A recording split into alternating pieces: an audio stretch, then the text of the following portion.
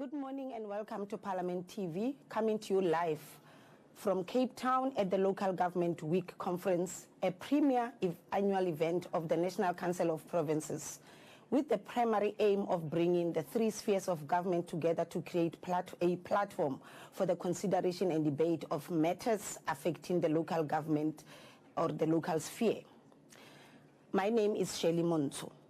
The program started yesterday with the chairperson of the National Council of Provinces, Ntate Amos Masondo, giving the opening remarks, whilst the Minister of Cooperative Governance and Traditional Affairs, COGTA, Nkosazana Dlamini Zuma, delivering a keynote address. Mr. Masondo also highlighted that the Local Government Week, which is hosted by the National Council of Provinces in partnership with the South African Local Government Association, SALGA, was launched in 2012. It was intended to provide a platform for sharing of experiences and best practices, and as an opportunity for a national reflection on issues affecting the local government.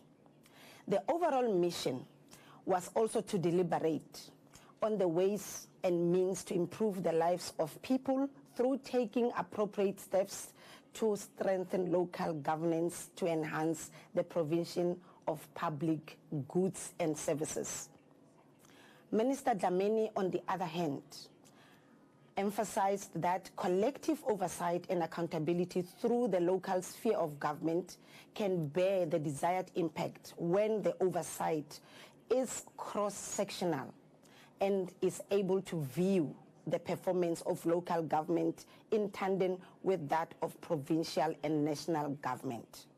Today is the second day of the conference, and the program will focus on unpacking the oversight role of provinces and SALGA.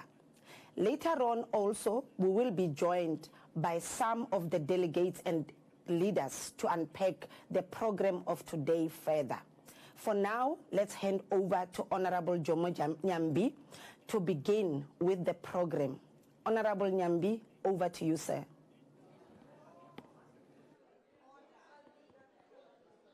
Order.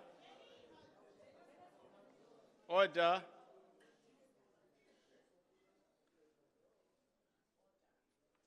Morning, everybody. Chairperson of the National Council of Provinces, Ntate Masondo, Deputy Chair, Mama Lucas, Honorable Chief Whip of the NCOP, Tate Mohai, speakers present here, MECs, SALGA delegation led by President Councillor Stoffel, mayors present here, members of different provincial legislatures, our colleagues from the National Assembly, distinguished guests, ladies and gentlemen. It's always an honor to have this arrangement of this unique house called National Council of Provinces coming together to have a local government week. Without much ado, let me extend the invitation to the chairperson of the Portfolio Committee of Cooperative Governance and Traditional Affairs to come and join me on stage, and Dr. Klasse, and Honorable Boise, Speaker of KZN,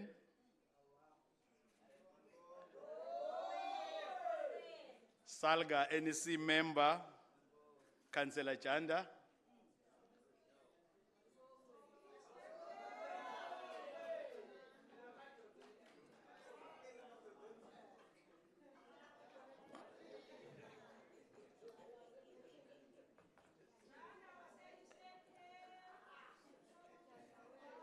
Order.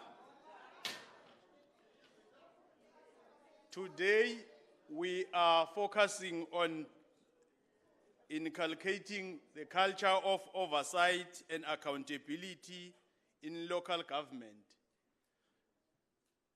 the role of the legislative sector. We'll be looking at enforcing financial oversight and accountability, impact and progress in municipal interventions, ensuring legislative and policy compliance for effective oversight and accountability. Yesterday, all the speakers, they were trying to make us to understand that the issue of cooperative governance. The chair, when was opening this oversight week, and all the other speakers and the chief whip, when they were closing, all of them emphasized that the unique nature of the NCOP, it's making it possible what is impossible in all other houses that you can have in our beloved country. The National Council of Provinces, many a times, yesterday I noted more than 16 times. That is why it's a problem when we talk about parliament. Many a times when people talk about parliament, they refer to a house called National Assembly, forgetting that the constitution is very clear that parliament is both houses, the National Council of Provinces and the National Assembly. It's what we call parliament. So the uniqueness of the NCOP, it's making it possible to have members of the executive, representatives of local government. The experts yesterday emphasized that all of us who are coming from different municipalities, different wards. No one will say, no, I'm the only one that is unique, I don't belong to any ward. That is why the people that are the coal face and the plan of this week made it possible for NCOP not to do anything without the involvement of SALGA, because they've got a critical role to play. Allow me now to invite the chairperson of the Portfolio Committee of Cooperative Governance and Traditional Affairs, Honorable Kasa, to share with us something that will make us to think, to discuss today. Honorable Kasa.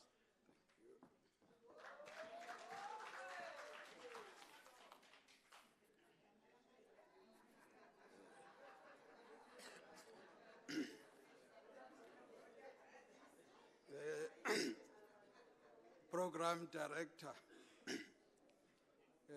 Chairperson of the National Council of Provinces, and your Deputy, the Chief Whip of the NCOP, speakers from other provinces or from provinces, MECs who might be present here, mayors, SALGA, team led by the President, invited guests, ladies and gentlemen. The program director has helped me to explain what Parliament is. I thought I would have that responsibility. We are happy to have been invited to this important occasion, and I think yesterday and today, I think there's a lot that we are going to learn from this experience. And it will sharpen our ability to do our work, that of doing oversight. The responsibility of Parliament, or its mandate in terms of the Constitution, is to oversee actions of government and make sure that those who are given responsibility to execute are able to do so without fail. So that's the responsibility of Parliament. Then on the basis of that, as the portfolio committees, I'll be talking generally about the Portfolio Committee for Cooperative Governance and Traditional Affairs as well as the select committee that is in charge of the NCOP oversight. In the local government context, Parliament oversight's mandate entails overseeing the executive authority responsible for cooperative governance and traditional affairs to ensure that the department is held to account for its oversight over municipal councils. Parliament's oversight mandate also implies conducting direct oversight over municipalities. The committee in both houses of Parliament, the National Assembly, and the Council of Provinces are established to, amongst other things, give expression to Parliament's oversight accountability role. In the National Assembly, oversight responsibility of local government rests primarily with the Portfolio Committee, and the same applies to the NCOP, is the Select Committee. As an extension of the NA, National Assembly, the Portfolio Committee provides a national forum for public consideration of issues, passes legislation, and scrutinizes and oversees executive action as envisaged in Section 42, subsection 3 of the Constitution. It also gives effect to the National Assembly's mechanism to ensure that all executive state organs in the national sphere are accountable to it, as well as the NA's mechanism to maintain oversight of any state organ as provided in Section 55, subsection 2 of the Constitution. Similarly, as an extension of the NCOP, COGTA Select Committee participate in the national legislative process and provide a national forum for public consideration of issues that affect provinces as stipulated in Section 42, subsection 4 of the Constitution. For both the Select Committee and the Portfolio Committee, the mechanism for conducting oversight are largely similar and usually involve requesting briefings from the relevant state organs, as well as conducting fact-finding oversight visits. The briefings encompass a wide range of issues, including consideration of the annual reports, strategic plans, and annual performance plans of the state organs tasked to oversee municipalities. The state organs include National COGTA Department, South African Local Government Association, Municipal Infrastructure Support Agent, and the Municipal Demarcation Board.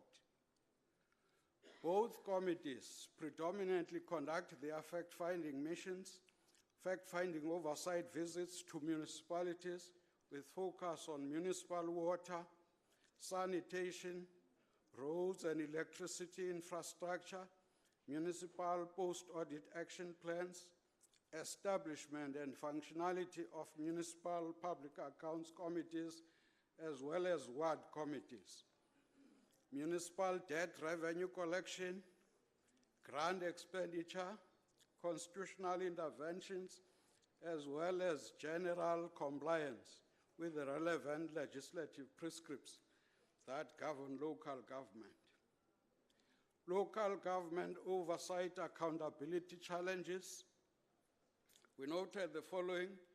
Due to differences in committee programs, the oversight activity of COGTA committees in the NA as well as NCOP have rarely converged.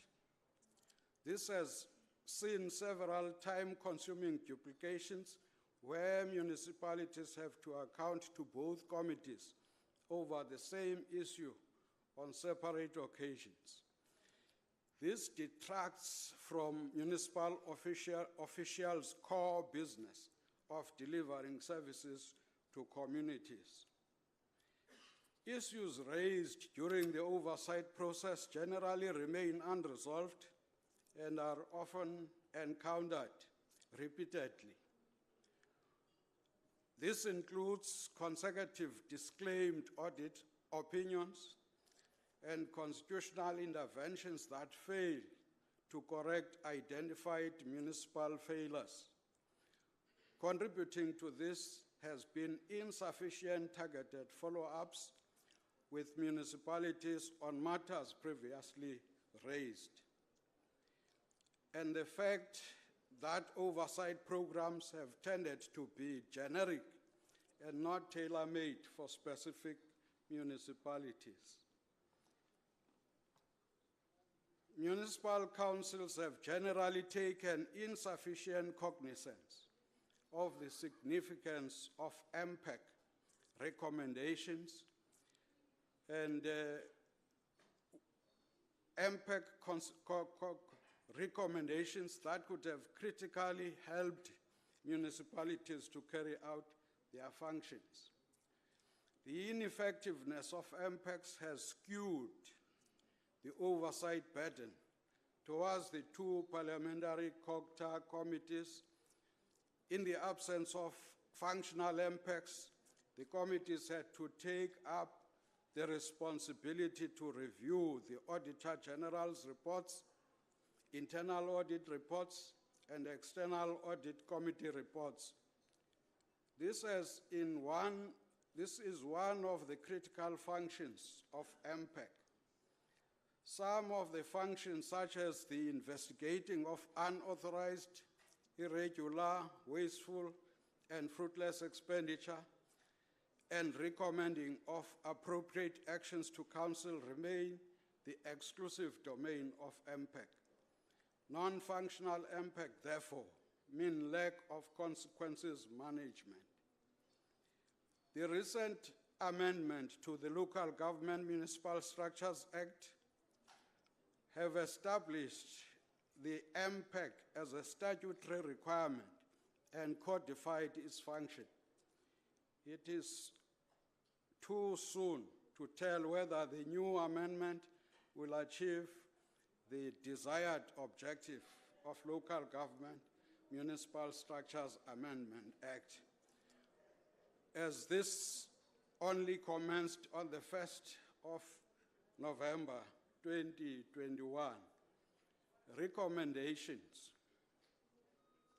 The first recommendation would be, while it may not always be practically possible to harmonize the committee programs of the two parliamentary COGTA committees, concerted efforts should be made to conduct joint oversight activities at every feasible opportunity.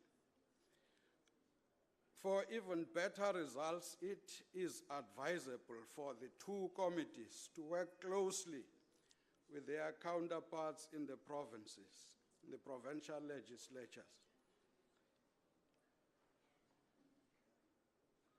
The chairperson of the two parliamentary COGTA committees should also agree on guidelines to allow for joint planning and oversight work between the two committees. Preliminary work on this has been done through the development of the Parliamentary Accountability and Oversight Model. This work should be investigated further, augmented where necessary, and adapted to the situation and context of the committees. The two committees should also purposefully monitor the implementation of the Section 79 amendments to the Structures Act to ensure that all municipal councils have established functional MPECs. This would go a long way in easing the oversight burden to the two committees. The repeat appearance of the same issues during the oversight process necessitate a review of the oversight strategy employed by COGTA committees. This review could involve the development of an oversight program with timeframes that is targeted at specific matters concerning a particular municipality. No new oversight programs should be developed until these specific matters have been resolved. The COGTA Portfolio Committee has already started moving towards this direction as it begins a process of targeting municipalities that have obtained consecutive disclaimed audit opinions. That program will take us across the province, but would want to do that in partnership with relevant Section 9 institutions, and SALGA in particular, to make sure that we deal with this once and for all. The intention is actually to benefit the people of South Africa. It's not us. We are there to serve. Thank you very much. Enkosi.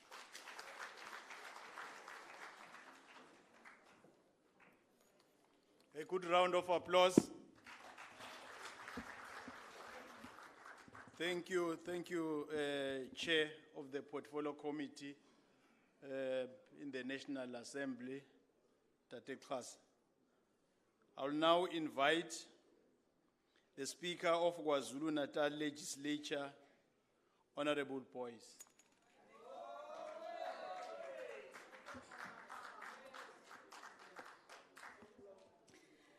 Mphathi wohlelo, ngiyabonga ithuba engilinikwayo.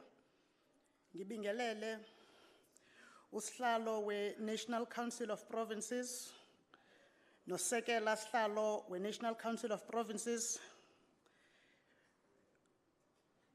usotswebhu omkhulu we-National Council of Provinces, zonke izithunywa ezimele amaphondo kwi-NCOP, amalunga e-National Assembly, umongameli wembuthwano yohulumeni basemakhaya eNingizimu Afrika, SALGA, nawo wonke amakhansela, abaphathiswa abasuka kumaphondo ababhekene neminyango yezokubusa ngokubambisana kwakunye nezindaba zomdabu, izimenywa ezikhoyo, unobhala weParliament kwakunye nonobhala we-National Council of Province, fellow presenters that I'm with, ngiyabingelela egameni labantu bakwaZulu Natal.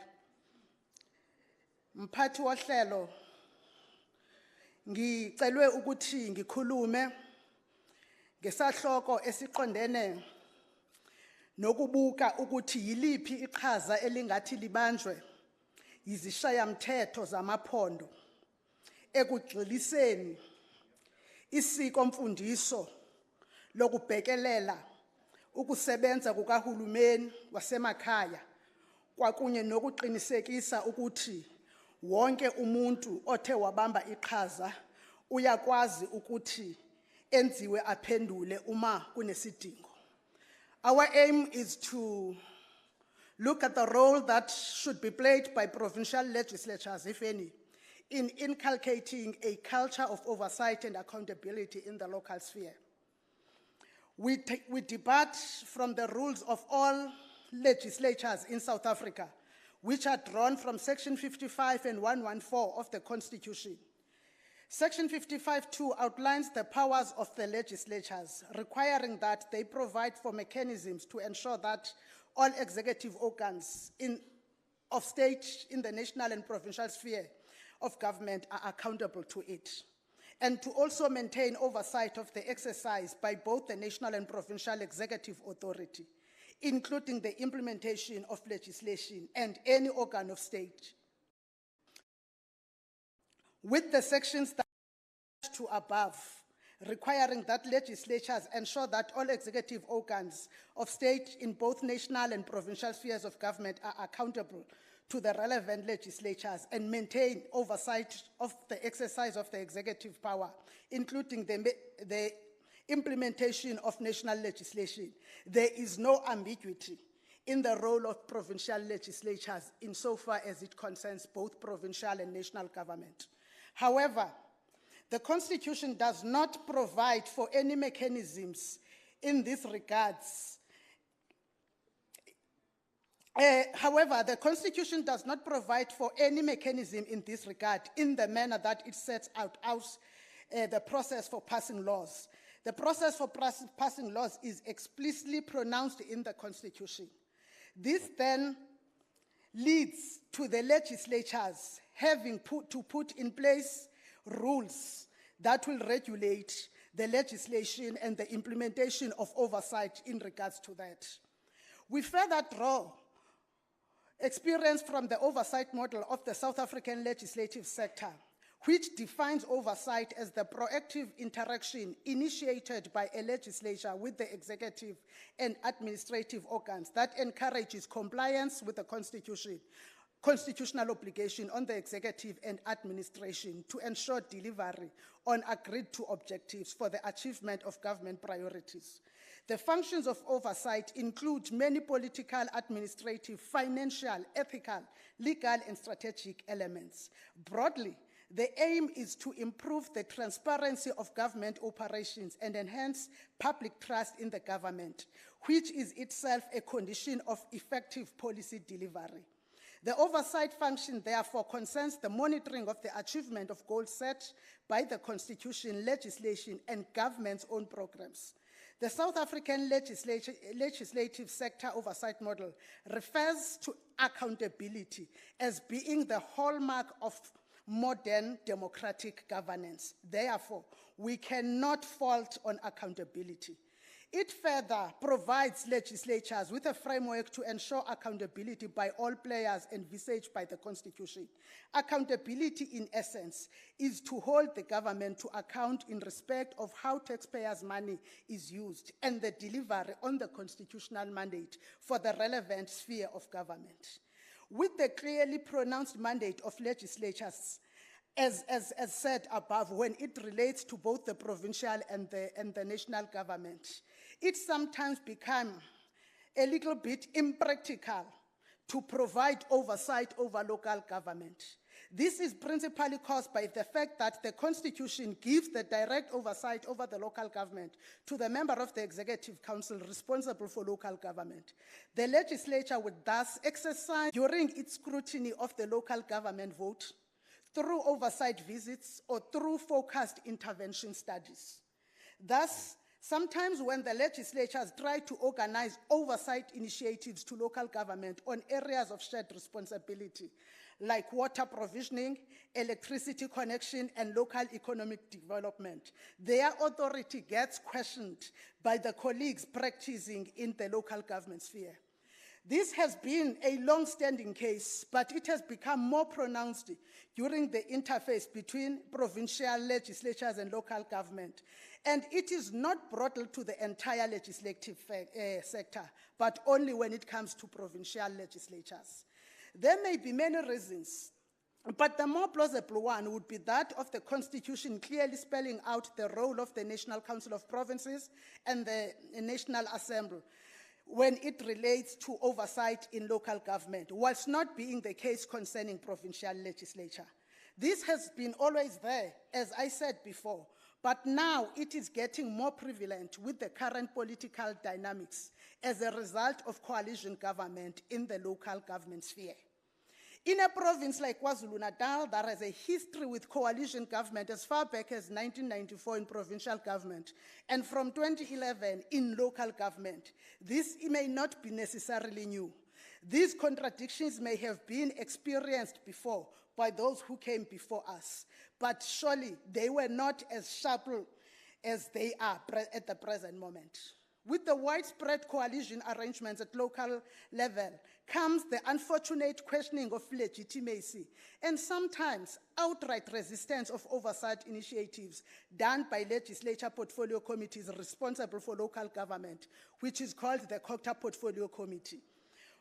Whilst understanding that some of the calls may be legitimate, but the most glaring task for all of us is the need to cultivate a culture of oversight and accountability in the sector, and also making each one of us understand that this is now more urgent, considering the instability in most of our municipalities due to the new phenomena of coalition. Whilst it is urgent, it is also needing all of us to take initiatives that will collaborate with each other to achieve our set goals. Our principal role is to ensure that at all material times, the delivery of services to the communities is not compromised, and that the taxpayers' money is used efficiently and prudently. This can be done when we continue to jointly focus on oversight across all spheres and coming up with innovations that will not undermine the constitutional mandate of all role players. The provincial chapters of organized local government, the South African Local Government Association, working with all provincial legislatures, also bears part of the responsibility in ensuring the achievement of this. This may be achieved through strengthening some of the intergovernmental relations platform that exists between the two spheres of oversight, such that our oversight initiatives are not just for compliance sake, but are yielding substantive improvement in the quality of life of the citizens that we lead on their behalf. The revitalization of provincial speakers forums in all provinces, that include the speakers of legislatures, as a tool for deepening and sharing of oversight solutions to existing challenges with the participation of SALCA is but one of the possible solutions within the current legislative framework. This may lessen the burden of legislature portfolio committees having to fight with municipal council in explaining their role in conducting oversight over certain aspects of local government. These cooperations, whilst not being a panacea of all ills, but if undertaken more transparently, it can yield better results and lead us to impactful oversight. The AG may have already started to force our hand in this with the auditing of the oversight impact that was piloted in the 2021-2022 financial year. Amongst the committees that were sampled was the COCTA Portfolio Committee in the KwaZulu-Natal legislature, which is also responsible for local government, even though it did not have an impact on the final audits of the sector, but it was sampled. In the upcoming FAMPLA audits, the impact of oversight will surely be amongst areas that will be having an impact on the outcomes, and this may present questions on the oversight sector if there is no cooperation. I think that none of us would want to, at the end of the day, blame the other actors in saying that we could not achieve, whilst we can come together and resolve the challenges that we have. We need to ensure that both as provincial legislatures, working together cooperatively with local government, eliminate the ills that are afflicting our local government, like, for instance, the congruence of politicians and administrators with certain unscrupulous business people with the aim of abusing municipal finances to enrich themselves, the influence of intra-political dynamics in the running of local government, as well as improving the fraught political administrative interface that exists at local government, like it does in any sphere of government. Bringing back the confidence of the electorate in the system through consistent and efficient service delivery to the communities will be achieved when we work together. We will also enable the implementation or the success of the Section 139 interventions in yielding results and have struggling municipalities back on their feet. For instance, a program director and the attendants that are here, most Section 139 interventions that have been invoked are long-lasting without municipalities getting out of that, because the attentions that exist, sometimes they come from within the municipality parties, the council parties, jostling with each other. Sometimes it comes because there is no proper support given by a party that might have won or leading that local municipality or local council to the administration that is sent on behalf of the member of the Executive Council. These areas cannot be overlooked and undermined and think that they will resolve themselves. They need cooperation between all of us as role players in the oversight, especially the inclusion of the members of the legislatures in ensuring that you cannot have a council that has been under the same interventions for over a term and have that council in the following term still under the intervention as it currently happens. I know that this and all that we have said above may seem to be a bit easy to do, but if and only if we are willing, we will see that it's not as easy to do, but they need commitment, they need cooperation. And when we all commit and cooperate, we will be able to strengthen the oversight by legislatures. Portfolio committees of COCTA will be able to conduct their own oversight initiatives without being accused of using politics to fight with those who may be in leadership of a particular council. And we will also be able to end the weaponization of oversight to further political objectives. We will also ensure that all that are role players take their responsibility in the state that we find our local councils in currently.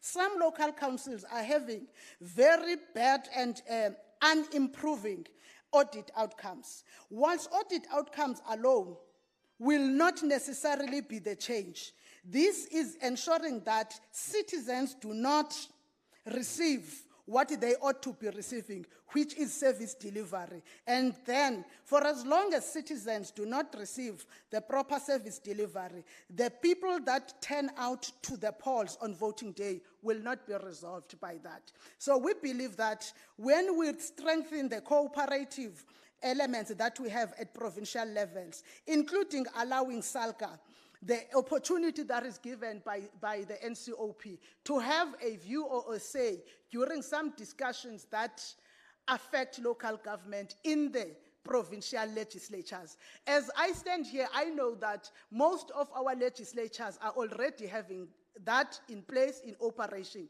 and have been having it for quite a number of years. But until it is in uniform and standardized across the sector, that platform of engagement will also remove the feeling that when members of provincial legislatures come, they come with a big brother attitude in councils. And as such, that prompts resistance from the actors and politicians at the local government. Thank you.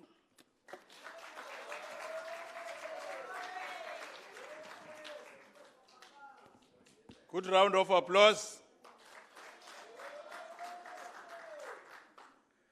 Honorable Kasa dealt with the role of Parliament. Speaker, Honorable Poisi dealt with the role of legislatures. Now, the role of municipalities. The president of SALGA, Councillor Stofile, said all of us were belonging to these municipalities, and it's very true. So SALGA NEC member, chairperson of Governance and Intergovernmental Relations Working Group, Councillor Junda, Janda. We've got Junda in Pumalanga. This one is Councillor Janda. So we'll be dealing with the role of municipalities.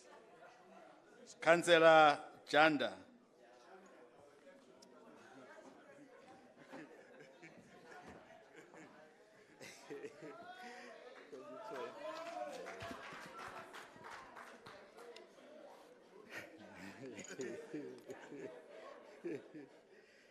Thanks very much, Program Director. Greetings to the Chairperson of the National Council of Provinces and the Deputy, the Chief Whip of NCOP, the members of National Assembly and the members of the NCOP, the leadership of SALGA as led by the President, the MECs present here, the speakers, mayors, chairpersons of MPECs, and the secretaries of Parliament, and the invited guests, and all those who are in the platform. I greet you this morning. I just want to say, Program Director, starting from yesterday, the presenters have been dealing with this issue of accountability, oversight in municipalities. And a number of issues were raised. And what I found it interesting was that there is linkage in terms of those presentations that were made, and even consensus that was reached in a number of areas that we have been dealing with as the local government sector for years. I want to preface my input by the quote from Mutatu Nelson Mandela, when he says, "There is an absence of democratic accountability and control in every sphere of government and the state. To address this debilitating legacy requires determined action and deep commitment to transform our society from a crisis-ridden present into something that all South Africans can be proud of."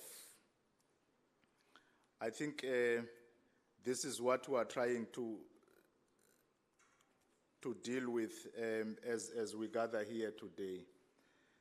The second point that I want to talk to Honorable Chairperson is that I would want also to anchor my presentation on the theory of principal-agent relationship, which emphasized the point that when we deal with oversight and accountability, we must have this picture of a principal and an agent relationship, where the principal has the authority and the agent being mandated by the principal. And in the process, if relations are not managed properly, this relationship then would be tampered with, and it will then jeopardize everything that is expected. Now, in terms of the Constitution of the Republic of South Africa, local government, as per objects of local government, it's section 152, provide democratic and accountable government for local communities. And secondly, we have to encourage communities and community organizations in the matters of local government. And I want to say, this is what the municipalities are supposed to be dealing with, to ensure that we provide this democratic and accountable government for our local communities. And in dealing with that, Chair, we want to say, in terms of the role of municipalities, all these powers are vested in council. And I think this is the point that has been made since yesterday. And Councillor Dlabati from SALGA also emphasized this point, that there is conflation of powers in council. And therefore, we need to find ways of ensuring that we strengthen this oversight, even though there is conflation in one structure, which is called a council. So the separation, therefore, does not mean that we should not deal with the issue of oversight and accountability. And therefore, Honorable Chair, I would want to say, as SALGA, what we are emphasizing is that in municipalities we need to have structured arrangements of accountability, and therefore we must ensure that the structures we are supposed to be building exist, and they do not just exist, but they must be capacitated and they must be resourced. And there is the reports that we have received many a times have shown that those structures that are supposed to be dealing with oversight and accountability, at times they are poorly resourced for them to be able to deal with the oversight. But we are not just sitting on our laurels. We are ensuring that we build that capacity as municipalities. We are working together with provincial departments of COGTA and provincial treasury to ensure that we have training and upskilling of the councillors who are responsible for these committees that are supposed to be playing oversight over the administration and over the executive. Some speakers yesterday emphasized the point that the political heads of municipalities, which are executive mayors and mayors, must take the responsibility in terms of accountability. They must account to the MPEC committees. The municipal managers, as the head of administration, must take responsibility. And the other point that I want to emphasize is that even though the delegation has gone to these two offices in particular, that does not mean that e-council is abdicated of its responsibility to ensure that there is that accountability. Hence, we welcome the changes that were made in the Municipal Structures Act to give more power to the offices of the Speaker to ensure that they build strong relations with these other office bearers to ensure that there is accountability in municipalities and in councils in particular.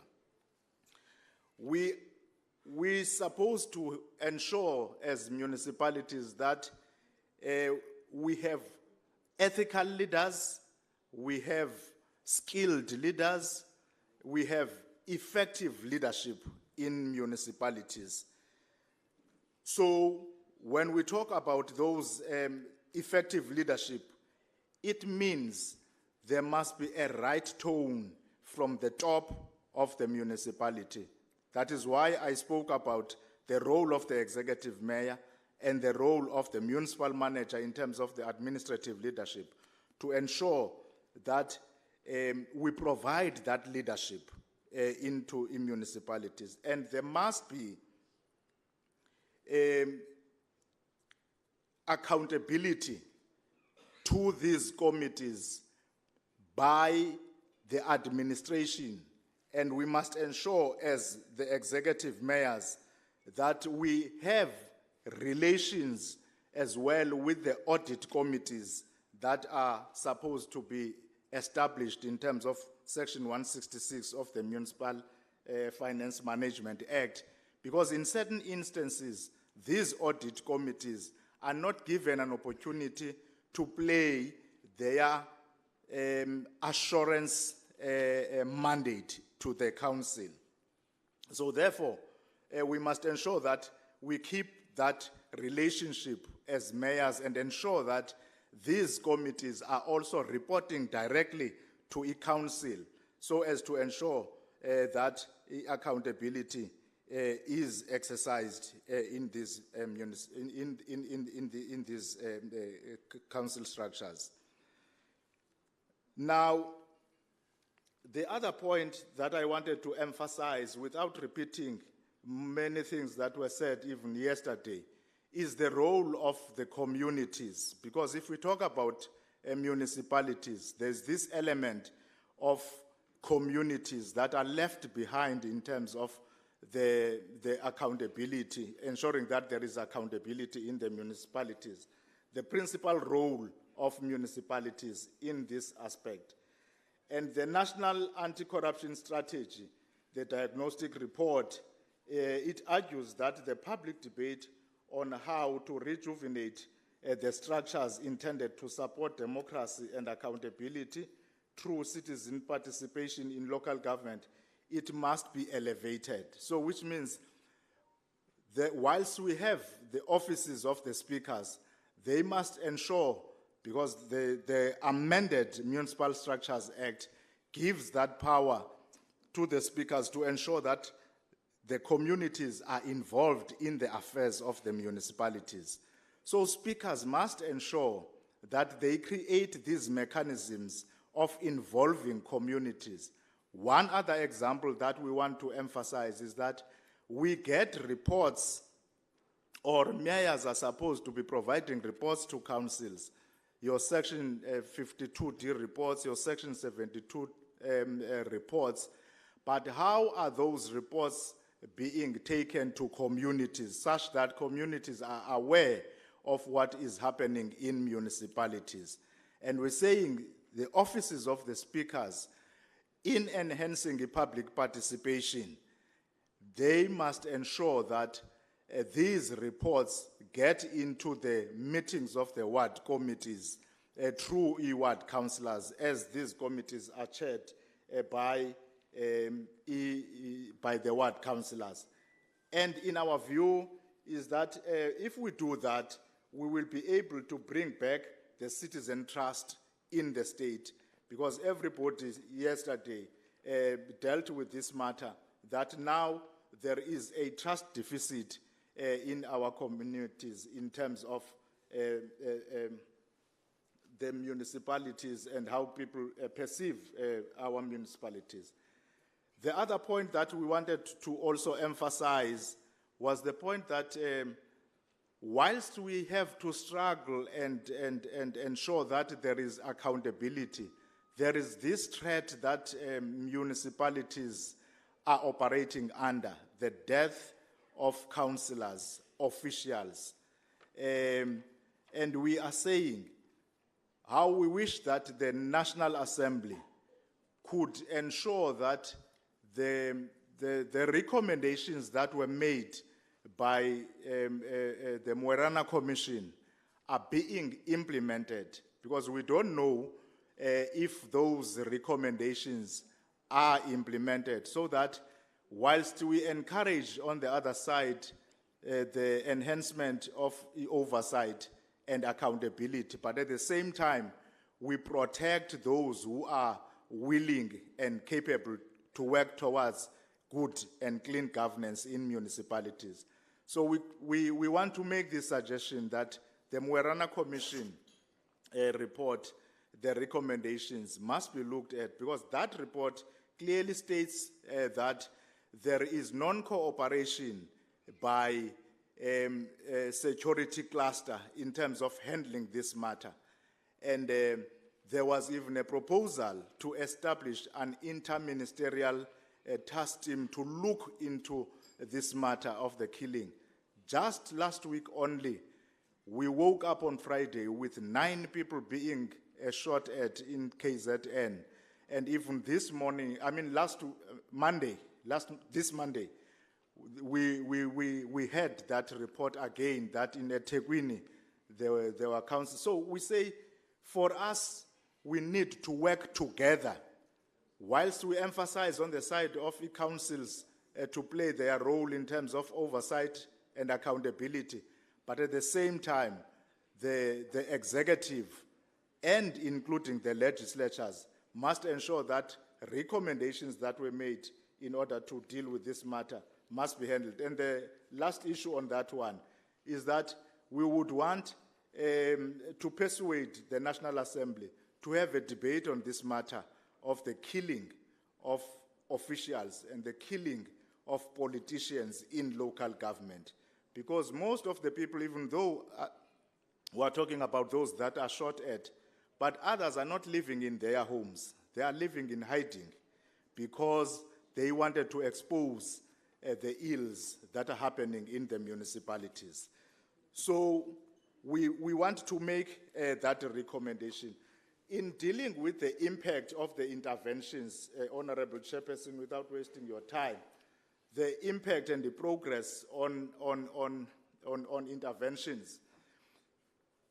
When I was reading the report from Portfolio Committee on COCTA, it raised this issue on the interventions, that there are a number of municipalities that were put under intervention. They were focusing only on 2019 and 2020 and saying within just that period, 46 municipalities, there were these interventions.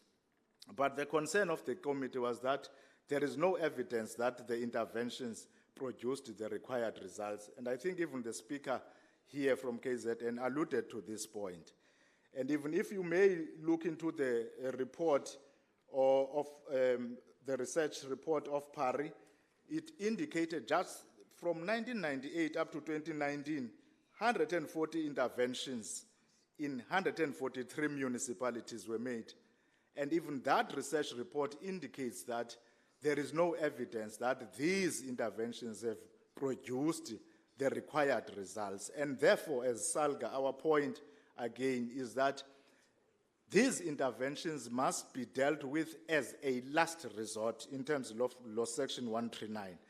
What we need to focus on is this Section 154 of the Constitution to provide support. And we say we have all the instruments to show or to indicate which municipality is going to get into this dire situation.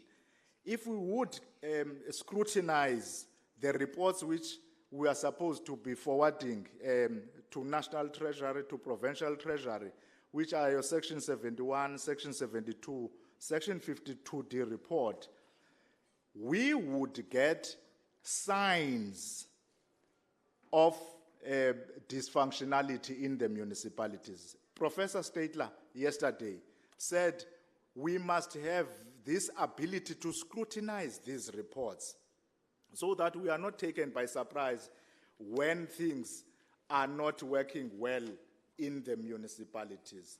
So the recommendation that we are also making there, because as SALGA, in terms of our strategic plan 2021-2022, we have resolved to ensure that there is a multidisciplinary approach in terms of interventions into municipalities. And as a result, we also established internally in SALGA a municipal support hub so that we are able to make a proper diagnosis in municipalities. And of course, using these instruments like these reports that I was talking about, the report of the Auditor General, these are the things that we will be using, but we would want collaboration with province and national. And in the Council of Mayors, the President also alluded to this fact that the approach that we should be emphasizing is the application of Section 154 in municipalities. And then we use Section 139 as the last resort. Because some of these interventions, you would find out that they were not handled in the proper manner. As a result, that is why they are not yielding any positive results. So we need to start with the diagnosis of municipalities, see which areas, because just to give an administrator one person to go and think that is going to resolve matters that are bedeviling municipalities is not going to help. The last issue that I wanted to lend, Guyo Chair, is that whilst our speaker was talking more on the role of the legislature, we also want to sponsor the fact that both the provincial legislatures, the NCOP, and the National Assembly must look very closely on the issue of Section 47 of the Municipal Systems Act and Section 48 of the Municipal Systems Act, because in those sections, the MECs of local governments from provinces are supposed to be compiling annual performance report of municipalities. And after those reports have been compiled, they are supposed to be given to provincial legislature, given to the National Council of Provinces.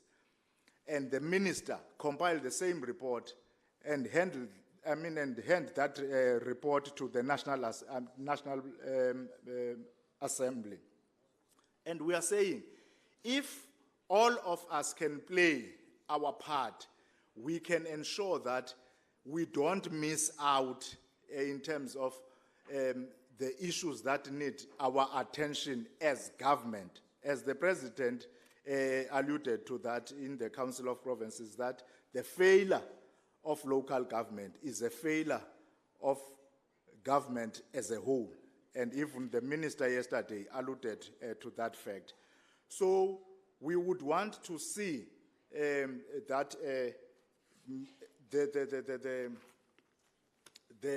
MECs and the legislatures, the NCOPs, are scrutinizing these reports so that they can, working together with SALGA, working together with municipalities, have interventions in terms of support that would be required for those municipalities.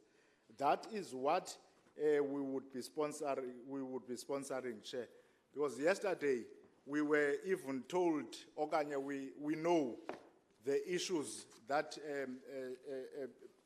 bedeviled some of the provinces, municipalities, the VBS.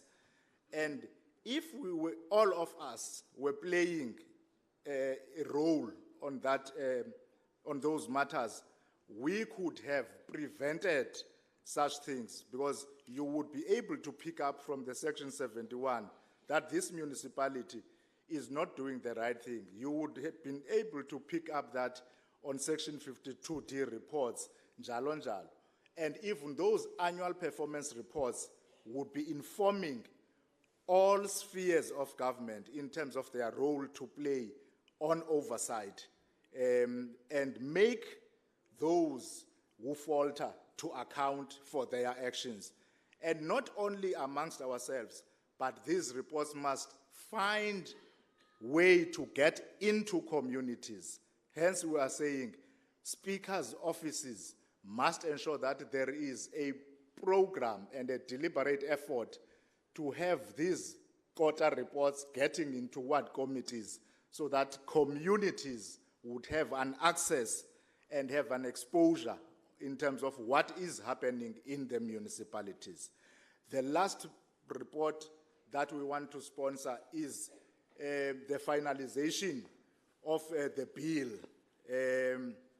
the intervention bill. We would want to also sponsor that.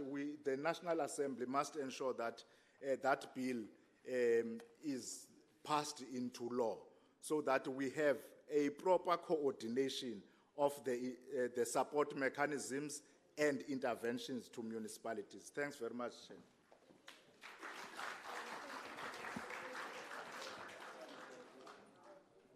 What I like about this program is that you can't talk of MECs and you exclude them. They are invited. So after the discussion, they will be responding to some of the issues raised today. So let me get people that will be commenting, virtual platform, and those that are here in the house. I'll be starting from my left. 1, 2, 3, 4, 5. You are number 1. Number 1. Let's have the roving mic. There is number 1. No, we're still on the left. We'll come to the right. There's number 1.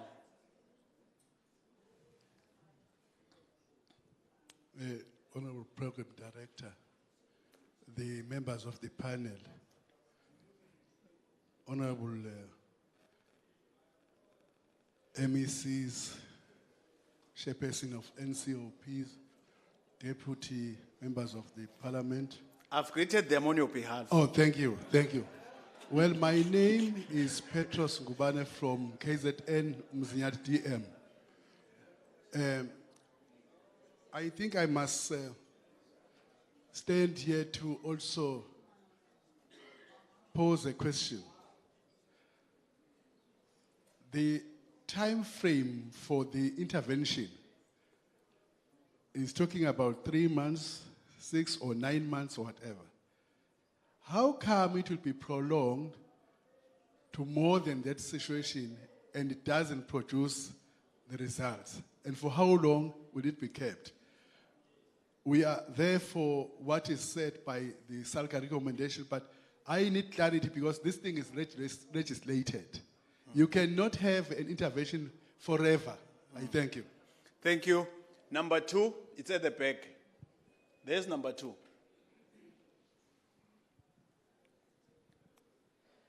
Thank you very much, Program Director. All protocols observed. On the question of... No, there's nothing wrong to do as we have done, but you quickly introduce yourself, get to your point. Okay, my name is Ash Sunarayan. I'm a practitioner in the local government sector. Thank you.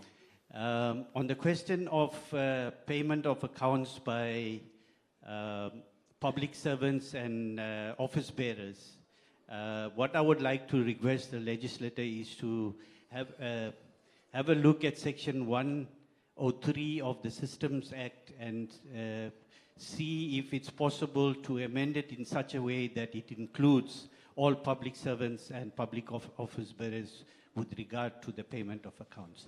Thank you very much. Thank you. Number 3, it's here, in front of the President of SALGA.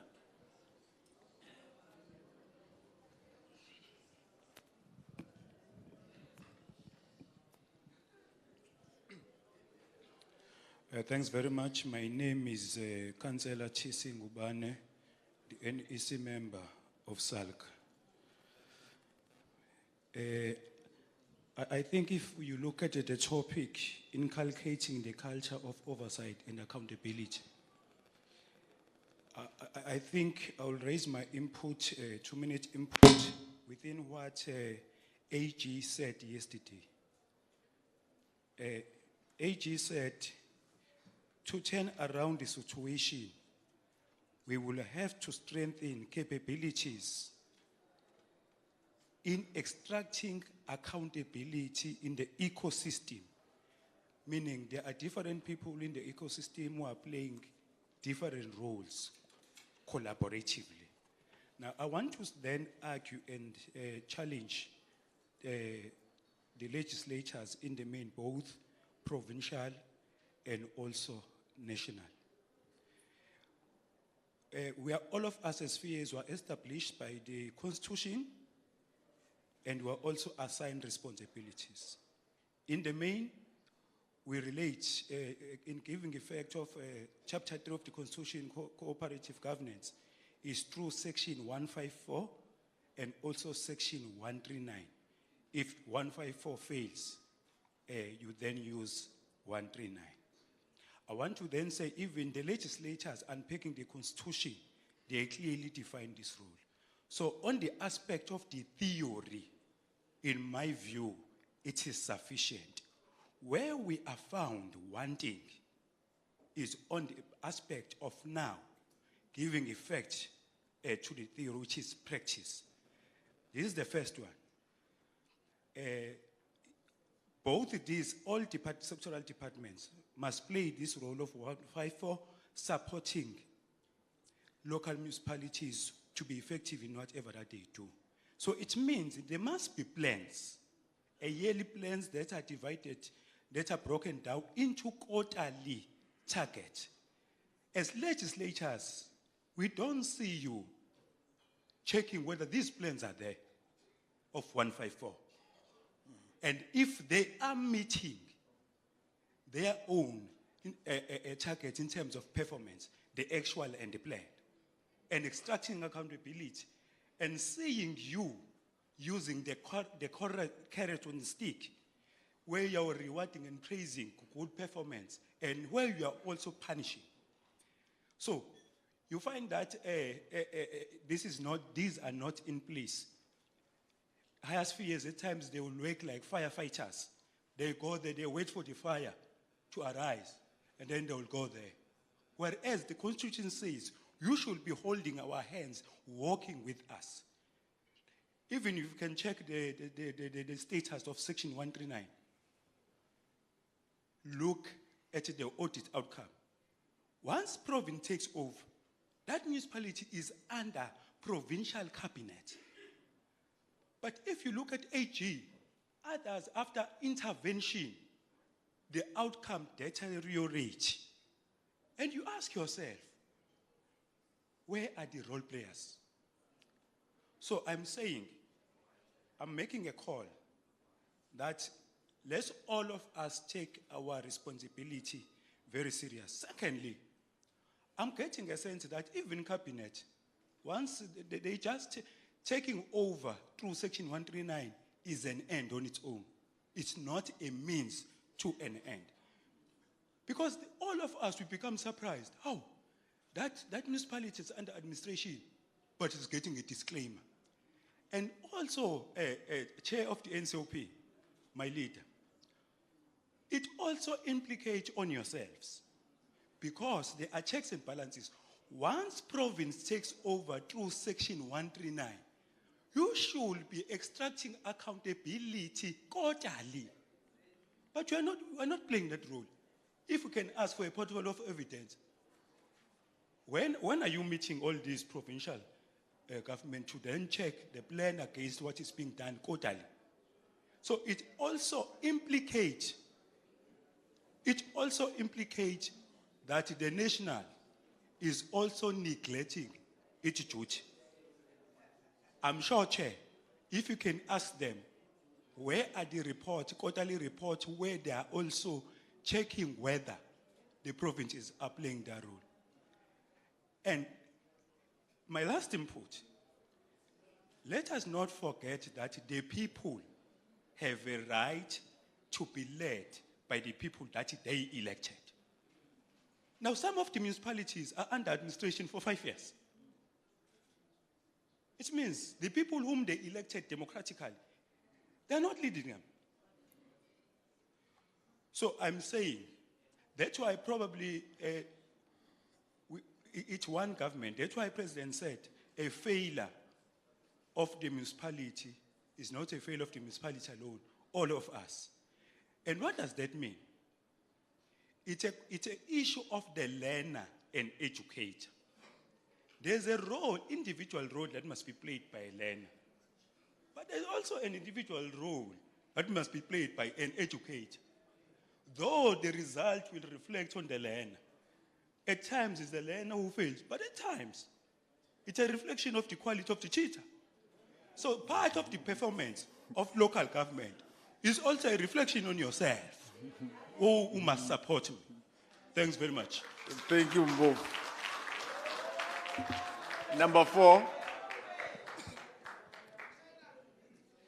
No, thank you very much, Program Director. My name is Councillor Jongizizwe Dlabati, the chairperson of SALGA in Gauteng. I think to a larger extent, we know the things that we must do in order to ensure effective oversight. To an extent that even the mechanisms and the structures that must be put in place, we know about them. But maybe we need to elevate the debate by saying, Honorable Klasa, what is it that we are doing that makes us to lack the discipline of implementation insofar as robust and effective oversight? We must answer that question. Secondly is that I agree with my colleagues from SALGA that we also need to upscale or escalate a conversation on Section 154.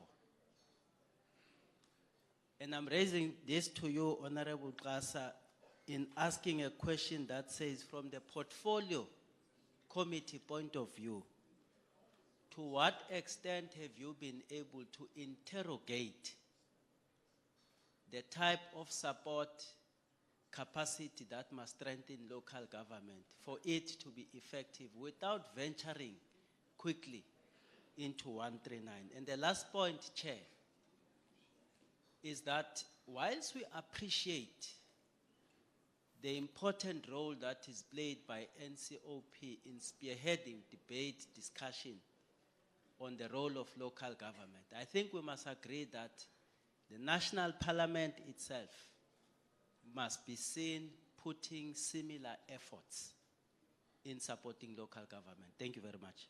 Thank you. Let's have number 5. There's number 5. No, number 5 it's here. Yeah. Thank you, Honorable Chair. Greetings to you and the House at large. NdinguNomvuzo Mlombile Cingo, Mayor was Port St. John's Municipality, Eastern Cape. One thing, Honorable Chair, I want to start with is that it is a fact that municipalities have to put their house in order. It's a fact, we need to do that. But secondly, it is also painful when we have to suffer for failed projects that do not belong to the municipalities.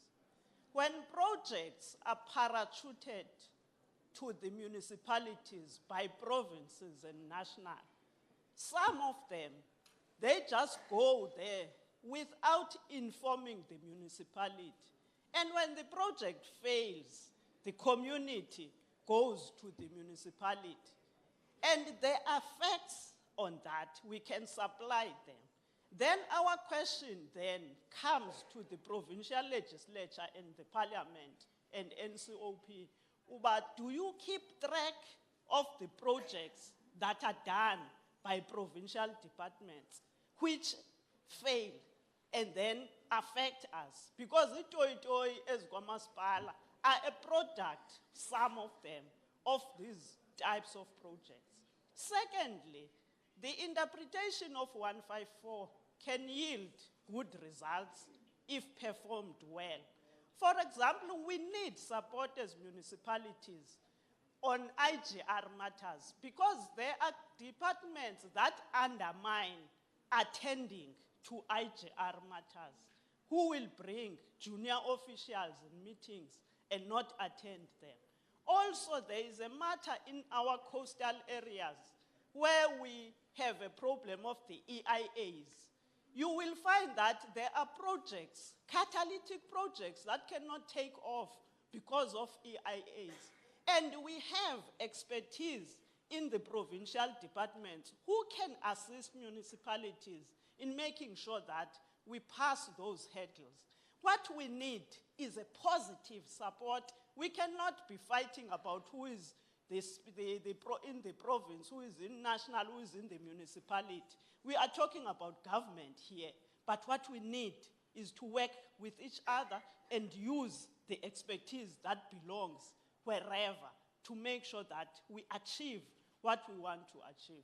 Thank you, Chair. Thank you. From the virtual platform, let's have Commissioner Philile Ntuli, South African Human Rights Commission. Commissioner Ntuli.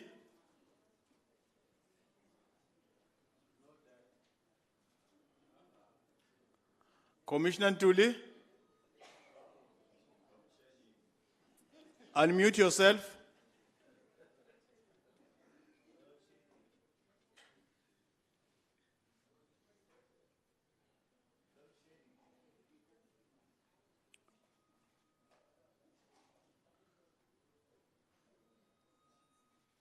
Commissioner Ntuli, just unmute yourself and make your point.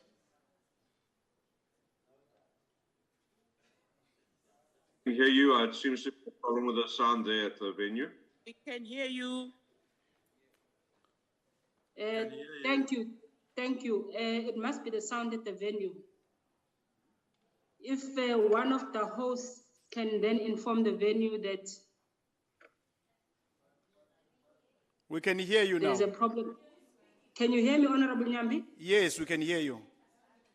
Thank you very much. Good morning, Honorable Nyambi. Good morning to everyone else, all protocol observed. We must firstly, as the South African Human Rights Commission, congratulate the organizers of this event for its importance in assisting us to solve the problems at the level of local government.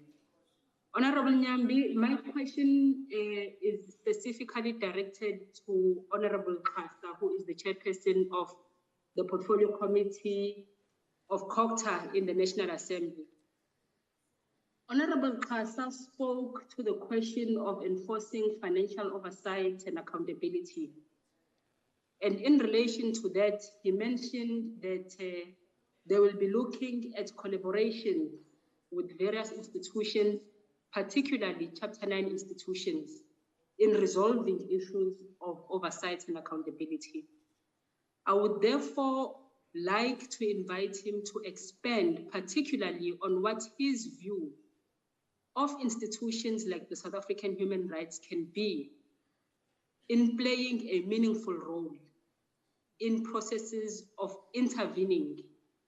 We know, Honorable Nyambi, that while it's important to differentiate between financial accountability and service delivery, these are nevertheless interrelated. Because when you have maladministration and lack of financial accountability, that has a direct effect on service delivery. And in that sense, when you have problems at the level of service delivery, when water is deprived, when healthcare is deprived, then you have a direct deprivation of the human rights to water, the human rights to healthcare, and so forth. So the Human Rights Commission has then a direct interest in working together in collaborative ways with other interested parties to resolve these issues. So the question is just to invite Honorable Kasa to expand on that. But in addition to that, I think I would be remiss if I didn't mention the notable absence of a gendered analysis in our discussions since yesterday. There is a very clear absence. And this, Honorable Nyambi, needs to be noted, particularly noting that in the local sphere, currently as we have it, ward councillors, 26.9% of ward councillors are women. Mayors is 39.7%. This is in a society where women constitute the majority. The questions, therefore, when we are discussing problems at local government, has to be what are the problems in ensuring that we realize our aspirations to ensure demographics are represented in terms of women and other groups in our society. So I would hope that we also speak to those issues. The absence of institutions like the CGE is also noted, which are important to also contribute to these discussions. Thank you. Thank you very much. Thank you, Commissioner Ntuli. Let me quickly take the three hands at this side. 1, 2, 3. No, I'll be generous and give the fourth one. You'll be the last one. Number 1.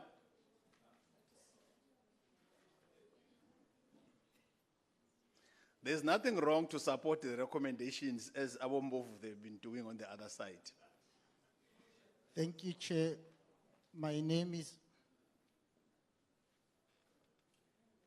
You'll be the last one. Thank you, Chair. My name is Kanyile. I'm the General Secretary of the South African Association of Public Accounts Committees, but I'm also the Chair of SCOPA in Gauteng Legislature. Two things, Chair. The first one is, I would have appreciated if Honorable Kasa can just have a reflection on the capacity of the NCOP to really represent in its debates and discussions the views of, and also reflect on the problems of the municipalities. Let me just explain what I mean. One has an impression that whenever the NCOP debates, not votes, but when it votes, it's one person, it's with the provincial votes. But when there are debates, they seem to be more party political than people debating on behalf of their provinces. And it will be a view that as we do that, we might not be expressing the views of the provinces and therefore the views of municipalities. So I want to see if that has changed a bit. The second point I want to raise, Chair, is a matter of our understanding of oversight. Is it oversight on the executive or is it oversight on another sphere of government? Now, it's a matter that I think the Speaker of KZN has raised sharply as some of the contradictions that are there. Because I think that one of the problems is that if we focus more our oversight, let me be specific about this session. If we as national and provincial legislatures focus our oversight on municipalities and less on the executive that is supposed to support the municipalities, we might find that we are losing the sight because we are not focusing on the people that are supposed to support. So Treasury, as an example, is supposed to support MPECs with certain training and all that. But if you go back to MPECs themselves and say there are problems and forget it, then there's a problem. Because what happens is if next time municipalities themselves, the Speaker can say, no, because there's a problem of finance, let's go and ask the finance portfolio committee. Let it come and account to us as a municipality, what is the problem? Would that also be acceptable? Thank you. Thank you. Number 2 is Ntate Masondo, the chairperson of the NCOP.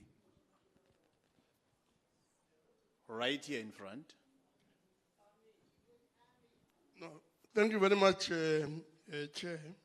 And thanks for introducing me.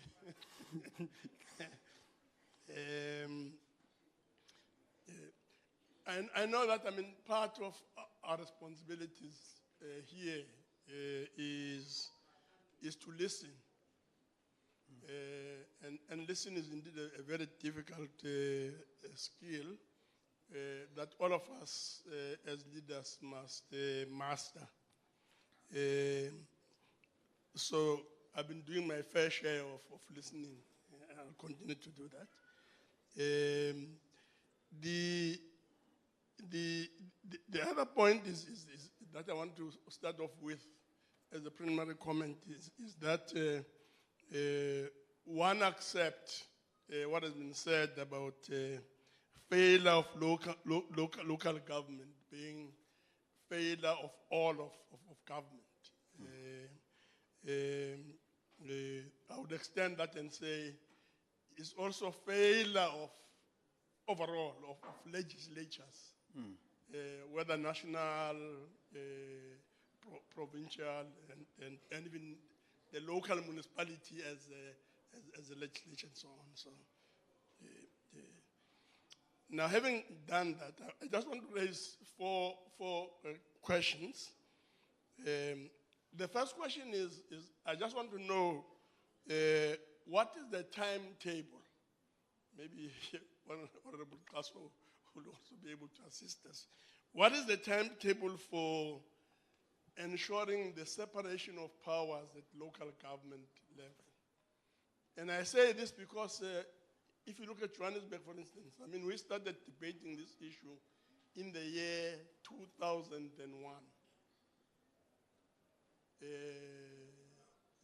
Then Salga debated the issue over the years when I was part of Salga myself. But the sense I'm getting is that we are far from resolving the issue. So it's after 22 years, we're still grappling with the issue that we're discussing in the year 2001. Surely there's a problem there. So the timetable is very important.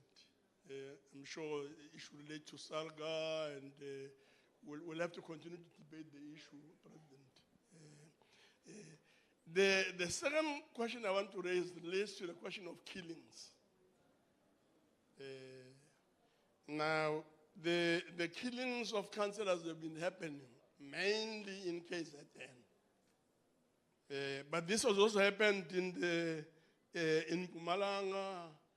It has also happened in the Eastern Cape recently, I think in Tabeja, very, very recently.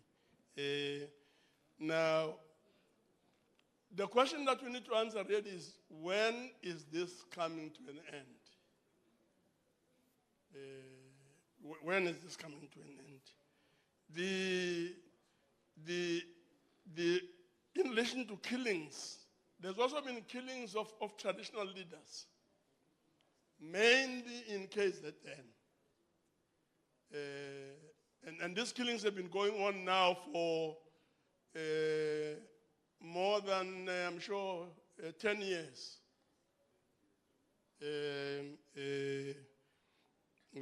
Is there light at the end of the tunnel? And the biggest question is, what are the fundamental issues? What are the because we can't really have people dying, continuously, and we don't seem to be having a clue as to what is happening. Currently, the country, we have the Senzo Meiwa case. It's unfolding. But the question is, the hired killers, continue to be a very important issue in South Africa. Now, of course, hopefully the police are doing something about it. Hopefully they have more information and this thing is going to, but it must come to an end.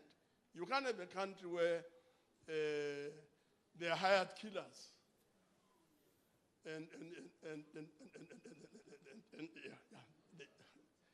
Let me not go into it, but what are the fundamental issues in relation to the killing of traditional leaders? Then there's the question of the construction mafias. It has arisen here, continue to be an important issue and so on. Why are these people not in prison? Not unless we say the construction mafias are not known. But why are they not in prison? And I'm raising it because sometimes there's a lingering confusion in the minds of many that there's this radical economic transformation and so on. Whatever that means and so on. But are these people known, the construction mafias? If they are known, why is something not happening? Why is not something happening? Last point. And last point is, Chair, is an overall question really. And the overall question is, what is it that we are doing in local municipalities, in the provinces and so on, to apply pressure to address these kinds of questions? So that's my last question. Thanks. Thank you, Chair. Number 3, right next to you. No, it's at the... Thank you, Honorable Chairperson. My name is Councillor Ali Musina, Rentwest City Local Municipality in Gauteng. Honorable Chair, one of the issues that is hampering our ability as local government to provide services which are critical to our citizens or residents. One, it's the issue that some of the panelists today and yesterday they've been raising. The issue of unauthorized, irregular, fruitless and wasteful expenditure. But I would like to focus on fruitless and wasteful expenditure. Most of these fruitless and wasteful expenditure, it's because of the interest that municipalities are paying to ESCOM due to our inability to pay our ESCOM accounts and our rent water accounts timelessly. Now, I want to raise this issue because Parliament, it's treating ESCOM as a special child, as a retarded child. 136 billion rand was allocated to ESCOM in the past 5 years, and a further 88 billion rand so that ESCOM can pay its debts. If you look at as of the 2nd of September this month, all municipalities in the country, they were owing ESCOM around 49.1 billion rand. So the money that Parliament has contributed to rescuing ESCOM on its debt, it's our money as municipalities. We've also contributed. So it means that in retrospect, as municipalities, we don't owe ESCOM.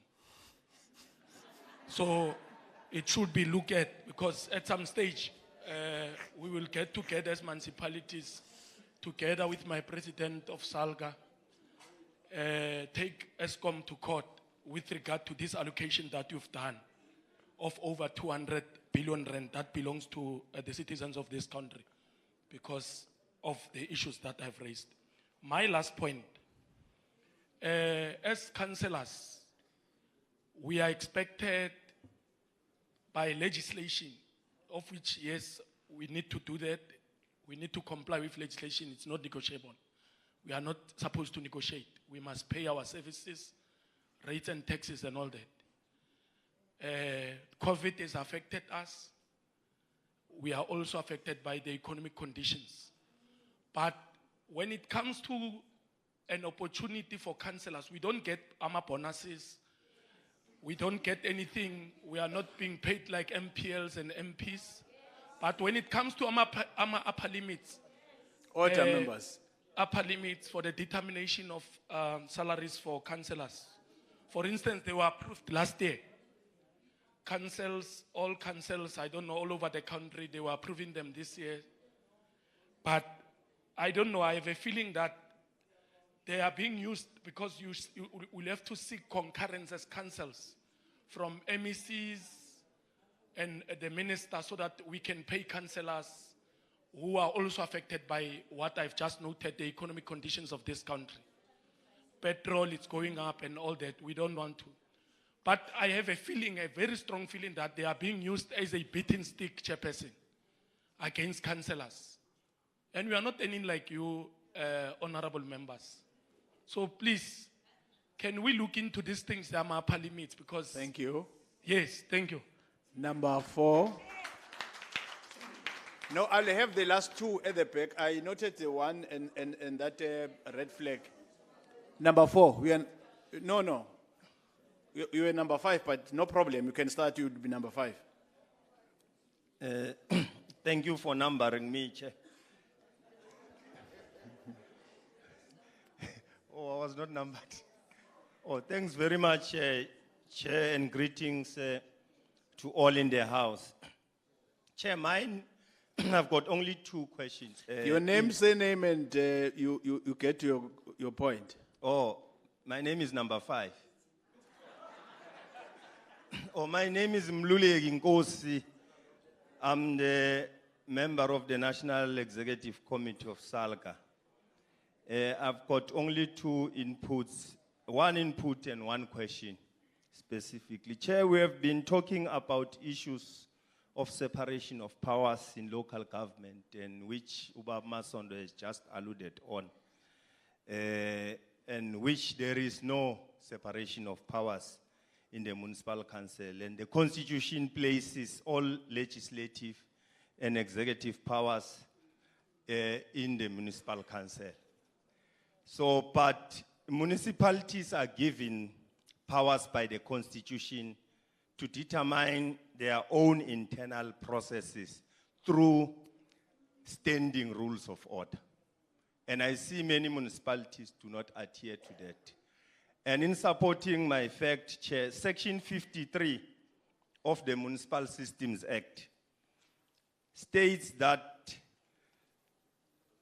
it explains how a municipal council may determine its own internal procedures, including the role and responsibility of each political structure, political office bearer, and even the municipal manager. So it is important that us as municipalities must identify committees we want to establish in line with Section 79, Section 80, and give them functions through the standing orders.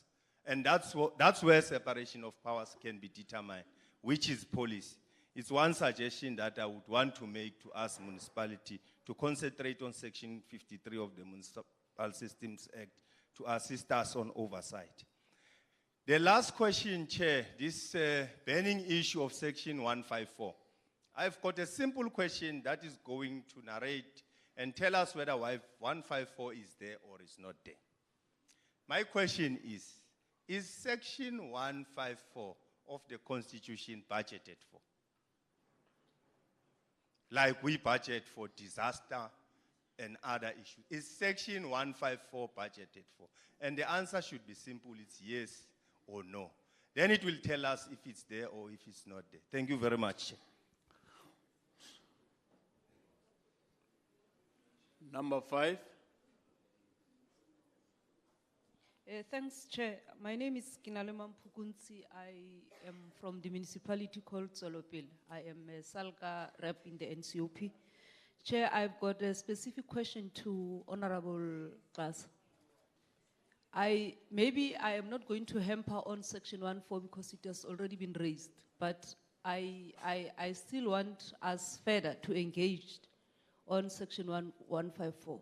As all of us, we are aware that the Minister of the DCOG yesterday told us that they are in the process of reviewing the 21st celebration of local government. In so doing, can we then look into the effect of the legislations that are hampering the effectiveness of municipalities to be able to execute their responsibilities? That's my first issue. But also to say, Chair, the local government is over-regulated. That's where I'm going to start. It's over-regulated in a sense that when everybody wants to do anything goes to the local government. I'm going to cite a classical example. All of us, we are aware that in terms of the Constitution, the executive accounts to the legislature. And the Constitution does then therefore speak to the municipalities accounting to the legislature. It gives that responsibility to the MEC responsible for local government.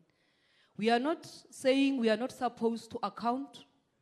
We can account in terms of the law that is there. But it becomes important that we clarify the roles and be explicit in so doing. My issue is that you'll find that municipalities are called to the legislatures by their portfolio committees. They only have an interest when after the outcomes of the audit has been tabled.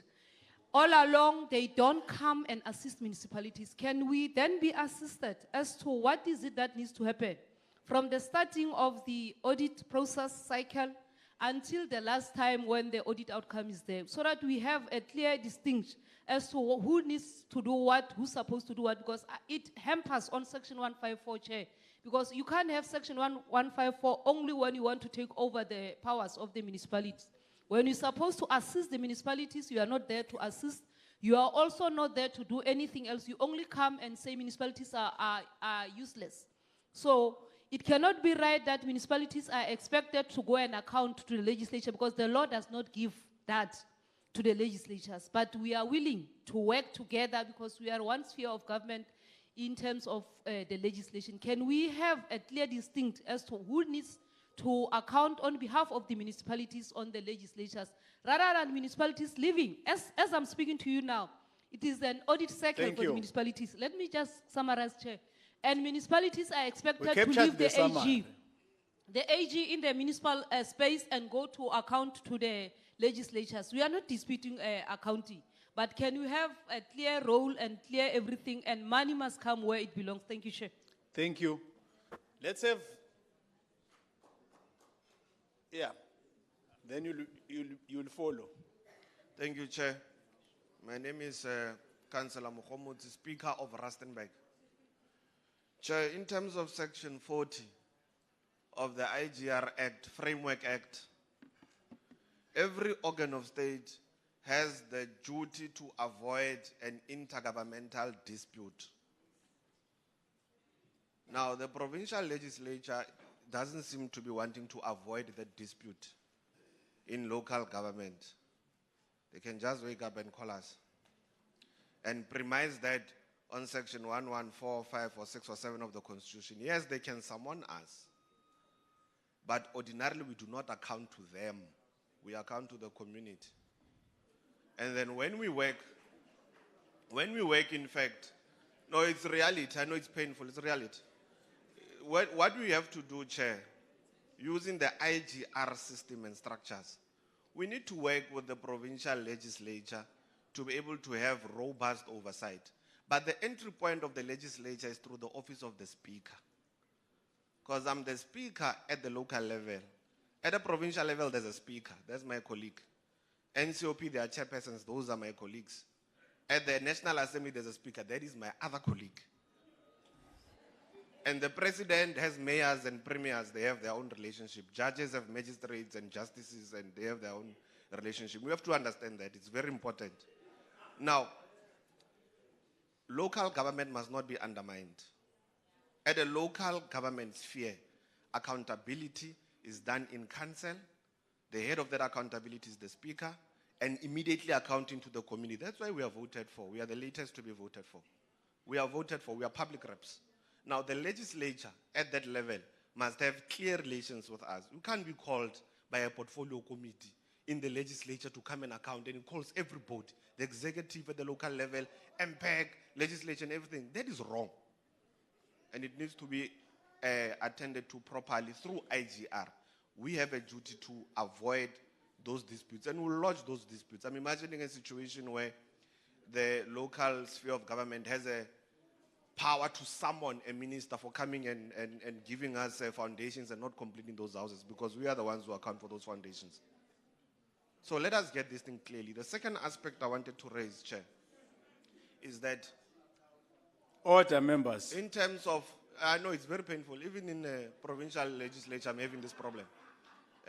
In terms of organized local government, Chair, and this is what we need to look at. You see, SALGA is given recognition at the NCOP level in terms of the Organized Local Government Act. But in the provincial level, that act is not clear. That is why you find in other provinces, SALGA does not even have representation in those provincial legislatures to be able to speak on behalf of municipalities. So it's something that needs to be looked into. And then when you look into the last one, Section 47 and 48 of the Systems Act, as one of the presenters spoke about, it is an instance where the MEC takes annual reports of a municipality approved by council to make her own report for oversight of the provincial legislature. Because MPEC will do also oversight. What is this double, triple oversight that doesn't go through the right channels and right processes? We need to fix this thing. We need to fix it before we declare disputes, because we can. We are an organ of state, and we are voted for as well. We were voted for last year. Thank you. Let's have the one next to you. Thank you very much. My name is Tepiso Ratete. I'm the chairperson of MPEC, Molemole Local Municipality. Chair, before I get to my point, sorry, it's very worrying to see SALGA committee members and SALGA board members raising up in this house asking questions to SALGA members.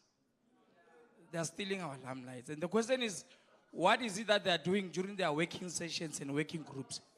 Because today is our time to be discussing our programs, to say what is going on in our local municipalities. But be that it is made chairperson, Section 79 of the Municipal Structures Act stipulates that council will sit and they will nominate a Section 79 committee called MPEC that will directly account to council. Now comes the issue of oversight.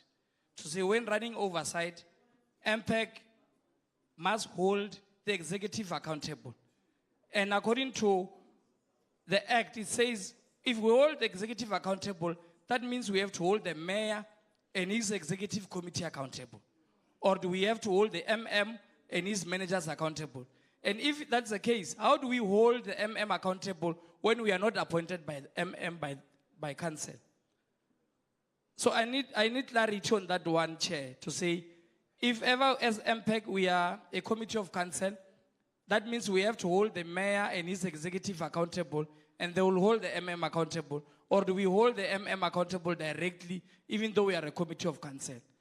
And another issue, Chairperson, it says that SALGA must start coming up with productive programs for councillors. To say, now we don't have what we call an exit strategy as councillors, to say, after 5 years, what must happen? That's why you see some of these killings are influenced by this. Some of us can do that, we can roll on our own and take ourselves to school. But what is it that SALGA is doing to implement educational levels of councillors so that after 5 years of implementation of their programs, when they leave, where do they go? So I need clarities on those two aspects, Chairperson. Thank you. Thank you. Mayor Lucas, let's have it here in front.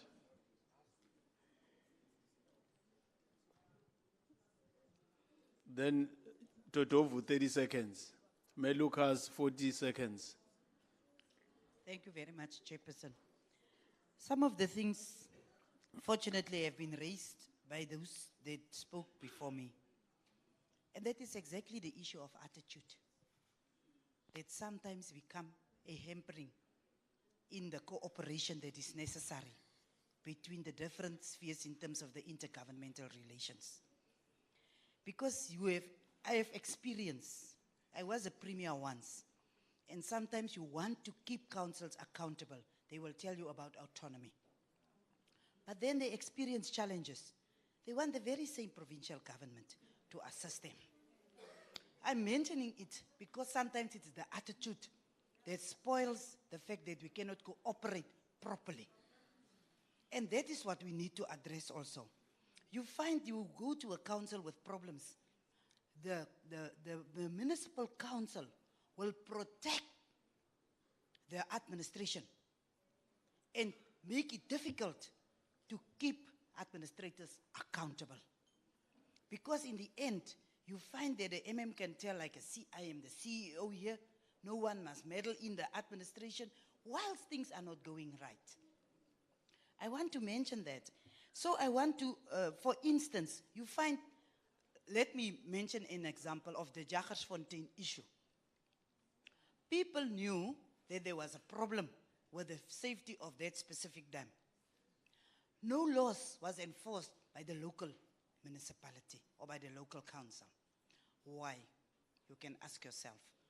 So what I want us, one of the things that I want us to take out of such an engagement as this one, as to how we are going to actually improve the cooperation intergovernmentally, so that we can have a better functioning local government that will actually be able to enforce not only their bylaws, but also to make sure that those that are developers within their municipal area are being kept accountable. For instance, someone mentioned about ESCOM. It is a fact. There was a time that ESCOM was owing Namakwa municipality more than 3 million or something like that. Namakwa equally owed ESCOM more or less the same amount. ESCOM cut the electricity in Namakwa, while they are also not paying. Same with water boards. So how are we going to make sure that in terms of what we are trying to achieve, all of us sit around the table and work out a solution that will make local government to be successful? Thank you. Thank you, Deputy Chair. Totovu.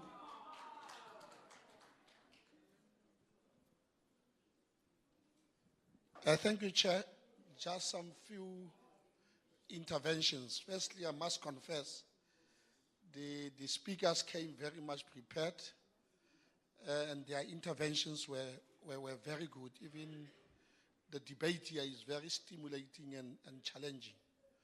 Just 3 issues. Firstly, to the Speaker of KZN, the invocation of Section 139 is a drastic measure against any municipality, and it is done because things have collapsed or would have collapsed in that municipality. Don't you think that we need to do something as provincial legislatures to ensure that we improve accountability, especially committees that are responsible for COCTA? Because at the end of the day, when things come to the National Council of Provinces, it's because they are bad, it's because the provincial intervention is necessary. And what I lack, it is that kind of role that must be played by a committee at provincial level to ensure that they enforce accountability. What do you think can be done? Secondly, I think this conference will have achieved a great deal if we can emerge out of this with the fact that we say annually the minister and the MECs must submit their Section 47 and Section 48 reports in line with the system, in line with the Systems Act. Because if the police commissioner or police minister is able to do it annually, he shares with us the crime statistics, the whole country knows what is happening. Section 47, 48 of the Systems Act afford that platform to the minister and the MECs to tell us what is the state of municipalities in the respective provinces and national. And emerging out of this summit, Chair, it will be very, very good if we say we want to enforce that as part of accountability. Annually, the minister must come.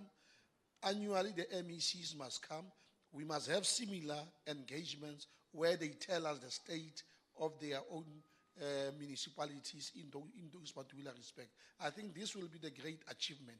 But lastly, the chair of the portfolio committee raised an important point about coordination and joint planning between the NCOP and the NA. And my respective view is that this is one thing that must be done so that there is no duplication and overlapping of activities between the National Assembly as well as the National Council of Provinces. Otherwise, Honorable Chair, the leadership is all right. Everything is okay. And it's quite stimulating. Thank you. Colleagues, I know that these issues being raised here, they are very critical and they are very important. That is why I allowed a lot of inputs. And it will be unfair to expect the panelists to respond in just 2 minutes. Some of them, they will need some serious ample time. I'll cite just 2 things before I give each 2 minutes so that you understand why we're doing it this way. The issue that has been raised by Chair Honorable Klaus, he was very clear about the issue of the signage. Mohai came to me as somebody who's in charge of committees in the NCOP to say there's an application by the committee to go to Free State about the issue of the dam deputy chair. And then Mohai was raising a critical point that why can't you talk to your colleague who's your co-chair in the NA Pro League? Because next week it will be select committee, Tuesday it will be portfolio committee going to the same area doing the same thing. You know, I like what happened in KZN, and they showed us flames in a very good way. We once went to KZN, select committee and portfolio committee on the same day, calling same department. Then the MEC said, I respect all of you equally, so I'm not going to attend either portfolio committee or select committee because we are coming on the same day. So it was a clear message that we have to sort our house to be in order. That is why now I will give each 2 minutes, 30 seconds to deal with some of the issues in mapping a way forward. But tomorrow, NCOP has decided that from 2 o'clock until 6 o'clock, SALGA will be represented, all these provinces that we represent, and the NCOP will be having a debate about these issues. And of course, there are clear recommendations that can assist us, that will take this thing forward. There is no big brother or big sister attitude. Constitution is very clear. These spheres of government, they are interdependent, interrelated, yet distinctive in nature. That's the spirit of the Constitution. And if we're going to respect that at all times, we won't have the problems. I'll start with Councillor Janda, that was the last one, to have his part. Thanks very much, Program Director. And thanks for the questions and comments. I will only deal with a few issues. As you have correctly said, some of the issues would need to be worked up again. Just on the point that was raised by the chairperson of the NCOP on the issue of the killings, what might be the fundamental issues? That we have said as a SALGA, we need to dig deep to this issue, Honorable Chairperson. But what we see and what we experience as municipalities are the issues that relate to the access to resources. If you have listened to the issues of business fora, who would go and demand these issues, you, in other provinces, you would hear about Big Six, I think Big Six. So these killings probably are driven by the issue that people want to have an access to the resources, especially in municipalities. Secondly, is that there are officials and councillors who have committed themselves to ensure that there is good governance in municipalities, to change the narrative of collapsing municipalities. But they are then met with these threats to their lives, because chaos always benefits somebody. So if you have people who are committed, they are at times, these people would tell them point blank that you seem to be a stumbling block. They would be taken from their houses and said, you must, we want to see you, we will watch you when you are discussing these issues in councils. Hence I was saying other councillors are no longer living within their homesteads. They have taken hiding because of these threats. Now, when is it coming to an end? That is why we are saying, Honorable Chairperson, we appeal to the NCOP and the National Assembly that this matter must be debated, because number of researches have been made, including the commission, because even as much as Commission Advocate Morana was focusing on the killings in the KZN, but it became clear that similar trends, even in other provinces. That is why they recommended that there must be this interministerial task team to deal with this matter. Because when the security cluster was interviewed during that commission, it became clear that either there is competition in those institutions or there is non-cooperation.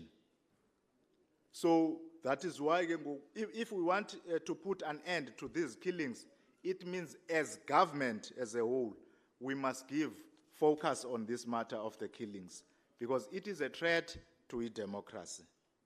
We would want to see it coming to an end. That's why we are appealing to the NCOP and the National Assembly that something drastic must be done. So the executive at the level of the cabinet must be held accountable about these killings in the country.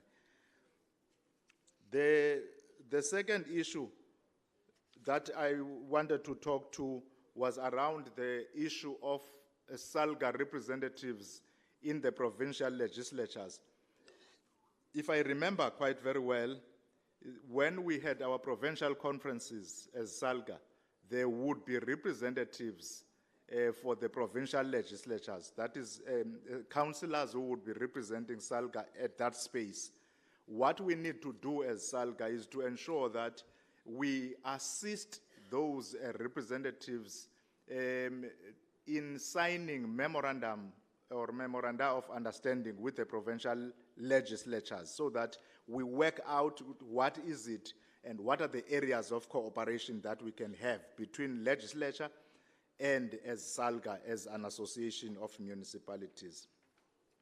Now, I think what Honorable Dodovu was emphasizing again, that if as NCOP, provincial legislatures, and the National Parliament or National Assembly, we can, in our interaction, ensure that the provincial departments are submitting provincial reports to these legislatures, maybe we would not be having this debate about legislatures going into municipalities, whilst you have the executive that they are supposed to be holding accountable in terms of how municipalities are performing by scrutinizing and by interacting with those reports which would be submitted to the legislatures.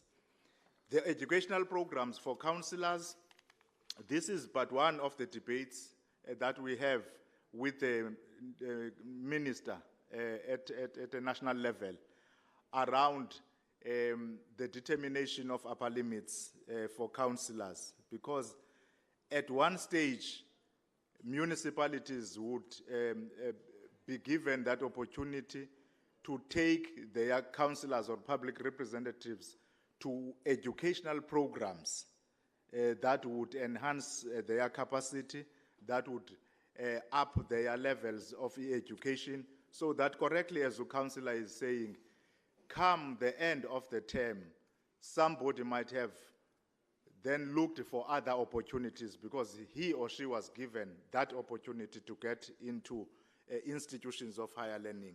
But you would always find out that you have this in this financial year, the very thing that you were given in this financial year, the next financial year is taken out. So, and yet when you look at the same time, how public representatives are treated at the level, national and province, in terms of the opportunities for education are not the same. And yet we are asking, why is that? Because you are dealing with public representatives that you would, it would be of benefit to the country if such people are also given equal opportunities in terms of education. MPECs holding mayors and their executives, or holding MMs and their senior managers. A point that we are making sure is that in a municipality, there is a political head, and that political head is the executive mayor. Then the executive mayor must be invited into MPECs. That's why I said earlier on that executive mayors must account to the MPECs, because the delegation given by council to the executive mayors and the legislative authority given to mayors. So that means the person who is accountable to that council is that head of the municipality in terms of the executive functions. But when going to MPEG, he may bring along that particular MEC to assist him in providing answers and responses to the issues that would be required by. The same applies to the administration. There's only one head of the administration, so that we don't fumble in terms of who accounts. So the municipal manager is the accounting officer of the municipality. And therefore, MPEG and councils must hold accountable that head of the administration. Of course, the MM would also bring along the senior managers who would give the direct technical advices for him to respond. So that we avoid confusion, we must know who is responsible for accountability. KZN Speaker.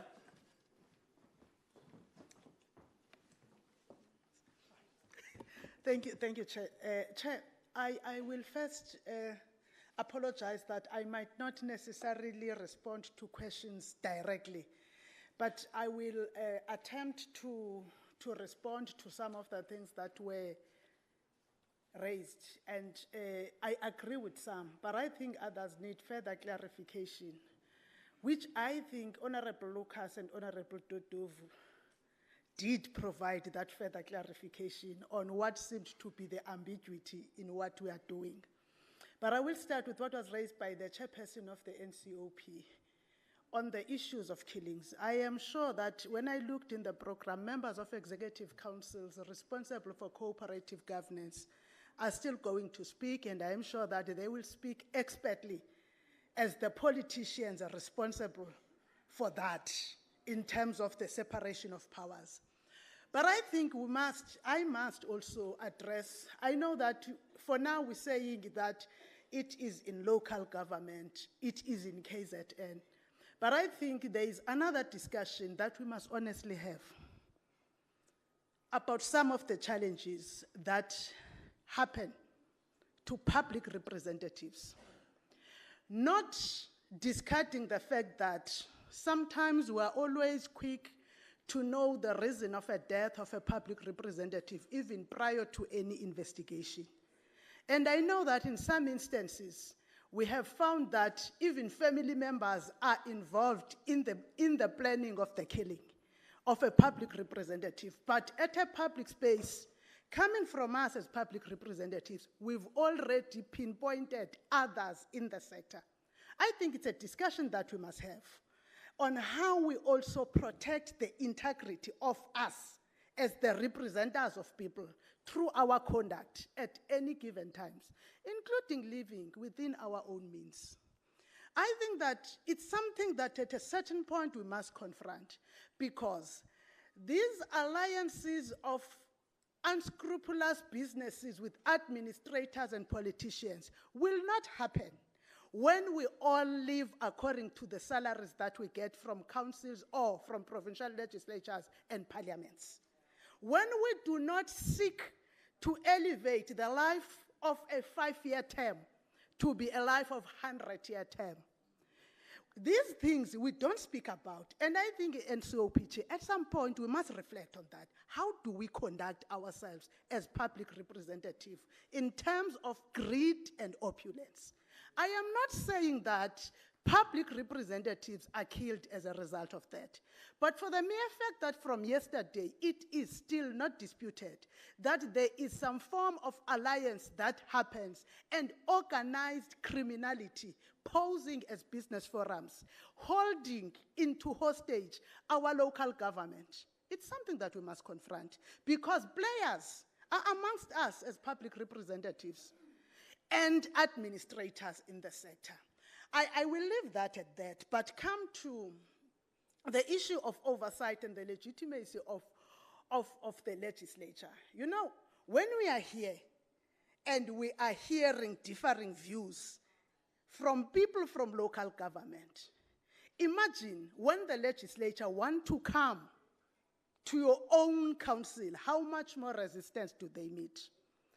Colleagues are raising the issues of the Section 147 reports and the role of the municipality, the MEC, the responsibility of the MEC, which is overseen in the immediate by the Portfolio Committee on Cooperative Governance, that is legislatures. They speak in that as if it's isolated from the Section 46 and 47 reports, where the same member of the Executive Council and also overseen by the Portfolio Committee has to also look at means of deterring any negative outcome before it happens. Because we don't have to come when there is negativity, when a municipality has failed to account. We have to come before so that we can provide the necessary support. Now, how do you provide it when after the tabling of the Section 47 report by the MEC, a portfolio committee intends to go to a municipality to seek to find ways to intervene and is being blocked? How do you do it? The only way to do it is by first sitting down and understanding that our roles are complementary.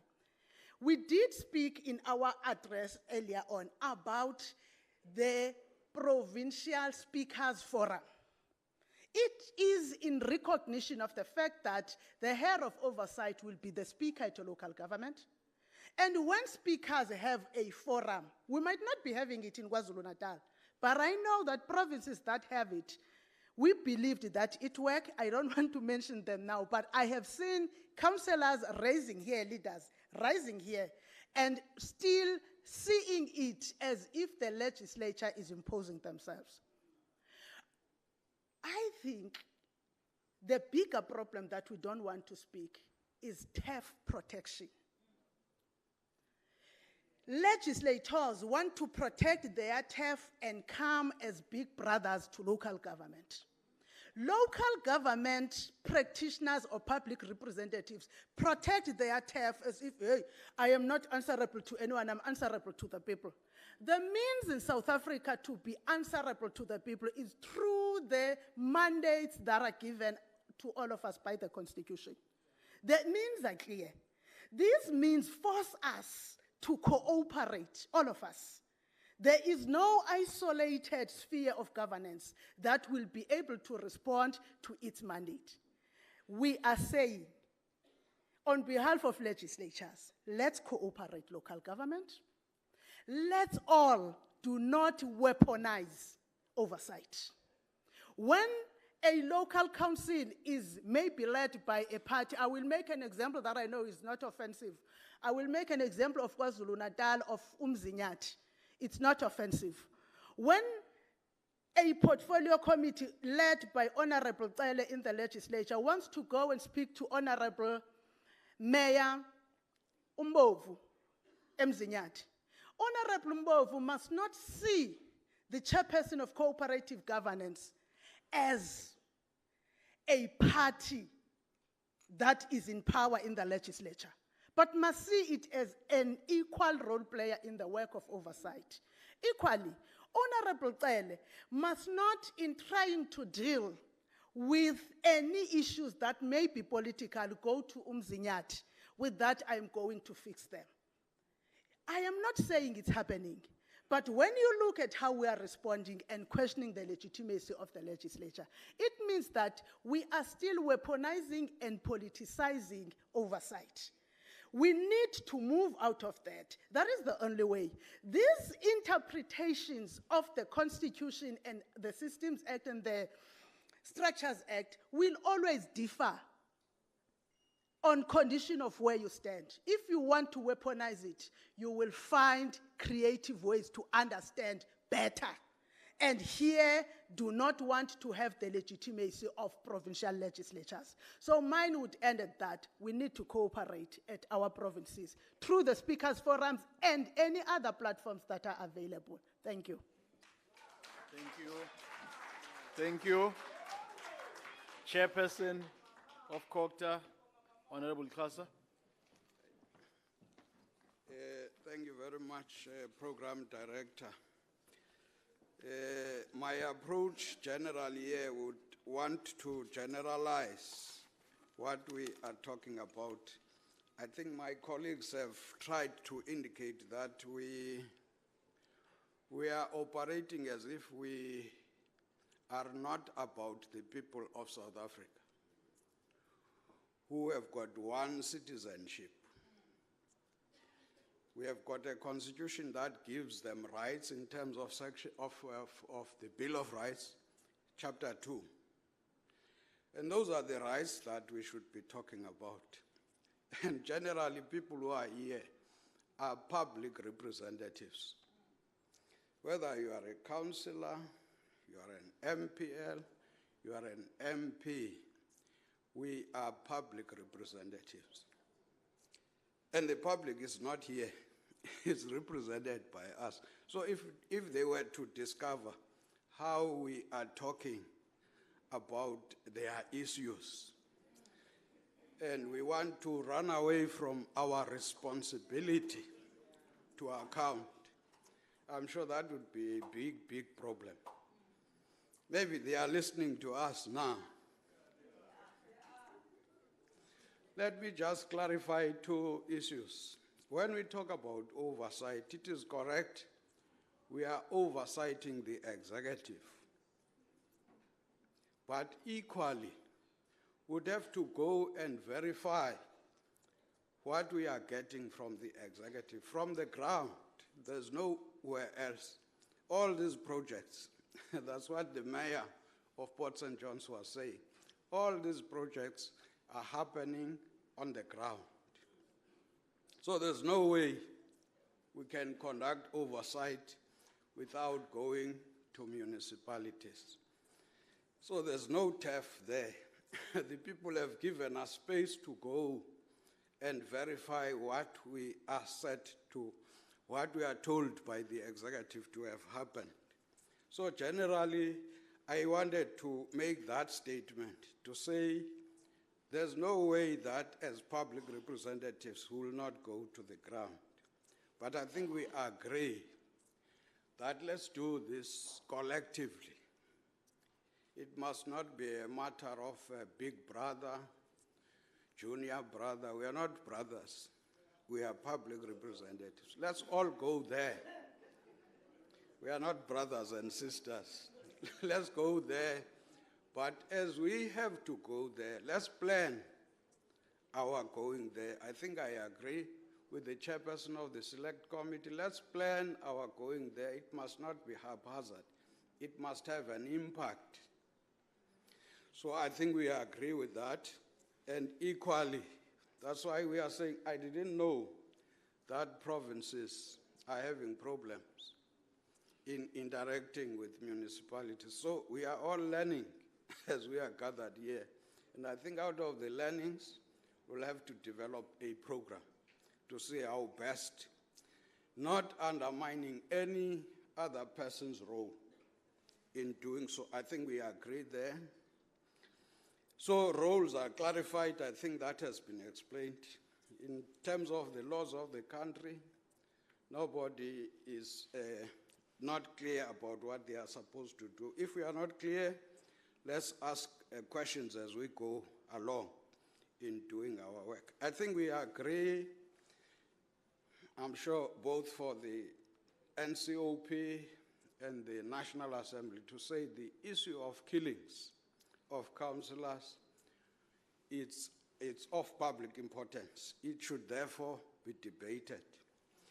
My little experience about this was that there was at some stage when former Minister Dr. Mkhize and Honorable Cele, we demanded that they should come and tell us, give us the full picture of what is happening, progress in terms of what we are dealing with.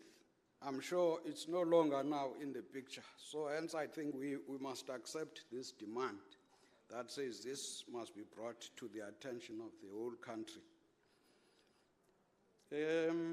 Human Rights Commission, I was general when I say would want to work with Chapter 9 institutions. We have got a primary responsibility to do oversight. When I say we, I mean the 3 levels of the legislative sector. We have got that primary responsibility, but we can derive good support from Chapter 9 institutions.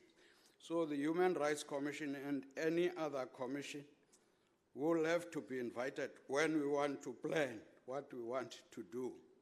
Section 154, I'm sure as we are taking notes here, we can see that there's need for this to be improved. Interventions in terms of Section 139, we always want to generalize this issue of interventions as if there's no need for it.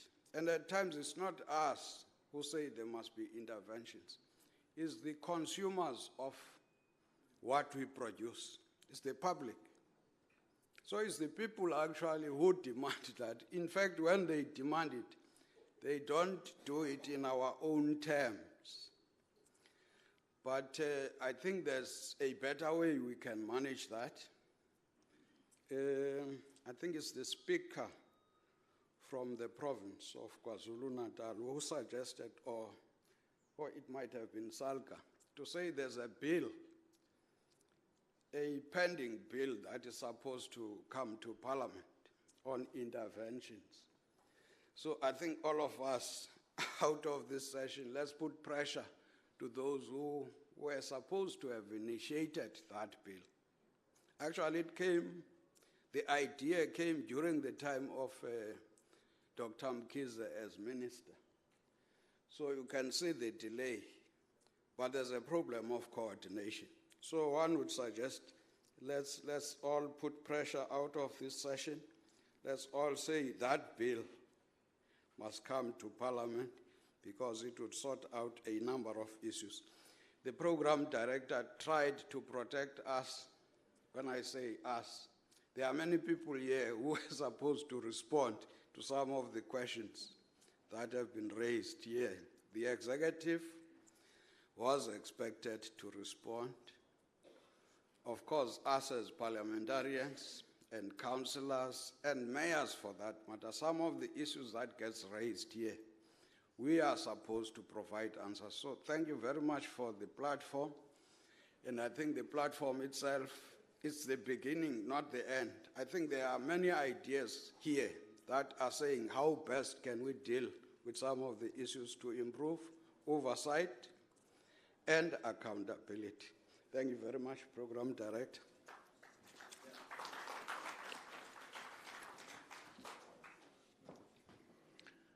A good round of applause. Let's thank the panelists for making a valuable contribution. They've seriously stretched our understanding, and I can confirm that the more you do interaction, is the more you realize that there won't be a stage, Honorable Todovu, as the person that is dealing with interventions. We're still looking forward to the day when we are coming with your presentation to the NCOP and you say, I don't agree with what the MEC is saying. There must be something wrong. Of course, it has happened once, but you don't just do it for the sake of doing it. And my colleague next to the president of SALGA, I'm looking forward to the day where you will make an input and say, no, I don't agree with the president next to me. As SALGA, we think we have to reflect more about these issues. And chairs raised some issues. The view is that now it will be good because we have got the MECs, Free State MEC is here, Honorable Dukwana Ukuzeni is here, Mpumalanga, Eastern Cape, and Northwest, and all the other provinces. So because what they will be presenting is linked to everything that will be happening in the afternoon. So we are going to have an early lunch so that once we come back, we have all the presentations of the MEC at once, and there will be that link and proper coordination so that we don't just start and stop it. Now the time, it's 22. It's possible for us to come back at 1:30. And if we are strictly going to be back at 1:30, it's going to make it possible for us to even finish a little bit earlier. Once again, a good round of applause for the panelists who are breaking for lunch or are coming back at 1:30. Thank you very much, panelists.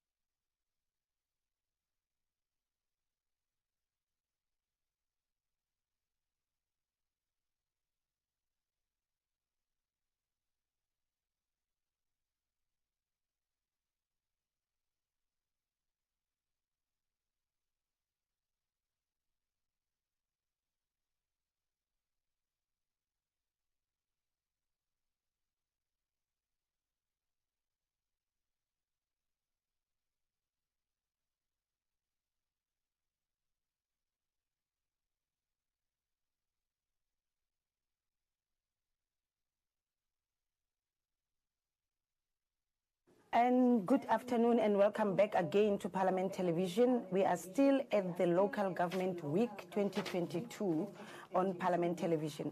We are now joined by Honorable Speaker of the KZN Legislature, who delivered a very, very good and powerful presentation on the role of legislatures. Good afternoon, ma'am. Good afternoon, Shayla. The last time I saw you was in Sierra Leone. Yes. Doing another good work for on behalf of our country. You did give a very good presentation, as we said. Can you please just in short unpack where the key issues or your key message to the public and to the attendees of the conference today? Now, my key issue is that for us to have proper oversight as public representative, we need first to understand that the oath of offices that we take are not to serve ourselves, nor to protect powers that may come with the offices that we occupy, but it's to serve the people. Of course, there are different mandates, Shirley, that are given to the various spheres of oversight. Now, the legislatures, in terms of the Constitution, is ought to oversee local government through the MEC, responsible for local government. In the case of KwaZulu-Natal is the MEC for Cooperative Governance and Traditional Affairs.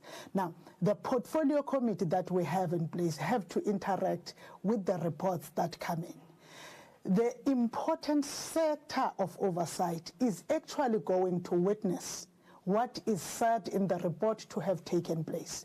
Now, when we need to do that, we have to go to municipality, whether it's in terms of Section 154 of the Constitution, so that we ensure that the necessary support that might be needed by a local council is provided by the MEC. Or when the MEC is saying that he has provided that, there's nothing that we can do by only looking at books and reports. We need to go. Now, when we go there, you find that there's some form of resistance or some form of questioning the legitimacy of the legislature, not understanding that we put in terms of rules oversight visits and focused intervention studies, and where we could decide to specifically study the delivery patterns of a certain municipality in a certain aspect. I will make an example that the Portfolio Committee on Finance has done when issues that relate to water provisioning, and they were studying King Ejwayo in the previous term. Now, there's no way that you can study the patterns in King Ejwayo sitting in Pietermaritzburg, where the legislature is. You need to actually go and visit these municipalities. You find then that there is that resistance. I think that the only way we can resolve that resistance is by us as players in the provincial level of oversight and the local level of oversight, which is councils. We have to sit down and have a common understanding and interpretation of the acts that allow us. That will also deter us from trying to use oversight as a means to oust governments or avoid oversight so that you are afraid that people might see what is happening. So I think that the provincial speakers forums, for instance, that must be coordinated by provincial speakers involving all local government speakers where they sit and discuss means and interventions of oversight. And now, ma'am, our country is about now towards being, outside the calendar. If ever it was a person, we are going for 30 years in our democracy, and the systems have been there. Do you think whatever that is there and guiding our leaders needs to be reviewed, and as well, what would be the desired solutions, for instance, for lack of the better word, for solutions to make sure that if ever the municipality or the province doesn't want to adhere to what the legislatures are doing, or vice versa, regarding maybe the National Council of Provinces to the provinces, should be done? Firstly, there is enough legislative environment that allows us to conduct oversight. But because we sometimes focus on powers and we focus on powers so much that whenever there is an intervention, we get scared that it might interfere with our power and relevance.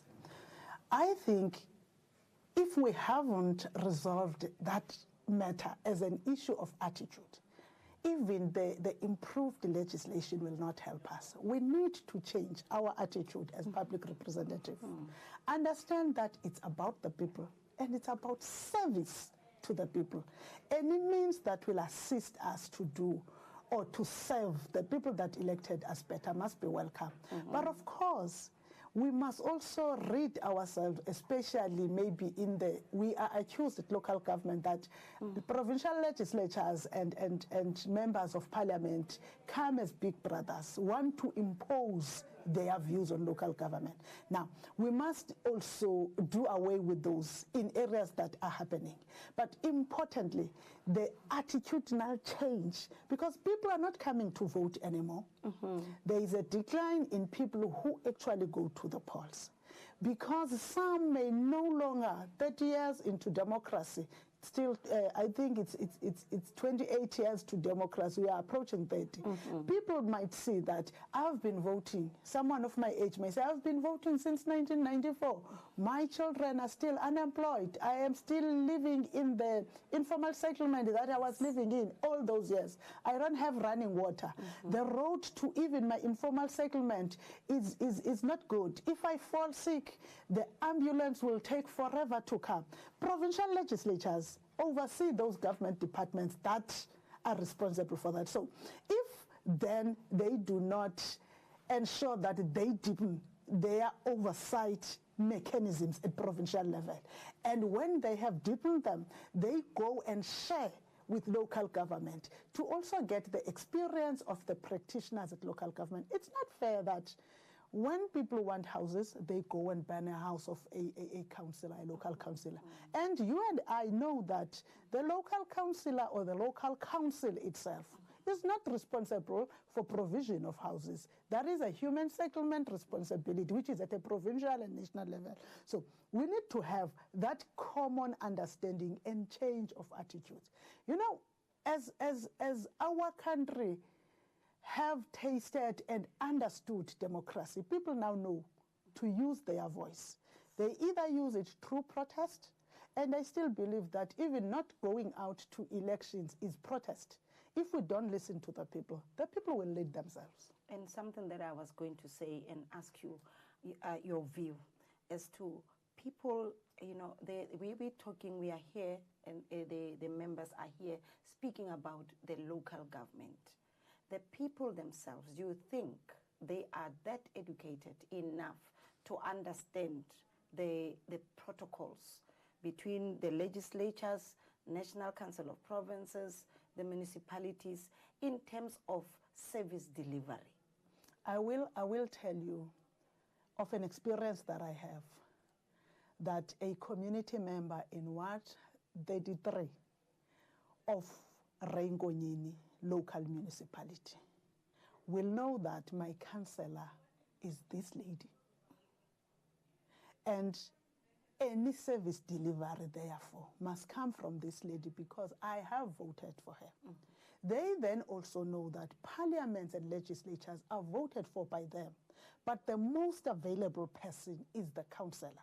Once they might look at the president, the ministers, and the other parliamentarians, the first person they look to for service is the local councillor. Not because they don't know, but because a councillor is placed closer to the people. So the responsibility for province and national is to provide support so that councillors do not find themselves in a problem of responding to questions that do not relate to the function or the mandates that they are given, but also by ensuring that they deliver. A national road that goes without being fixed, when were the April floods in KZN? People will not be looking at national only, they are looking at the councillors in that area. You go to the schools that were affected and the people without houses that are still staying in community halls in KZN. they look at their ward councillors that this ward councillor has failed me. Yini ke isidingo sokuthi ngiqhubeke ngivote athi umuntu angisiboni isidingo, because when there is no real cooperation between the three spheres, there won't be the adequate service delivery at the local level. Yes. Lastly, ma'am, the conference has been taking place for 2 days now. What is your view, and then what do you think who the viewer out there and the attendees, the members also must take home and implement for the betterment of the sphere of local government? I think that what we must all go and do is to act according to our oath of offices. It's no more time for us, no longer time for us to complain, to protect our TEFs. Let's serve the people. The organized local government, which is SALGA, working together with legislatures and at all levels, provincial and national, and including the NCOP, must really ensure that we deliver to our mandate. But importantly, the role that must be played by the National Assembly in terms of effective, necessary change where it needed, especially in areas that relate to funding of local government. Yesterday, the MEC of Cooperative Governance did speak about the issues of lack or improper funding to local government. You must have, if you are coming from a province like KwaZulu-Natal, there are municipalities like Umzumbe. Umzumbe is a rural municipality, but you also go up north. You think of municipalities like Umsinga. Those municipalities do not have revenue collection because of them being rural. They are not the only municipalities. You go to Jozini, you go to Umhlabuyalingana local municipalities. There is a lot. Dr. Nkosazana Dlamini Zuma, they don't have that revenue base. And if we do not correct, therefore, the allocation that comes to national, those municipalities will not be able to deliver to their own mandates, including the district municipalities that have the authority to provide water. Most of them are struggling in the province that I come in. Speak of Uku, you speak of Herigwala, you speak of Umzinyati, you speak of Ukahlamba. Those local municipalities are struggling because they also have the bulk of the people that they serve with water are people who cannot afford to pay for water. Now, if we say that for a municipality to be sustainable, it must also be able to collect and generate revenue. Where are those municipalities going to generate the revenue? Because even in the census, the majority of people in the rural areas are unemployed. Thank you so much, ma'am. I was tempted to even ask you, do you think that the communities themselves out there, is it also really a good thing for them to protest through destroying also the property out there? And what can be done to avoid this one? Protest is means to display anger, your dissatisfaction. But to destroy your own infrastructure, you want a school, then you destroy the road. It's I think there's something that disconnect in thinking.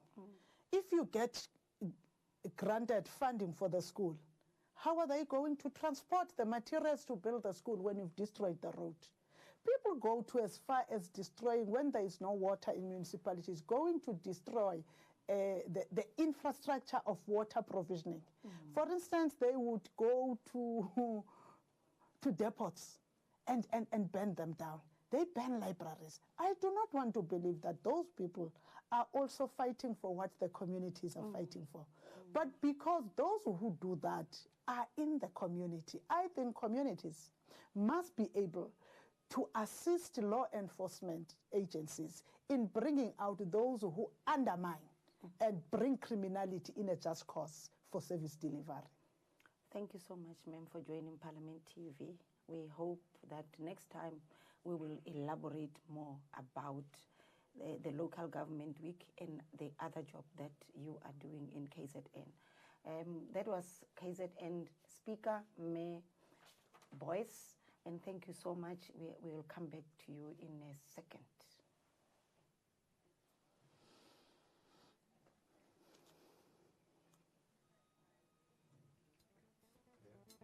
Thank you.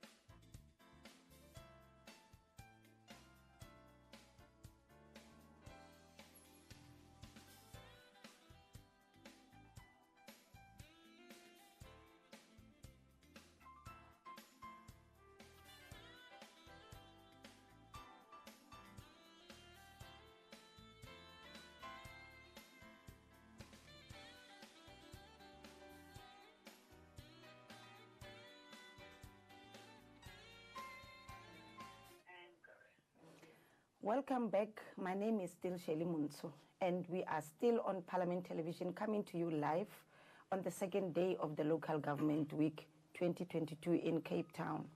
So much has been deliberated upon.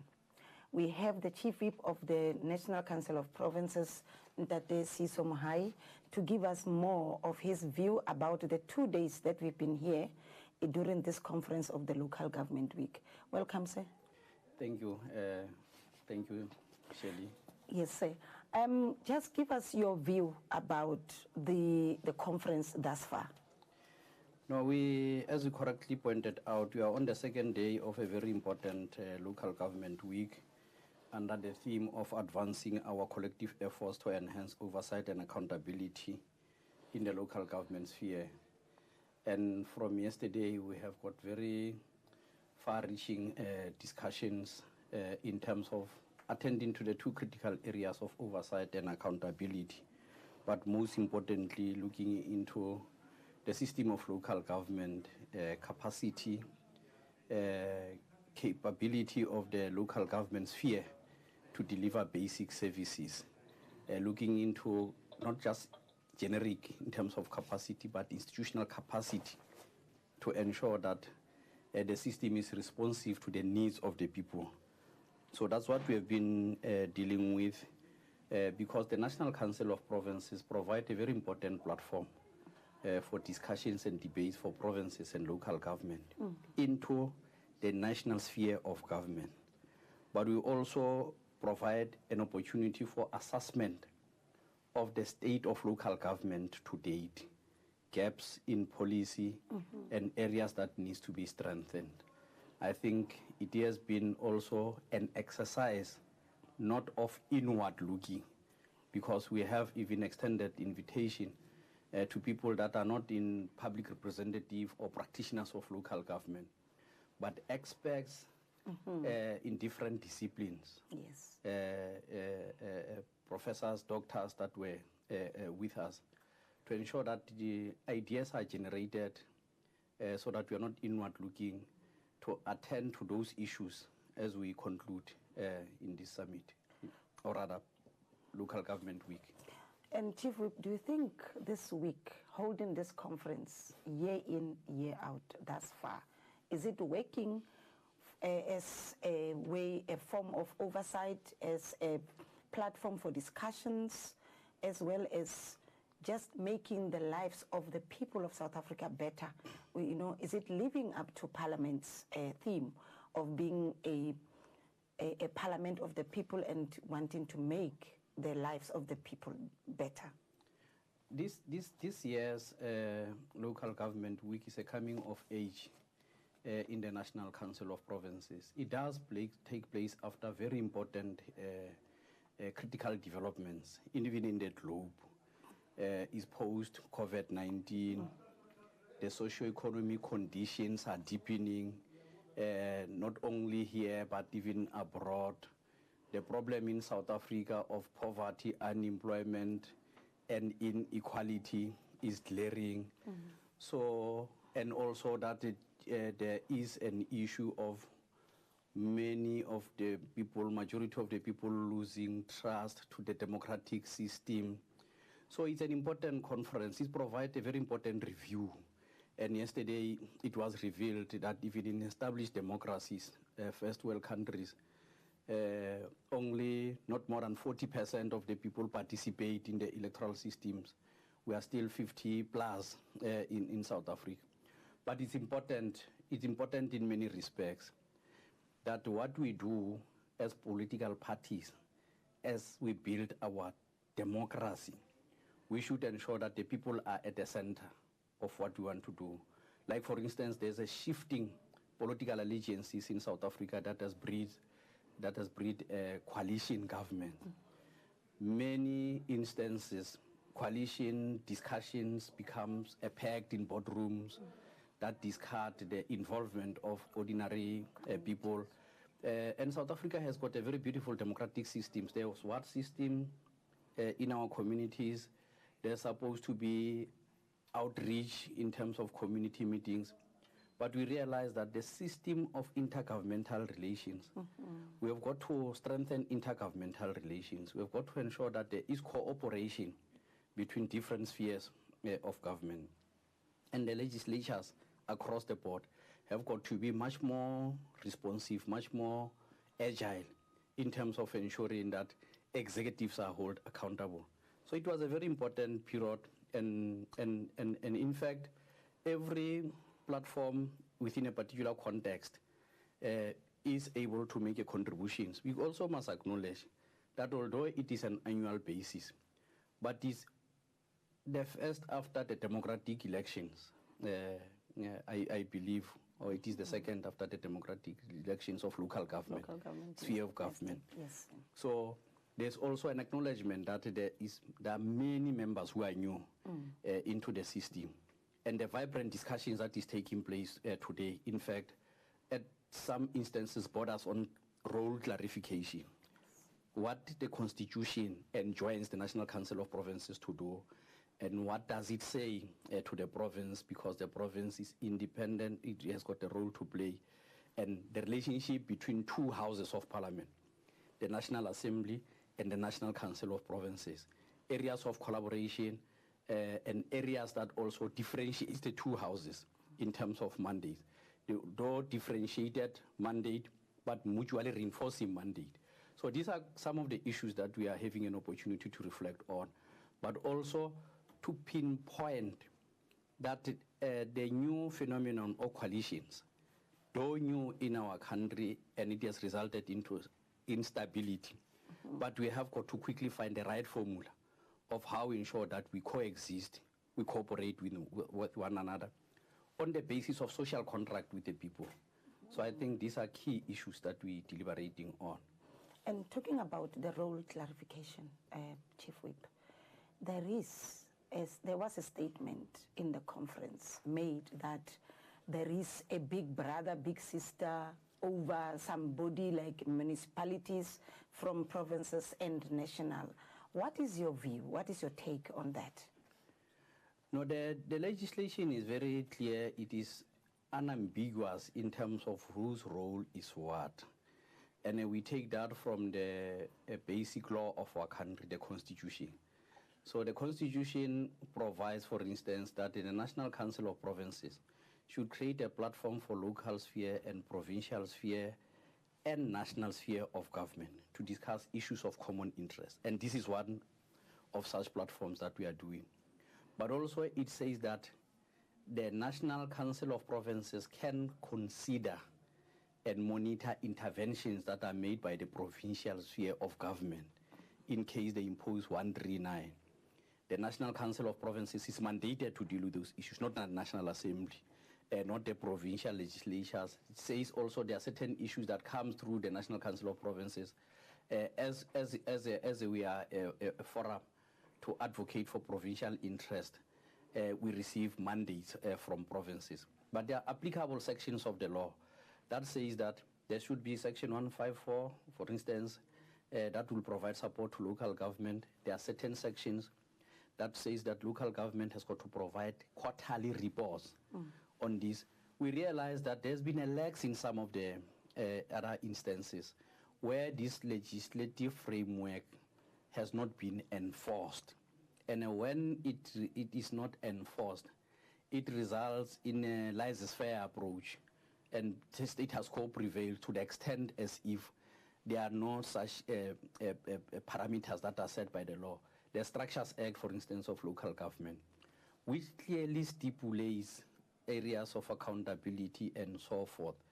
So we say, although these structures, the spheres are independent, they are interdependent on one another. So we need to deal with those issues.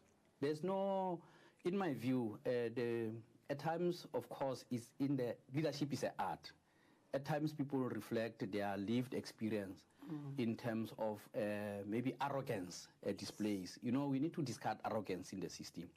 The challenges that we are faced with are so much urgent that there is no space for arrogance, but there is much more space for articulation of the needs of our people. And in that, we really need to do those things. There are certain issues, for instance, that create perceptions in local sphere of government. It is true that there are projects which may be incomplete.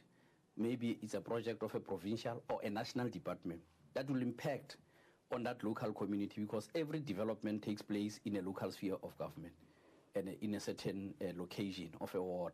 So those are the issues that really we accept. But I think out of this, we, for instance, all of us have committed that if we make declaration out of this provincial week, it should be based on actionable issues. We should not really be more theoretical. We should be very clear.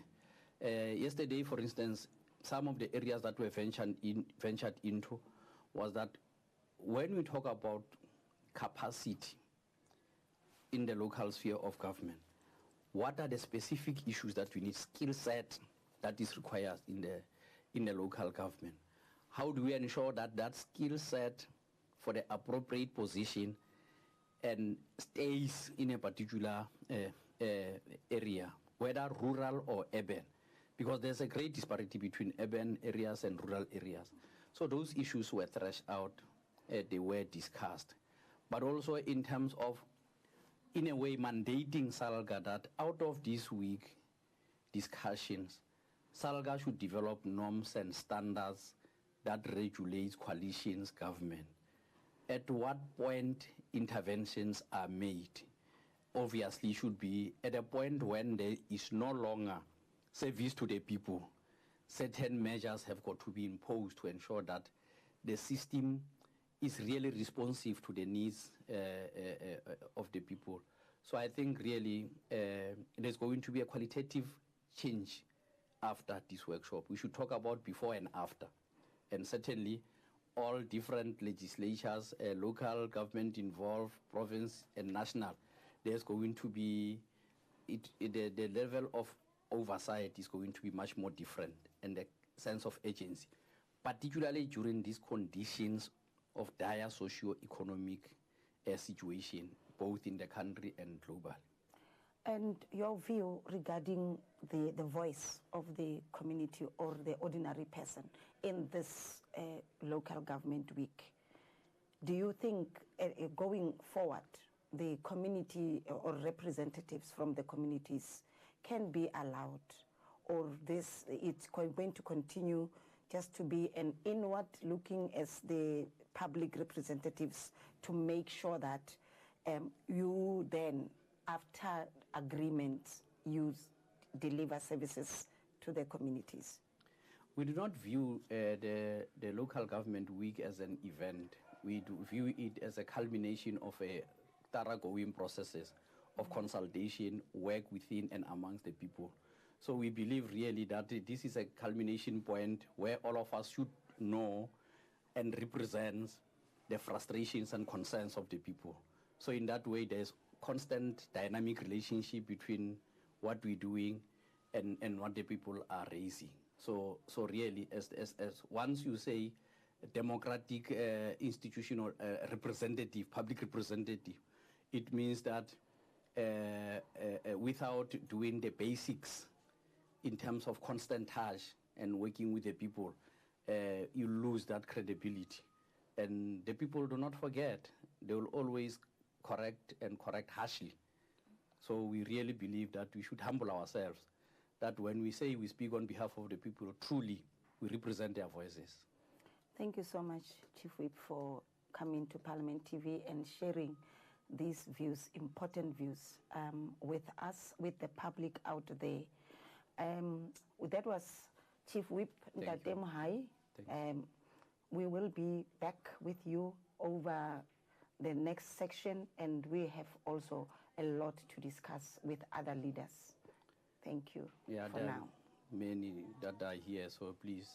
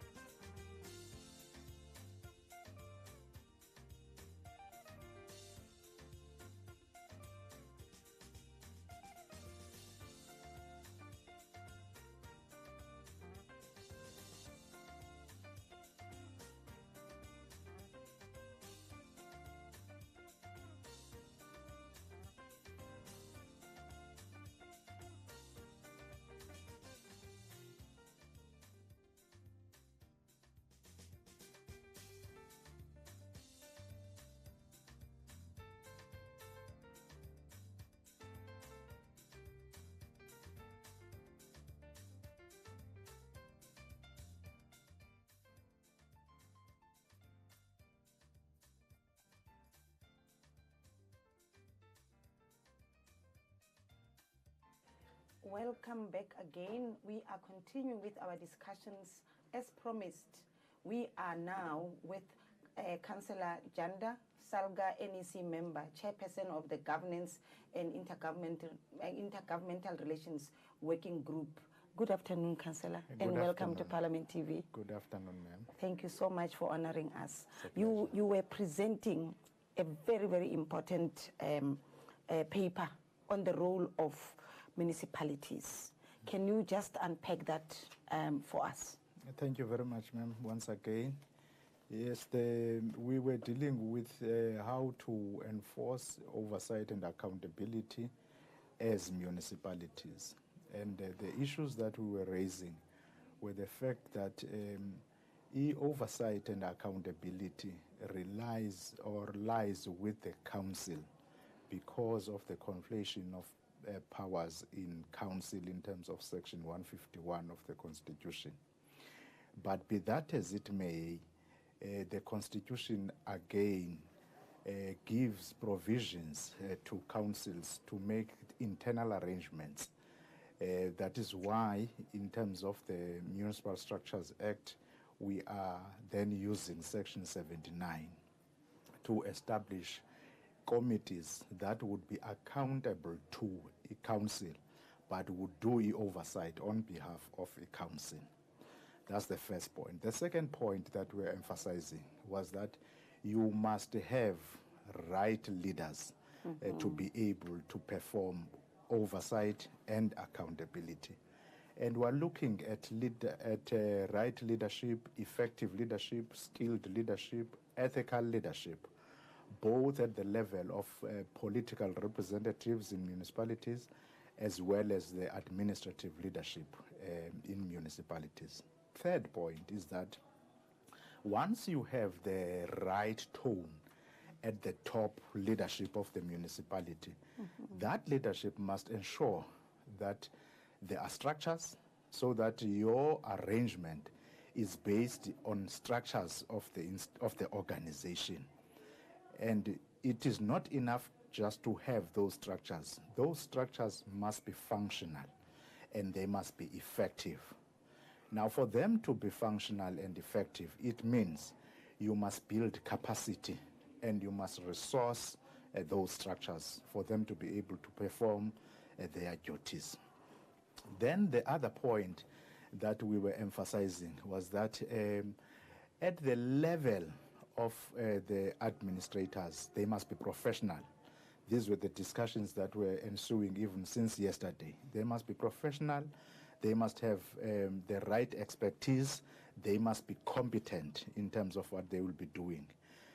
Then we were also looking into the relationship then between the executive side of the institution as well as the administrative side of the institution, because mayors, as being elected by councils, they then become the leaders of the municipalities who must then be accountable to both a council as a structure as well as to committees of council that are then established for them to deal with the issue of accountability.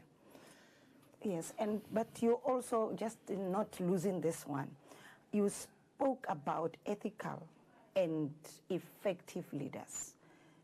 And as well, in your presentation, there was a mention of training of these leaders. Yes. My question then comes to the point where if a leader doesn't want to be trained or does not want to adhere to what is being prescribed for empowerment, what is done?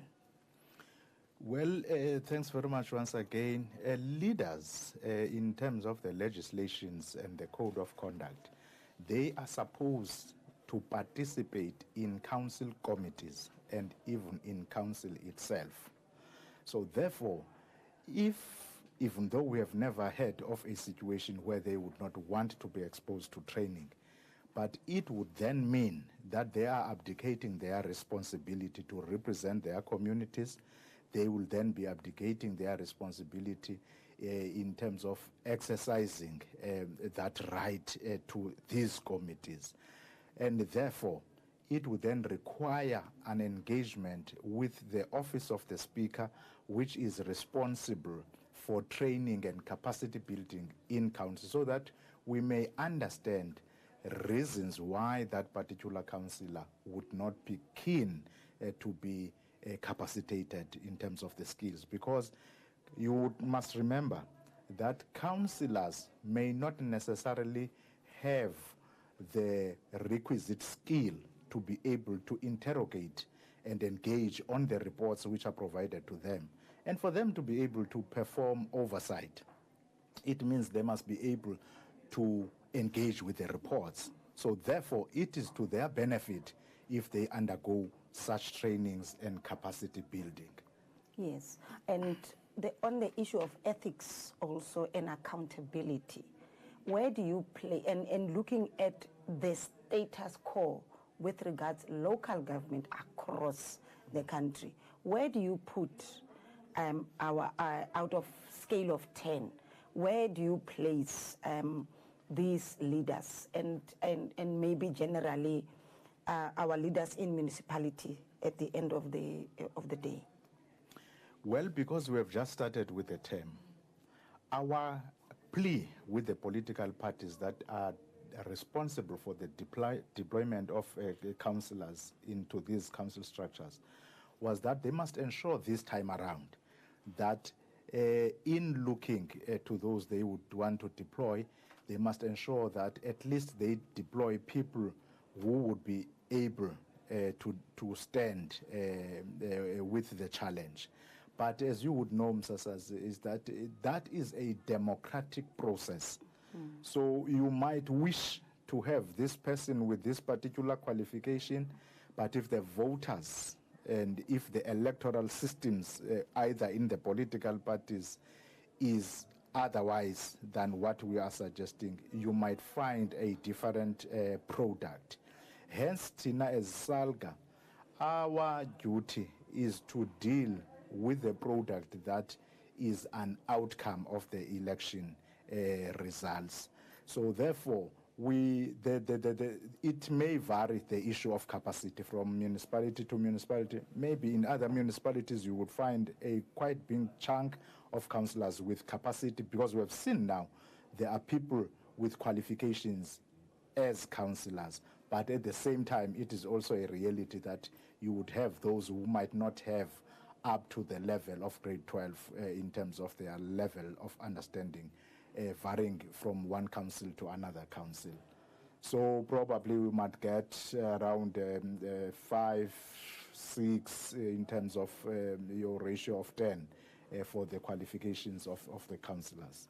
Coming to now, committees of the NCOP, provincial committees as well as the local government committees, what do you think should be done so that there is a cohesion, there is an agreement, an alignment, so that at the end of the day, because all these three spheres, service, communities, all these three spheres advocate a better life for the citizens, what do you think should be done? Thanks once again.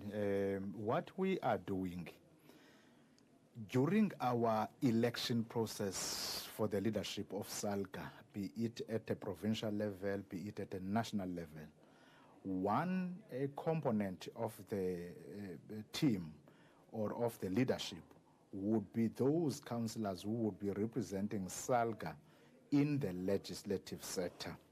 So the reason for that is that we want to build this cooperation and collaboration between these spheres of government, because our intention in engaging with these legislatures is to ensure that what gets debated in the provincial spheres of government, at least as SALGA, we have some views being shared in those discussions and deliberations.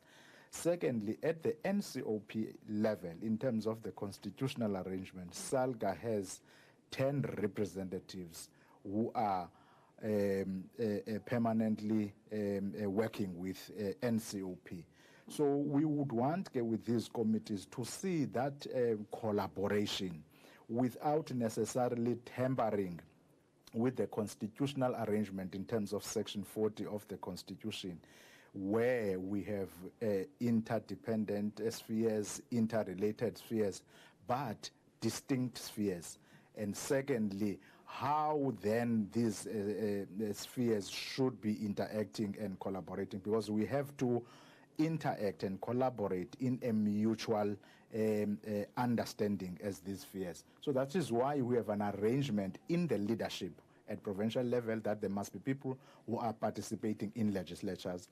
There must be people then who are also participating at the level of the NCOP, so as to keep that relation. But I think what we need now to enhance is to build those strong relations, because the participation varies from province to province at that provincial level. Otherwise, there is no problem at NCOP level.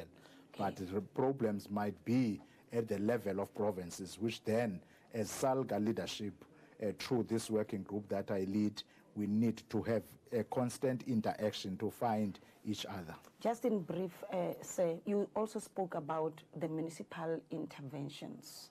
How are they effective thus far? Just give us, before we hand over to Honorable Nyambi for the next session. Okay. In terms of the research that we have done, and in terms of our assessment, because there are research that are done by academics, but at the same time as SALGA, we have also interacted with municipalities where these interventions were then conducted. What we have found out is that because these interventions have not been standardized, so there are problems. In one area, interventions would follow a particular product, and you would find out that there is no strong outcome of the intervention. For instance, I was saying in the report by Perry, that is a Public Affairs Research Institute, they were indicating that between the period of 1998 and 2015, if I'm not mistaken, about 140 interventions throughout the country were made, and in 143 municipalities. And some of the municipalities would have these interventions for 5 years. Some of them would be having repeat interventions, and the situation would not change. Hence, our plea and call as SALGA is that let's not come at when chips are down. Yes. Let's have mechanisms that are going to help us to assess the issues in municipalities, come up with plans and strategies to intervene in early stages using Section 154, which talks about building capacity in municipalities so that they are able to perform. Then, when everything else fails, you can then come with Section 139. Hence, again, we're also calling for the multidisciplinary approach, because these interventions we have seen, it is just a matter of bringing one administrator with the hope that he or she will be able to resolve all matters that are bedeviling municipalities. And that approach has proven to be wrong. And therefore, you need a multidisciplinary team composed of a provincial sphere, national sphere, SALGA, to go into these municipalities. Thank you so much, Honorable Councillor. Thank you so much for that. Thanks very much. That was Councillor Janda talking to us about municipalities' role in local government. Let us then cross over to Honorable Nyambi. Honorable Nyambi, over to you, sir. Thank you. Once again, afternoon, colleagues. Allow me to take this opportunity to invite my panelist, MEC Dukwana from Free State, MEC Zigalala from KZN, to come to the podium so that they can be part of the panel.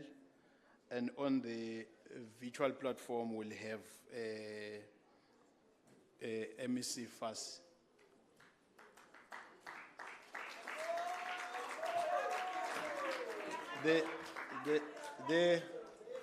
The other thing, Chair, that we normally do, we don't take it for granted. One said it in one province that we understand that others, when it's their day, they normally organize something to have some trips to enjoy their time. But we are fortunate that MEC Dukwana, today, Chair, it's his birthday, but it's with us. So happy birthday, MEC Dukwana.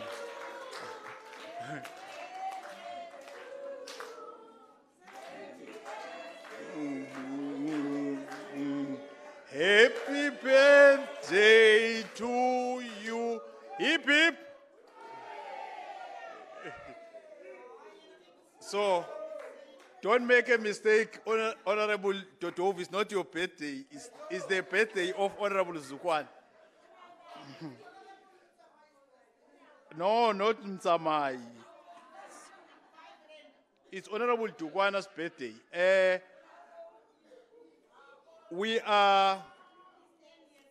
The panel will be dealing with the issue of strengthening oversight and accountability in the local sphere of government, looking at the role of the executive in the provincial sphere of government. That is why all the speakers are MECs in the province that we represent in the National Council of Provinces. I'll start with MEC of KZN, Ukuzeni, to take the platform. MEC Zigalala. Thank you. Thanks, Honorable Chair, Honorable Nyambi, the Chairperson and Deputy Chairperson of the NCOP, Chief Whip, all members of NCOP, the speakers who are here, as well as MECs, the representatives of SALCA, led by the President of SALCA. We are inspired to participate in this 2022 Local Government Week hosted by NCOP under the theme, Advancing Our Collective Effort to Enhance Oversight and Accountability in the Local Government Sphere. Now, we are hopeful that at the end, we will all contribute in ensuring that we have capable, accountable, financial viable, and sustainable local sphere of government. And having said that, one of the key instruments that the sixth administration has introduced, which enhance effectiveness of government as a whole, is that of the district development model, which assists in responding to issues that affect municipalities more, especially when it comes to planning and financial budgeting. Having said that, I think 2 points before I dwell on issues that one is invited to deliberate on. One issue that was raised in the earlier discussion was about the killings of councillors and political leaders, but which has also moved to include traditional leaders. And the question is, what is at the center of this? I think firstly, it is the whole issue of maybe few issues. The first one, it's a question of access to resources. And I think that is one causal factor, whether tenders or positions. The second is the fact that maybe, and I don't want to sound arrogant, but we have to say that maybe the level of local government representatives, in this regard, councillors, have been lowered to have number of sectors involved. Whether you will take of a person who will be a councillor and be involved in the taxi industry, and that tells you of the standard and the problems that get involved. Then the third one will be the fact that councillors are human beings. They also get involved in social disputes, and you get them killed, and then it becomes political. And those are three. And I will agree with the speaker who said the Muerane Commission's report must be implemented, which the province is doing. What is it that we need to do? The first is to ensure that we professionalize government as a whole, the three spheres, but in particular the local government. We do need to professionalize the local government. And in that, we may need on a number of issues, including policy review. Well, this is a proposal which other parties would not like. We may need to put certain criteria for the selection of councillors. That will contribute in professionalizing, but that will need a buy-in of political parties. And that criteria might be to put qualifications. And that qualifications might not be required for local government alone, but all spheres of government. And that needs discussion, whether we agree. And that is the fact. Professionalizing local government remain one critical issue. But of course, ensuring that the capacity of law enforcement agencies is restored. And I think we have gone to many areas with this issue where weak intelligence and prosecution or investigative arms are weak. And we will need to build strong law enforcement agencies. So those two issues can go a long way in stabilizing municipalities. The next point, the province has been battered by floods.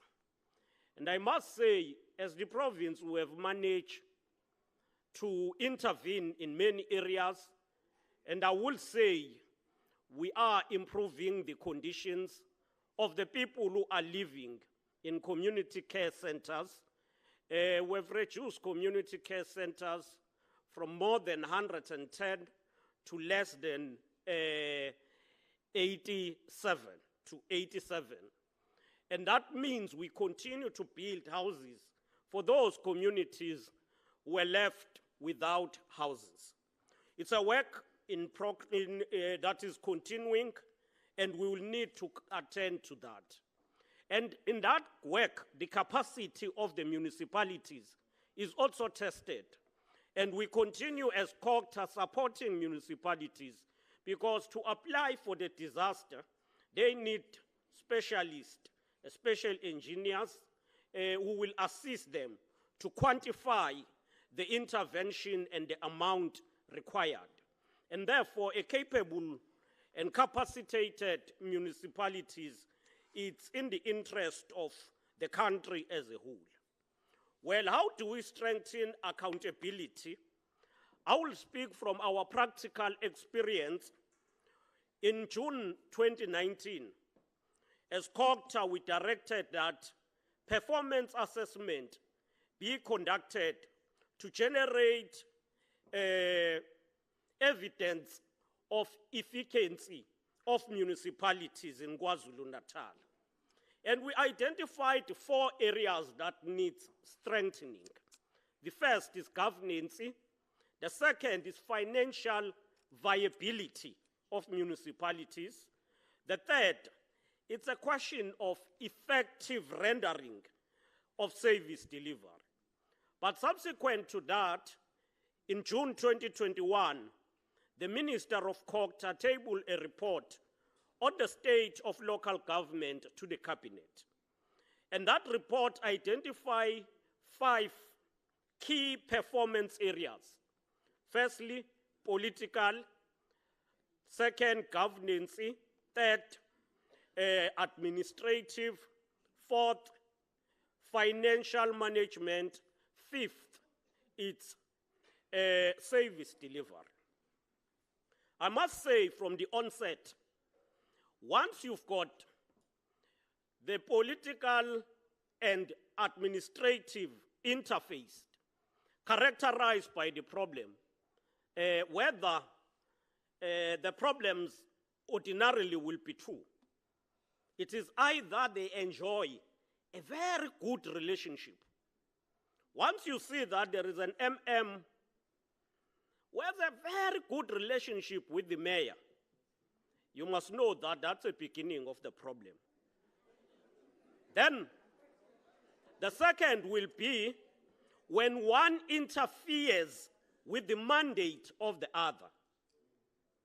And attached to that will be when the political organizations work with municipal officials without those who are deployed in municipalities. And that then, it's a recipe for disaster. Whether it's party A or any party, once political leaders, as leaders, will work with officials in the municipality outside the deployed political leadership of the council, then you will start to have a problem. In terms of support, we have analyzed municipalities, characterized them into 3 categories. The first is the category of dysfunctional municipalities. Those are those that are performing below 50%. But the second is that of medium risk category. Those are municipalities that are between 51% to 64%. And then there is those of low risk. Low risk, they are having risks, but at a lower level. That's between 65 to 74%. And then there are those who are stable, 75 and above. And I have been emphasizing that we need a category of those that are excelling, doing everything perfectly. I would say, with regard to dysfunctional, our intervention on those who are dysfunctional becomes a high priority, and we spend more resources on those that are dysfunctional. Then we closely monitor and support those that are medium risk. And then we support through Section 154 those that are low risk. Our support when it comes to interventions, the first is to support municipalities with governance aspect. The second is capacity building, which include training together with SALGA and other entities. And then we segment and train based on responsibilities. In this regard, we spend more time training those who are in the MPEC so that they play their role effectively. We also support speakers and ensure that they are trained. We also support municipalities on recruitment of senior managers. This is one area that weakens municipalities. It takes long for municipalities to fill vacancies. And even if they fill vacancies, the question of capacity is not that much valued. And I think we will need to emphasize that. Municipalities that also get support. One area is financial experts. We deploy financial experts to assist. And we've got 11 municipalities we are supporting with financial experts, which include Gungundlovu, Pofana, Umsunduze, Uthukela, Inkosi Langalbalele, it's Alfred Duma, Umzinyathi Ngutu, Amajuba, Abaqulusi, and Umkhanyakude district. We also have technical experts who then support municipalities through technical skills, especially on planning and delivery of infrastructure. So ours is not just to get in through Section 139, but even those that are not within 139, they do get this support. Through the district development model, we are emphasizing that municipalities must embrace the shared services model, where they will have a center which coordinate in the district, and all skills and expertise that is there should support the district and all the whole family of municipalities within the district. Now, when it comes to issues of strengthening the oversight, ours becomes more than strengthening, but it becomes assisting. Immediate after the local government elections, we conducted a skills audit among new councillors. And the population that responded was at 82%, which tells you that there was effective participation from councillors. And most of those indicated that they do need capacity building.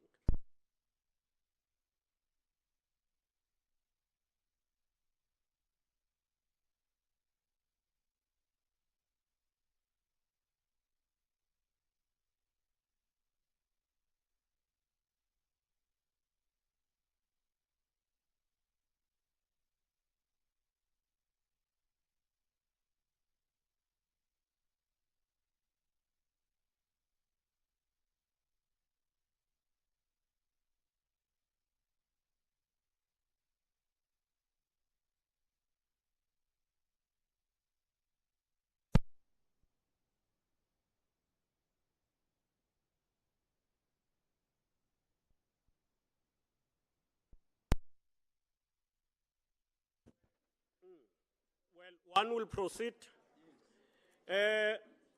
So following that, we've been running trainings together with SALCA, the Department of Human Settlement, MISA, Treasury, and the Department of Water and Sanitation, as well as the Premier's Office. We've conducted also trainings, as I said earlier, for 54 MPEC committees, as well as training on a specific tool to assess the functioning or the functionality of MPEC. On top of what we have reported, we have three platforms that we use to support municipalities. The first is that we meet twice a year with speakers of all municipalities. And that is dedicated to look on issues of conduct of councillors, but also community and public participation. The second part, on quarterly basis, we meet with all mayors and municipalities to look on the state of municipalities and delve to those areas that have problems.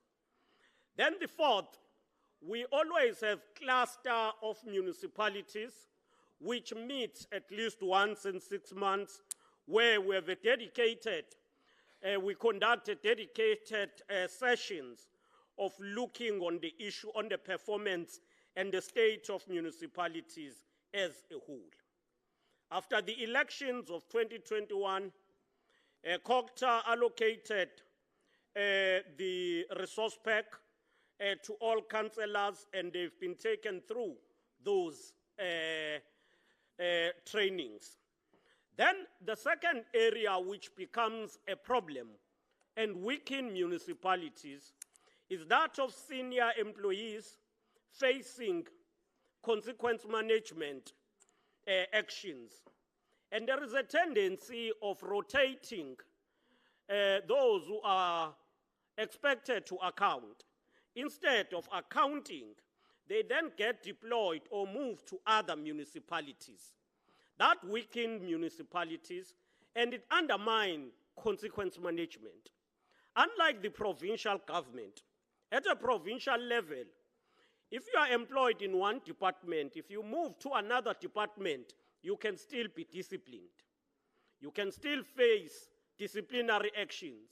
But in municipalities, you move from one municipality to the other, you can't be disciplined for what you did in the previous municipalities, And at a policy level, through the NCOP, I believe that area needs to be strengthened because it's a weak link. It undermines enforcing consequence management. We always ensure that if there is an official who is employed in a municipality, and we know that that official was once involved or cited in a particular forensic report, we always alert the municipality that that person you are employing was once mentioned in a particular case, whether the disciplinary actions were conducted and finalized or not. We are also supporting all municipalities to deal with the issue of the unfunded or irregular, wasteful expenditures. We assign people, the officials and experts to deal with those issues. Now, in conclusion, what are key areas that we think we should focus on? The first is that we must deal with municipalities with unfunded budget. And that is the basic. The second area becomes the question of ensuring that all of those that we've characterized as weak, they get supported, especially technically. Whether you talk of financial management, technical capacity to deliver, those are key areas. And that then compels, or if we would want to address that, we need to tighten and strengthen the DDM hubs. We have established the DDM hubs, which is the District Development Model Hubs, in all districts. And these hubs exist at a political level and at a technical level. They do support municipalities that are facing challenges. The question that we need to respond to is whether the interventions are useful and assisting. I must say, to a certain extent, it depends to the cooperation of the municipality that is being assisted. Right now, KwaZulu-Natal has 8 municipalities that are under administration. Having considered the state of affairs, we have taken a decision that in the next 3 to 6 months, 3 of those municipalities should be stable and should be out of administration and function on their own and be supported. And then we will be left with 5, but we have also put clear milestones on what needs to be addressed to get those municipalities in order. We have also issued what we call the Provincial Satisfaction Survey. We last conducted this survey in 2017, and in most cases we found that people are more satisfied with the performance of the provincial government than municipalities. In most cases, they will say at least the provincial government performs well. The overall was that the 31.9 said they are quite satisfied, while 31.6 said no, municipalities are not performing. If the presentation was beamed, I would have presented areas where municipalities were cited as weak. Going forward, what needs to be done is to strengthen MPEC if we are to strengthen oversight, because oversight should not be external, even municipalities themselves. Now, a tendency has emerged from the last elections. Parties use the position of the MPEC to bargain. No, take mayor, we'll take this, and then they use it as not a strategic position, one of those positions that you use to bargain, and that weaken oversight. The second is that we must make it compulsory for reports to be presented. In municipalities, one thing that is common, whether you talk of the MPEC report or you talk of forensic reports, they don't get presented to councils. As a result, you will have reports that are completed but not implemented, and that undermine the question of consequence management. Thirdly, we must continue with skilling of councillors and professionalizing the local government. Fourth, we must ensure that institutions that support good governance are strengthened, such as COGTA, SALGA, AG, Public Protector, are strengthened, but their reports are followed up, rather than having reports that are not implemented. Consideration should be given by the provincial government to integrate systems and a central office to handle complaints from municipalities and public about the performance on municipalities. We must have at least a central coordinating point, either within COGTA, that deals with complaints. And it is true that most of the complaints that the public direct to municipalities would have to do with departments that are either provincial and national. We therefore have to ensure that there is proper coordination of those issues. Finally, we must ensure that we support municipalities to ensure outcomes, better outcomes when it comes to the issue of audit outcomes. We must also work on improvement in service delivery plans, and finally, ensure that the overall performance of municipality is preserved. In nowadays, municipalities should deal with basic services, but they have also to deal with economy and the eradication of poverty. Thank you, Chair.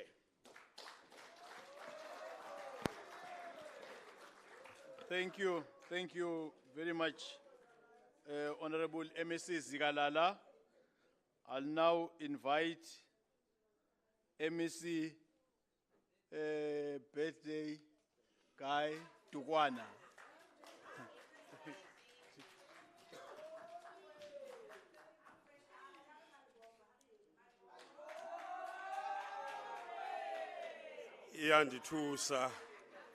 Iyandithusa lento ikaMalibongwe. Chairperson, kuyabonakala ukuthi we are endangered species now. Thina bodada.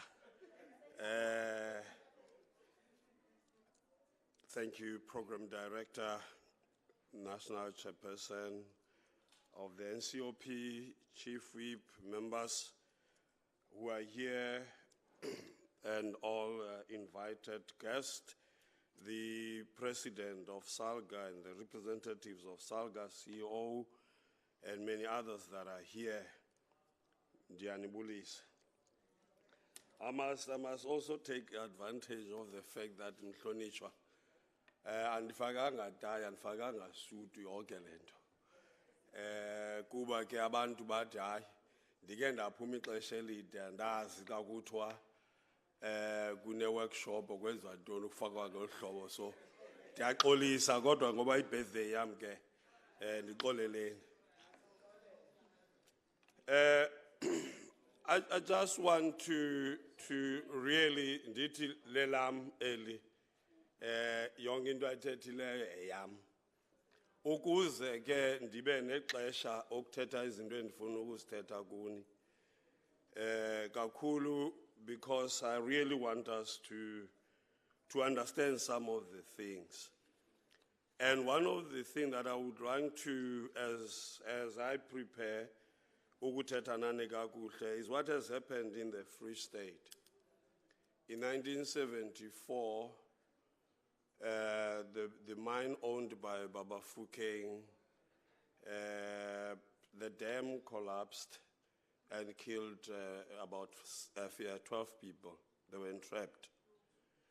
And 20 years later, in 1994, in Mary Sprat in Virginia, in the Free State, more than 17 people were killed because the tailing dams burst. And 28 years later, on Sunday, a tailings dam in Jagersfontein, a small community, and they lost a lot. And one person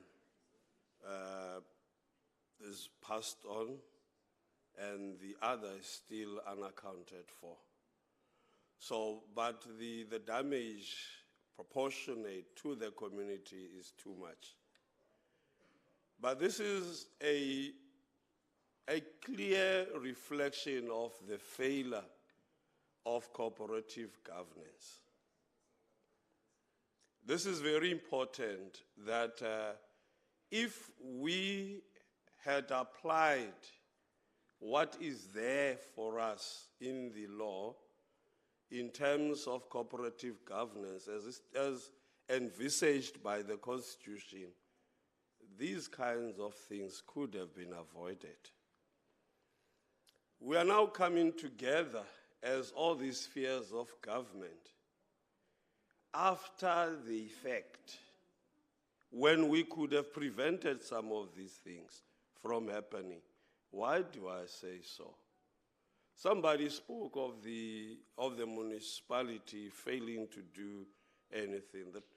The irony of what has happened is that in 2021, February, a young man in that community, as a community leader, raised concerns about these issues and also foresaw the danger that the community was facing. But there was no ear to hear his story. And he happened to be elected as the mayor of that same community. And this incident then happens. He spoke about it, he raised, and he was standing up for the community and raising these matters. And a year later, when he is now a leader in that community, what he has been saying happens. And the community is now facing the disruption that has happened to its own lives.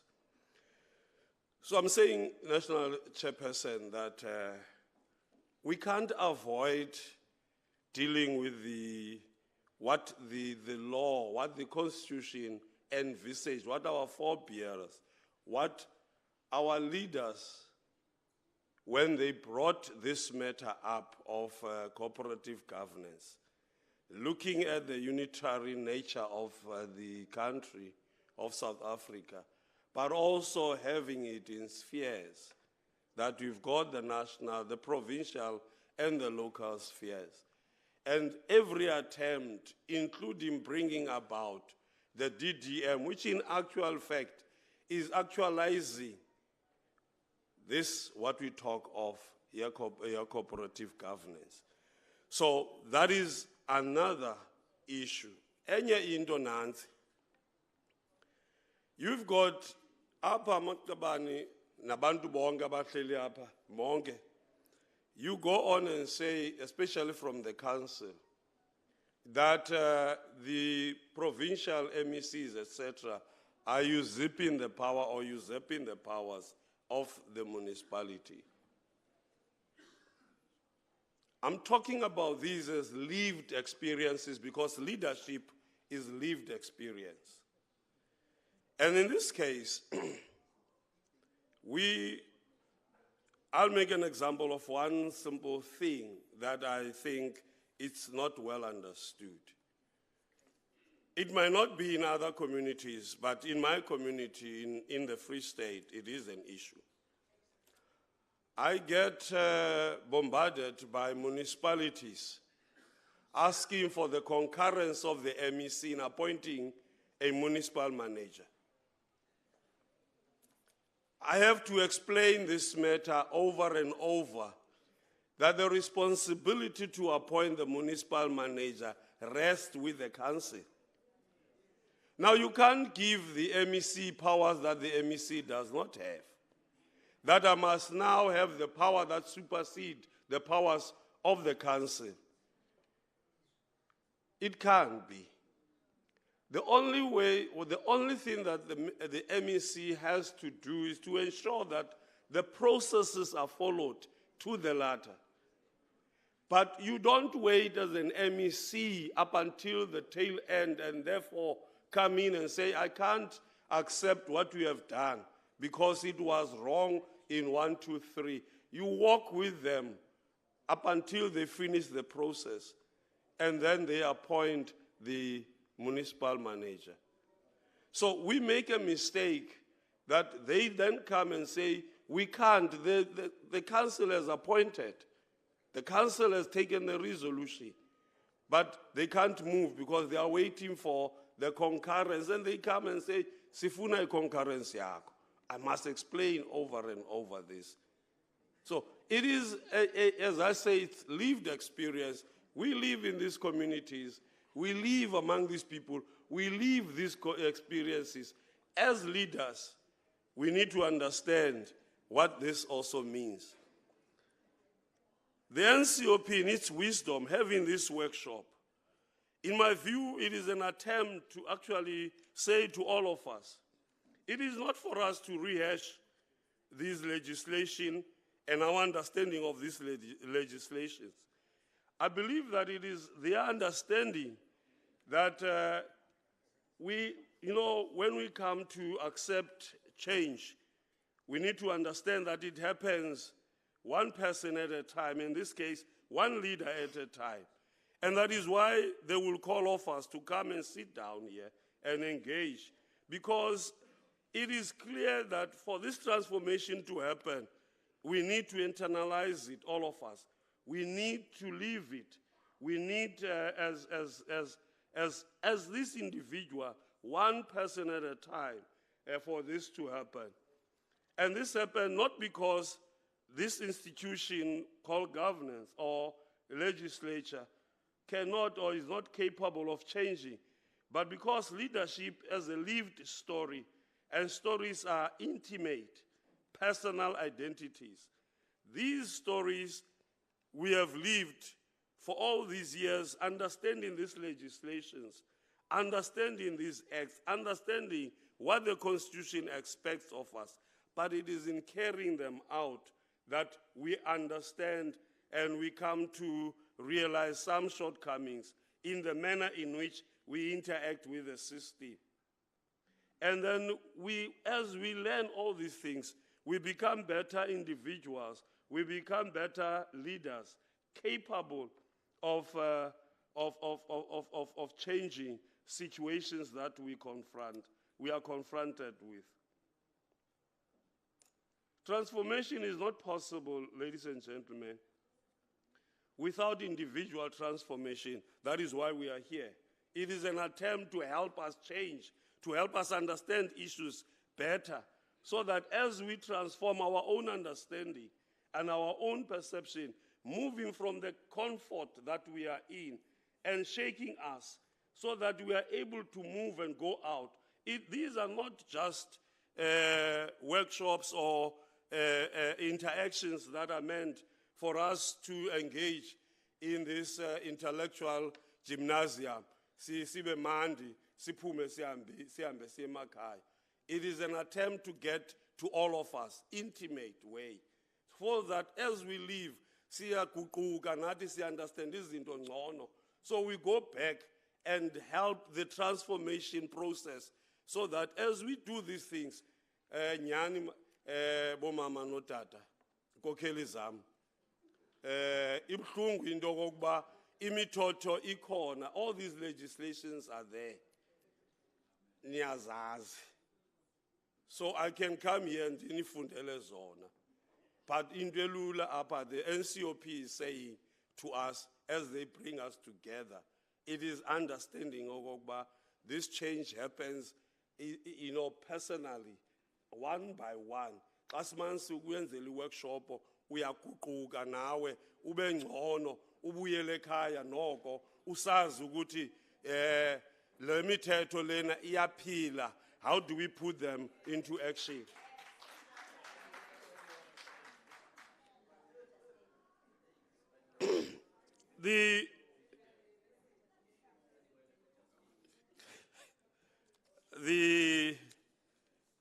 You see, Chairperson, the most important thing that I really wanted to say was that.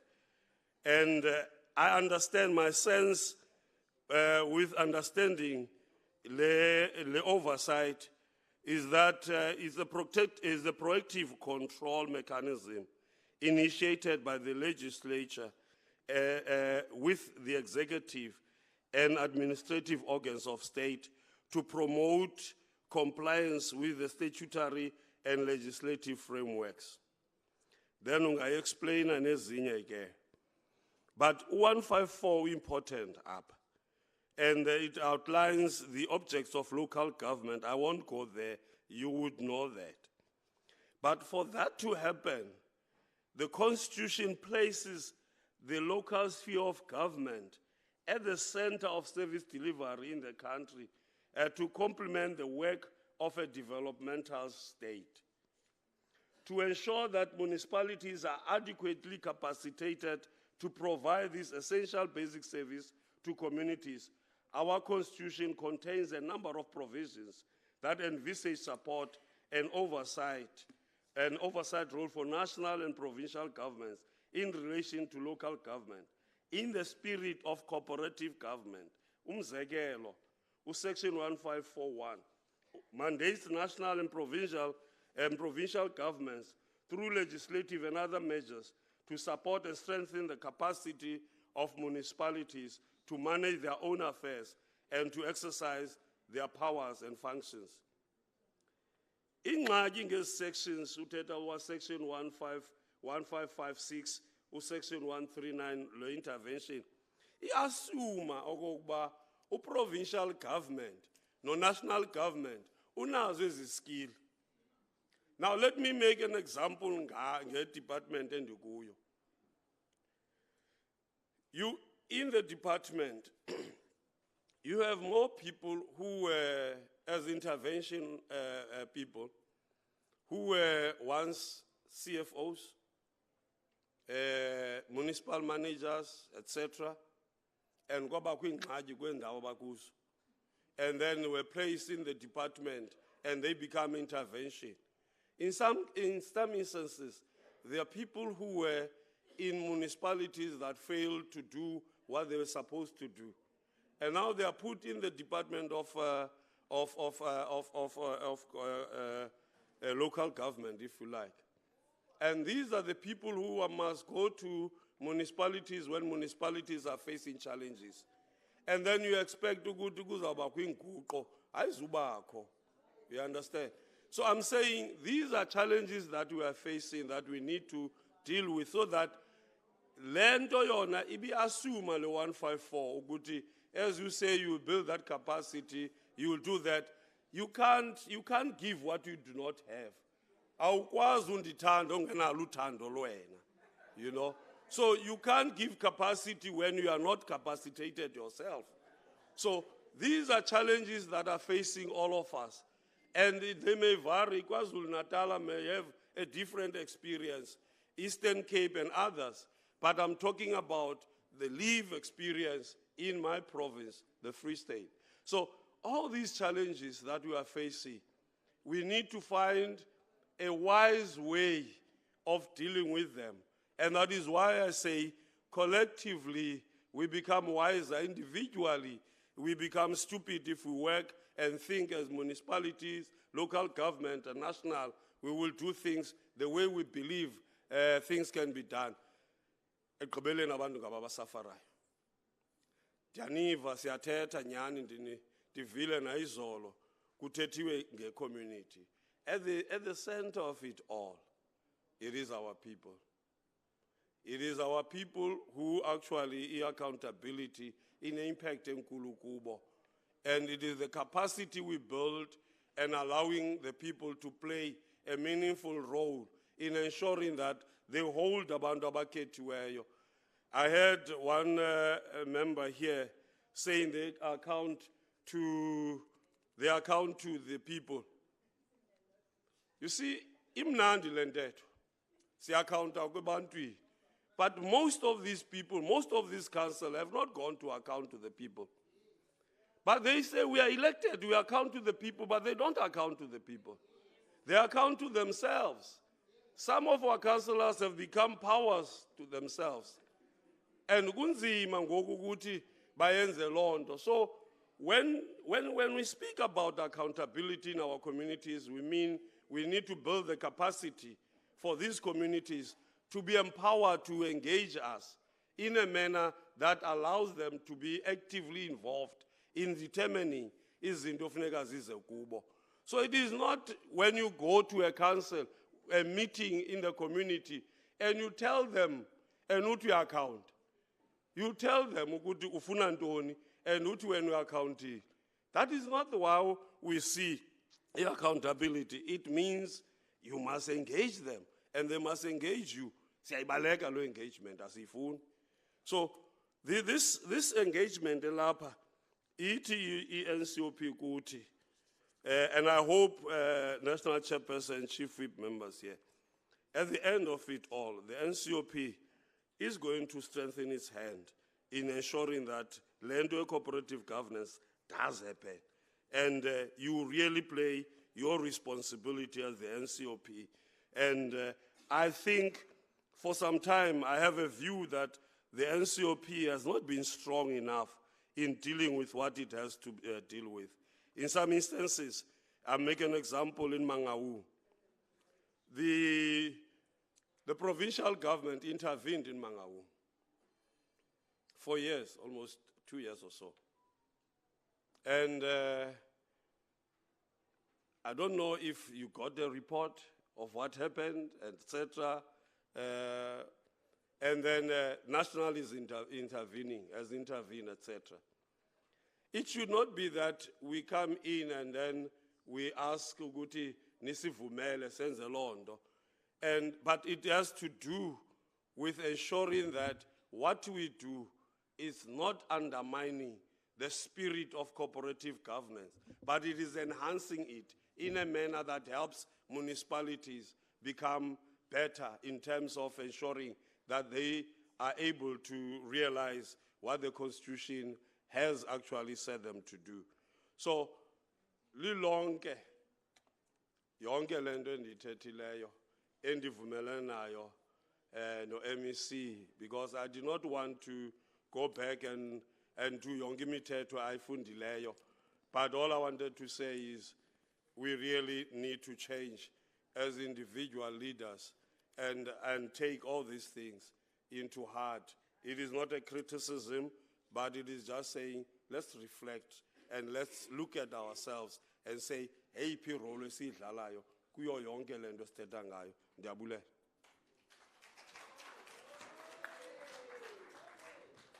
Thank you. Thank you. We can give both of them a good round of applause. just because birthday MEC decided to align himself with everything that was said by Honorable Zigalala, so I'll abuse my powers and allow Honorable Zigalala to get to KZN as he has indicated earlier on, and all your questions will be answered by Honorable Tukwana, because it's clear that he said your speech is his speech.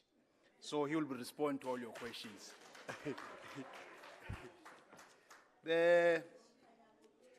I can also allow Honorable Tukwana to be taking his seat there whilst allowing Honorable Faz on the virtual platform to join. Then MEC of Northwest, Honorable Mika, to come forward. MEC of Mpumalanga, Honorable Lovu, to also come forward. But MEC and Councillor Lubeck to come forward. Mengwenya to also do the same. House Chairperson in the National Council of Provinces to come forward, whilst we allow Honorable Faz of Northern Cape on the virtual platform to present. Honorable MEC Faz on the virtual platform. Honorable MEC Ndlovu, Honorable MEC Mika, who have reserved. Mika, Honorable MEC Mika, Councillor Lumberg, MEC Ndlovu.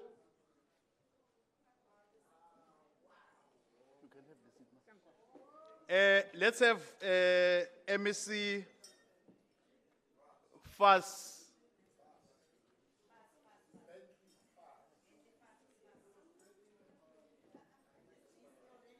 Good afternoon, and thank you very much for affording me this opportunity to present from a virtual platform. I just want to request, if it's in order, if I switch off my camera, Honorable Chairperson.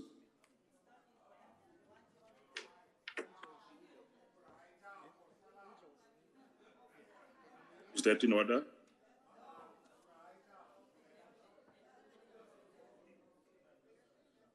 What is the problem?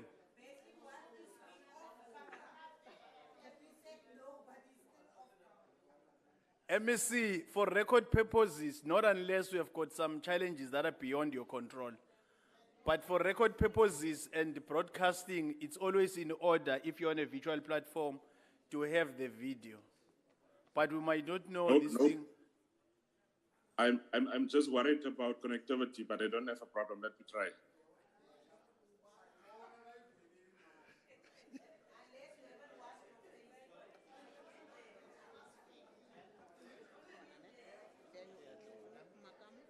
To greet the chairperson of the NCOP, also the deputy chairperson of the NCOP,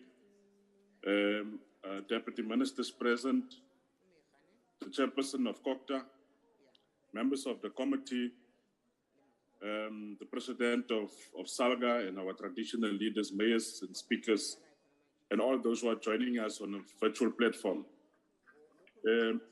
Colleagues, in terms of my presentation, I will focus on a number of issues.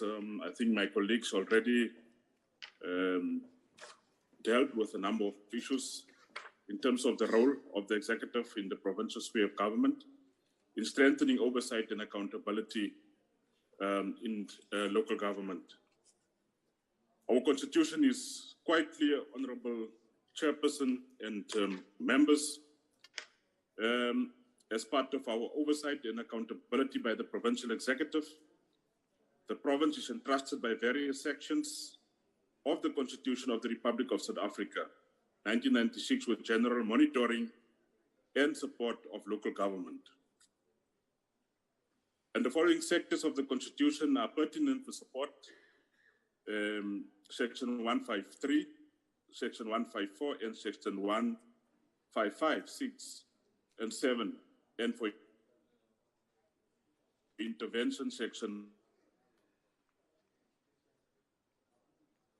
provides that municipality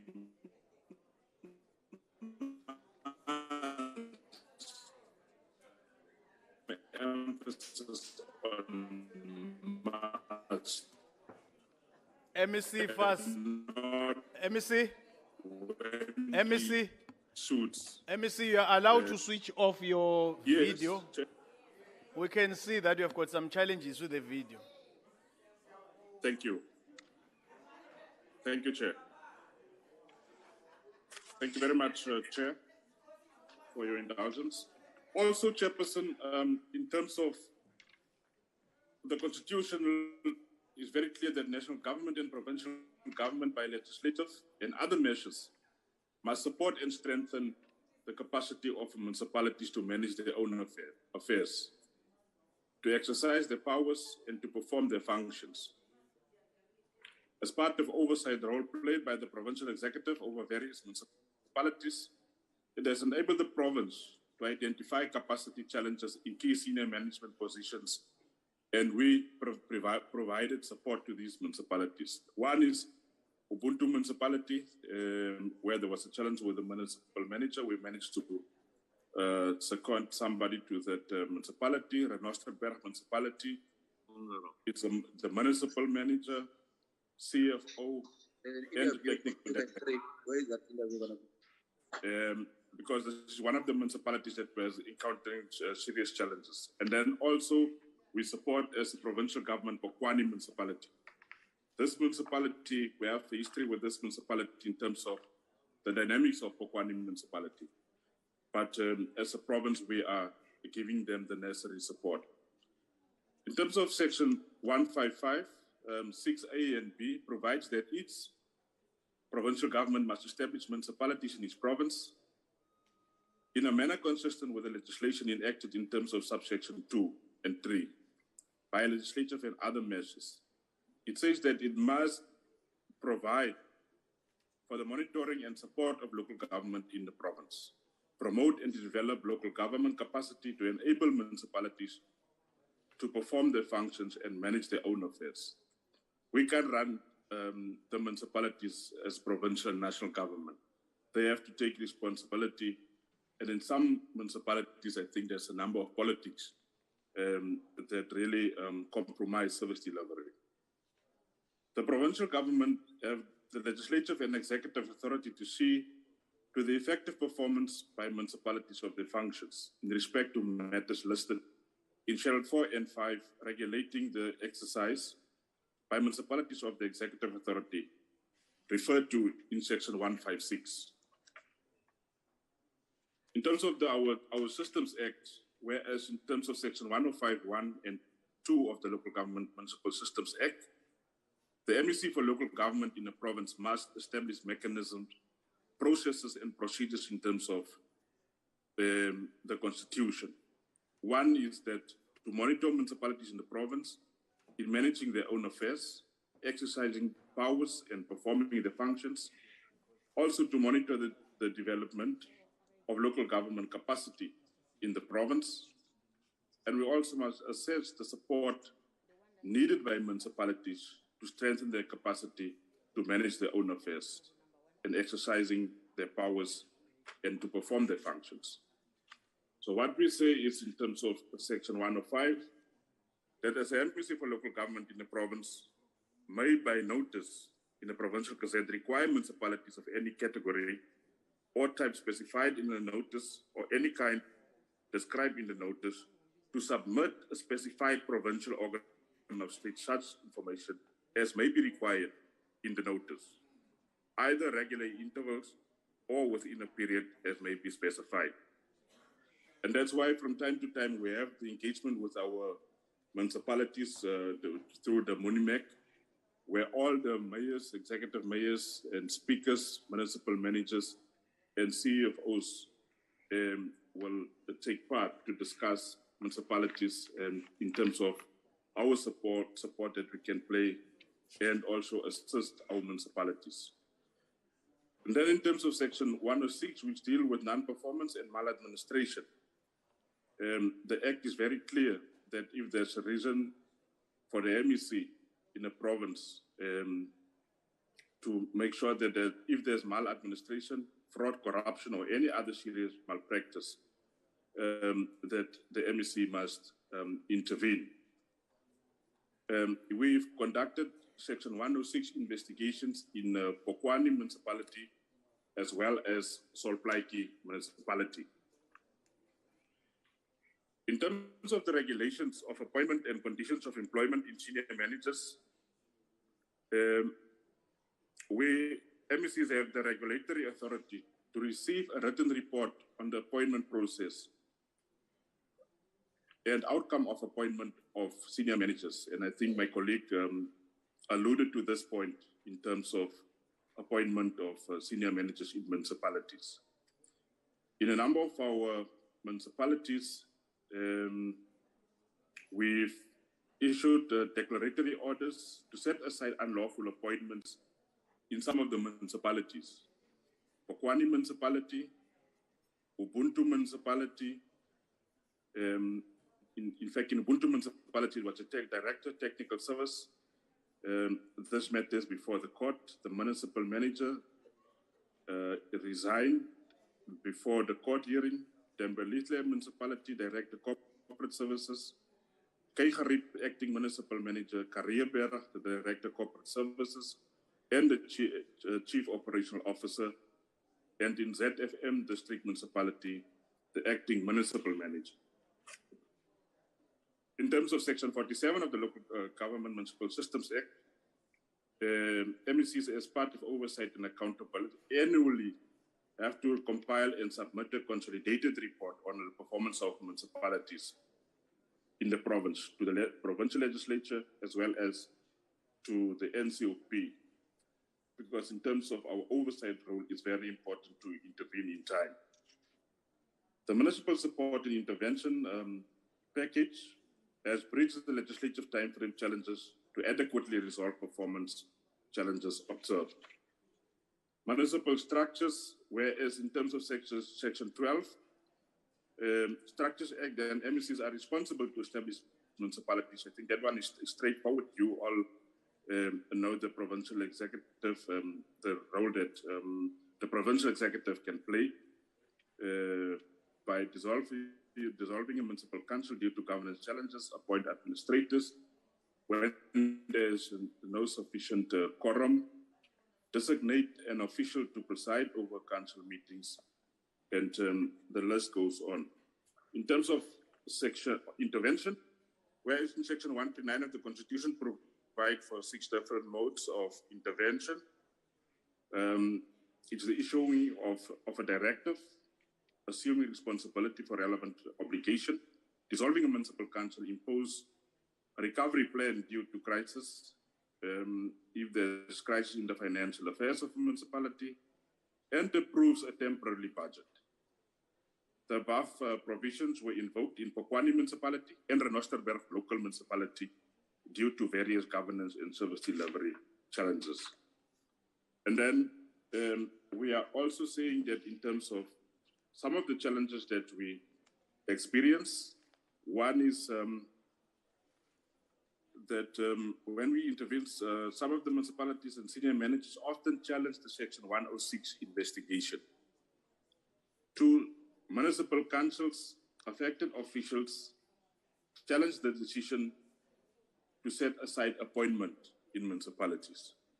And municipal council challenge the Section 139 intervention as they perceive it to be political. And I think municipal councils should own and implement the recommendations of intervention. And our municipal councils do not submit appointment report of senior managers in a number of our municipalities. And failure to do so, it's irregular and it's something that we really have to take serious. But Honorable Chairperson and members, I'm confident that with the cooperation of all of us, from the level of local, provincial, and national, we can change the state of affairs in local government. I thank you.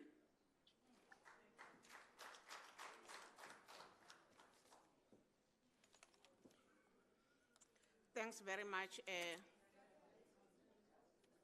Honorable Member. Honorable members, Honorable Chairperson, Deputy of the Chairperson of NCOP, Bab Masondo, Deputy Chair of NCOP, Mayor Lucas, Honorable Chief Whip of the NCOP, Ntate Mohai, Honorable Ministers, Minister of Gokta and Deputy Minister on their absence, Honorable MECs and Goktas, permanent and special delegates to the NCOP, members of Parliament from the National Assembly, Honorable President of SALGA and local government representative, Secretary of the Parliament, Mr. George, and Secretary of the NCOP, Advocate Pindela, distinguished guests, ladies and gentlemen, all protocol observed. The Local Government Week program of the year 2022 is in progress and is proceeding very well. The proceeding of the program reminds of the Nelson Mandela when he addressed the NCOP in 1998. He said, I quote, "It is therefore appropriate that the NCOP should be a forum for an exchange of views at this point in the annual parliament cycle," close quote. Since the official opening of the program yesterday by the chairperson of the NCOP, Honorable Masondo, and the subsequent presentation from all the speakers, we have indeed witnessed a healthy exchange of view and discussion, which aim at shaping the outcome of this program. Honorable members, I will be presenting and chairing this session, which is section 5. In this section, we will be looking at the interaction province through province focus of unpacking the oversight role of the provinces, and SALGA through strengthening oversight and accountability in the local sphere of government, looking at the role of exclusive in the provisional sphere of government. To help us unpack the topic, we have 5 panelists for this panel discussion, and we'll have 1 hour, 15 minutes to listen to them. We will divert the 1 hour, 15 minutes by giving each panel 15 minutes to deliver his or her presentation. After all the 5 panels have presented, I will then invite hands to discussion, comment and clarity seek question before we adjourn the session. On behalf of the NCOP leadership, we welcome all the panelists to Local Government 2022, and we will thank them all for availing themselves. Honorable members, as we discuss and participate in this session, let us remember the words of the late former President Mandela at the final sitting of the first parliamentary, when he said, I quote, "It is in the legislation that an instrument have been furnished to create a better life for all. It is here that oversight of government has been exercised," close quote. Honorable members, it is my pleasure to invite our first panelist, Honorable MEC B. Makamo of Limpopo, to the medium, and he is to the podium, and he has 15 minutes to complete his presentation. Over to you, Honorable MEC.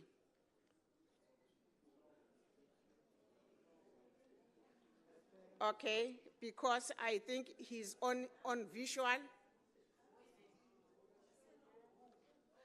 Hayi sawugcina ngaye siyaqhuba. Honorable members, I would now like to call Honorable MEC M. Ndlovu, MPL. Gatsheni.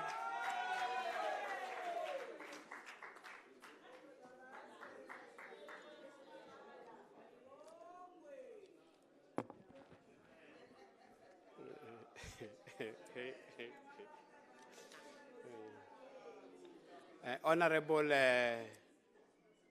Ngwenya, House Chairperson, thanks for your time and greetings to the National Chairperson and Deputy Chairperson of the NCOP, the Chief Whip of the NCOP, members of the National Assembly and NCOP.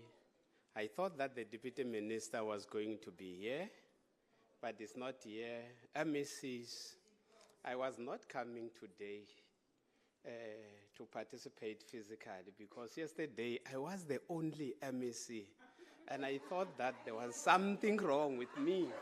I thought that I was gagging.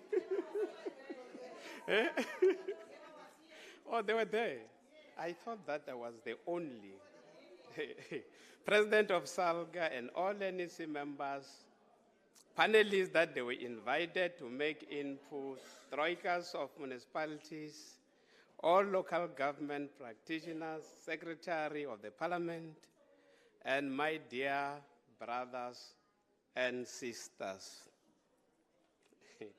One of the panelists said that we are not brothers, but public representatives.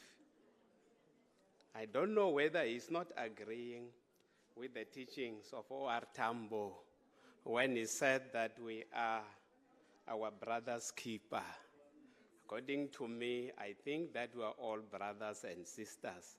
But the concept of the big brother should not be there. I don't think that we have got big brothers.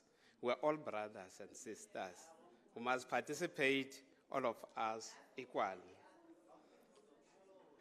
It is an honor for me to be part of this important gathering, 2022 local government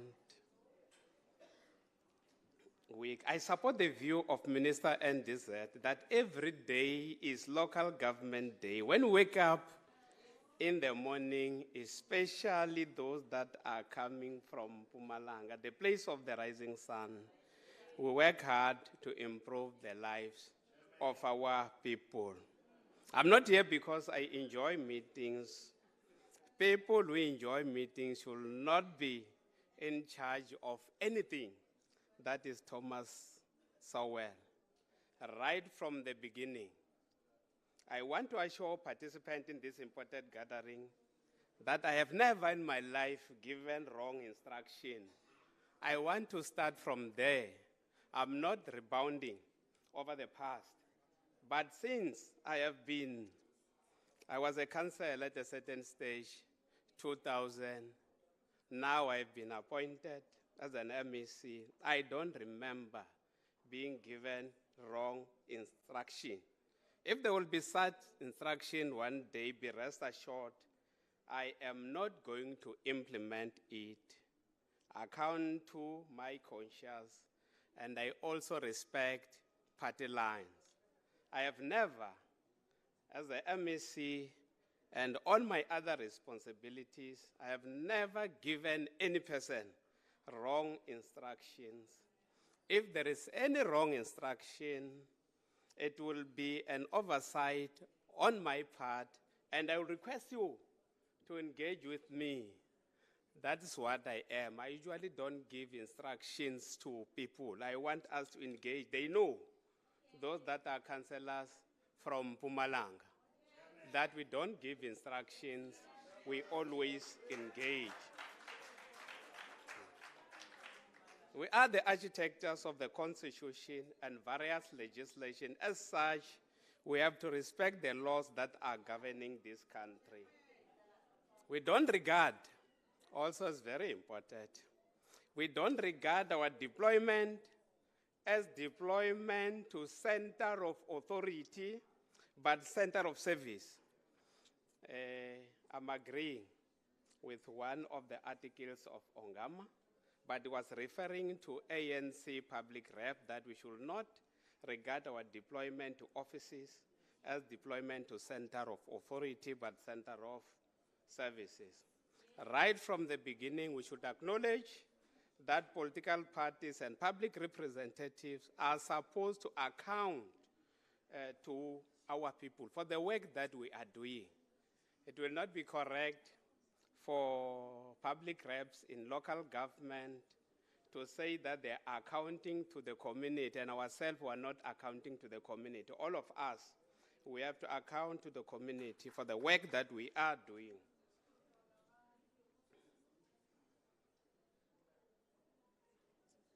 We expect voters to provide oversight as well as the media. That's why they have special liberties and special protection. We should do more to ensure accountability of politicians to citizens. We must also account for the good story to tell. If not, why not?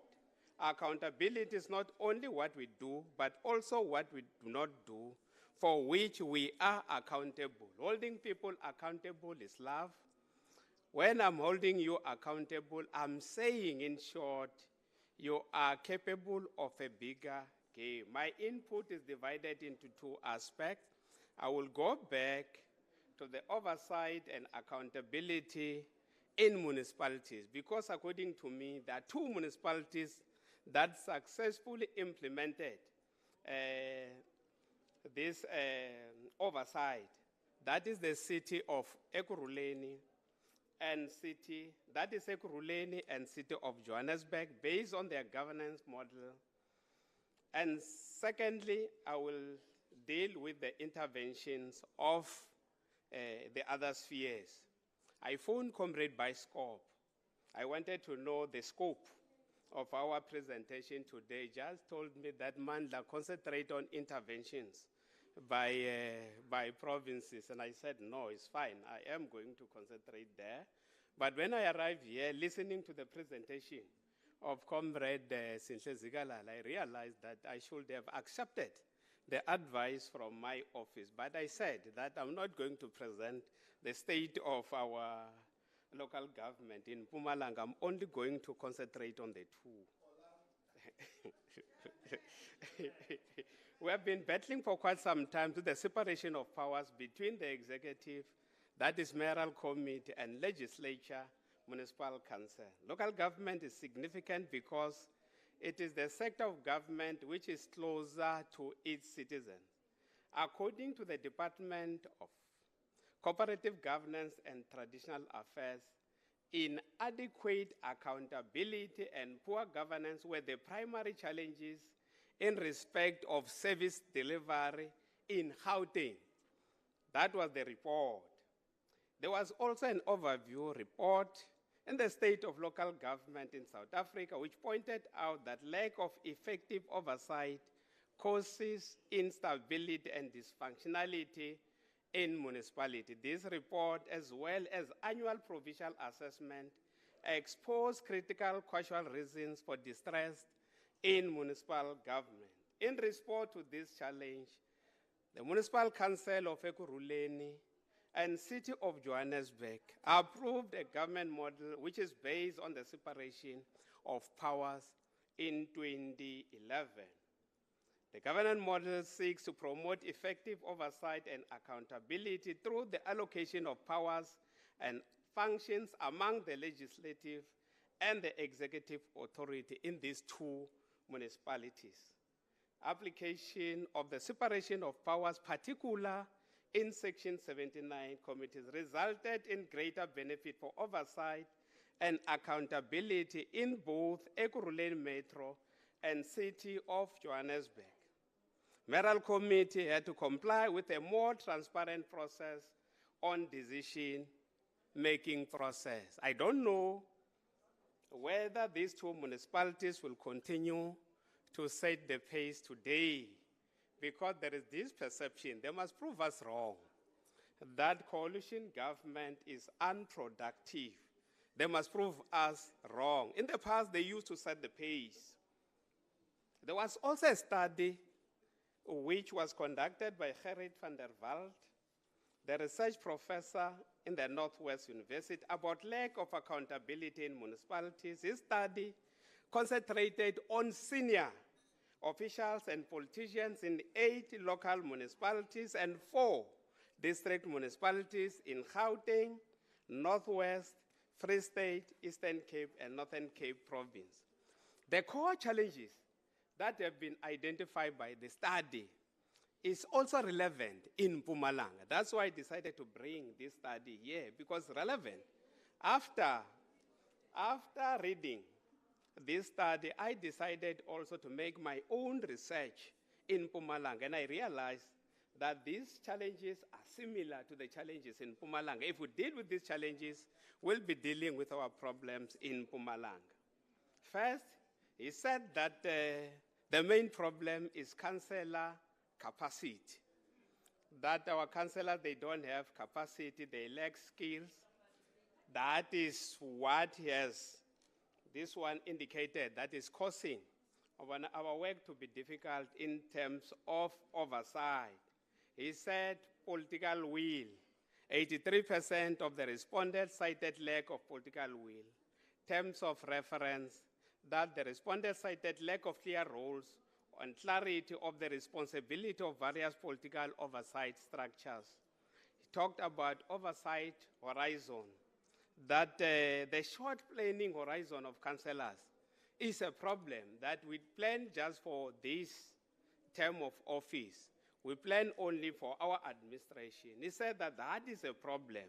The budgeting process, they are complaining that projects that are only given special attention are the projects that are led by executive mayors, or projects that are initiated by executive mayors. They said that that is a problem. The problem of outsourcing, that sometimes councillors have been outsourcing their own responsibility to hold the executive accountable. They said that this is a problem. The problem of continuity, that in each and every election, I know that in one political organization where I belong, people are saying that it's Operation Pumangena. When you go to elections, you know that more than 80% of the councillors will have to be invited out and will have new councillors. That is a problem again. And also the problem of municipal entities. MPEC, as a province, we accepted the findings of the recommendation of Helen Suzman Foundation that all committees of council must be constituted in a manner that is fairly represented the parties in the council, that they must represent the parties that is there in the council. But what is happening is that in our municipalities where we are in charge, members of MK, the chairperson of MPEC, not MK, we can't talk about MK here.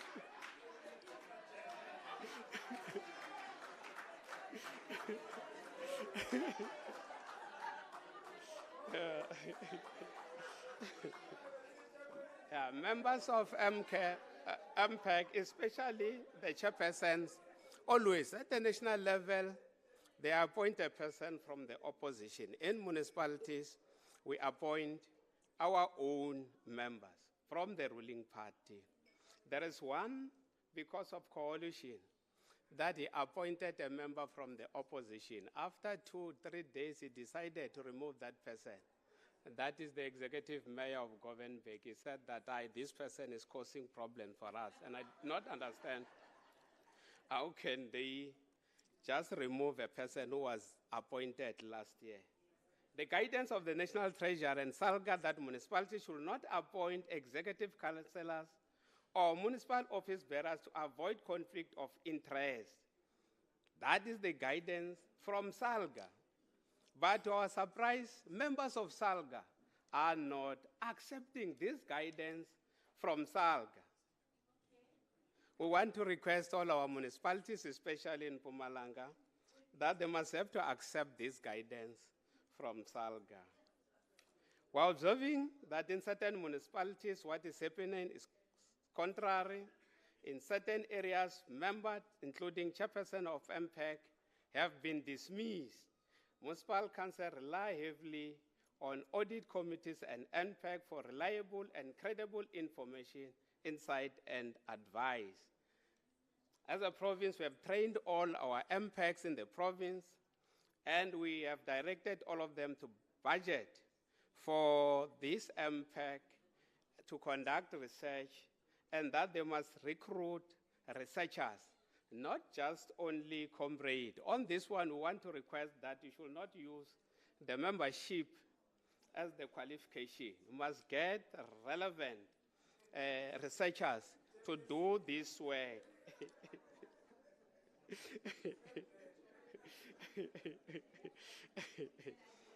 We said in the province that establishment of MPEC is mandatory in the province. One day I was invited to go and account to the portfolio committee.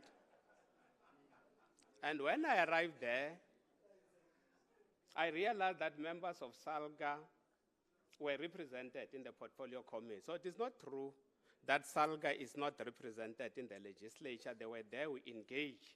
They represented SALGA. Intervention in municipalities, we have seen several interventions in the province by invoking various pieces of legislations. Our interventions are not personalized. As the province, we don't conduct fishing expedition. The aim of the intervention is always to upheave the performance of municipalities and to bring political stability.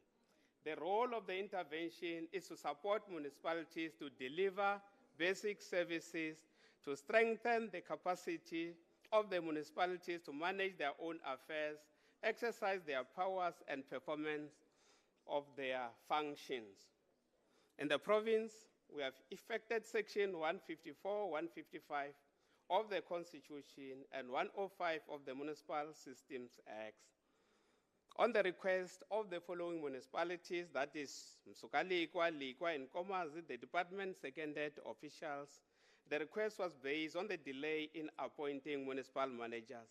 Our intervention always in the province is for the period not exceeding 3 months or until the post of the municipal manager is filled. We only second officials that they do not have an interest to be managers of those municipalities. We are happy that municipal managers were appointed in the 3 municipalities. They have implemented also Section 152. We wanted to implement Section 154 in Steve Tshwete.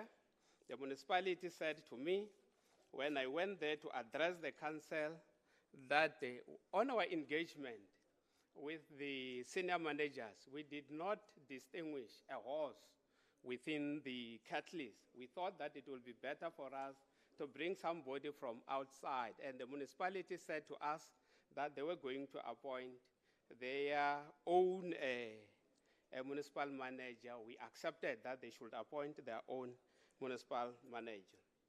Also effected Section 139(1) of the municipal finances. There are 5 municipalities that were in financial distress. The province intervened in terms of Section 131, 1A, as I have indicated. Emalahleni, Govenbek, Msukalikwa, Tabachweu, and Likwa. Technical teams were dispatched to all these municipalities to assist them to develop financial recovery plans. The plans were developed and adopted by all these 5 municipalities.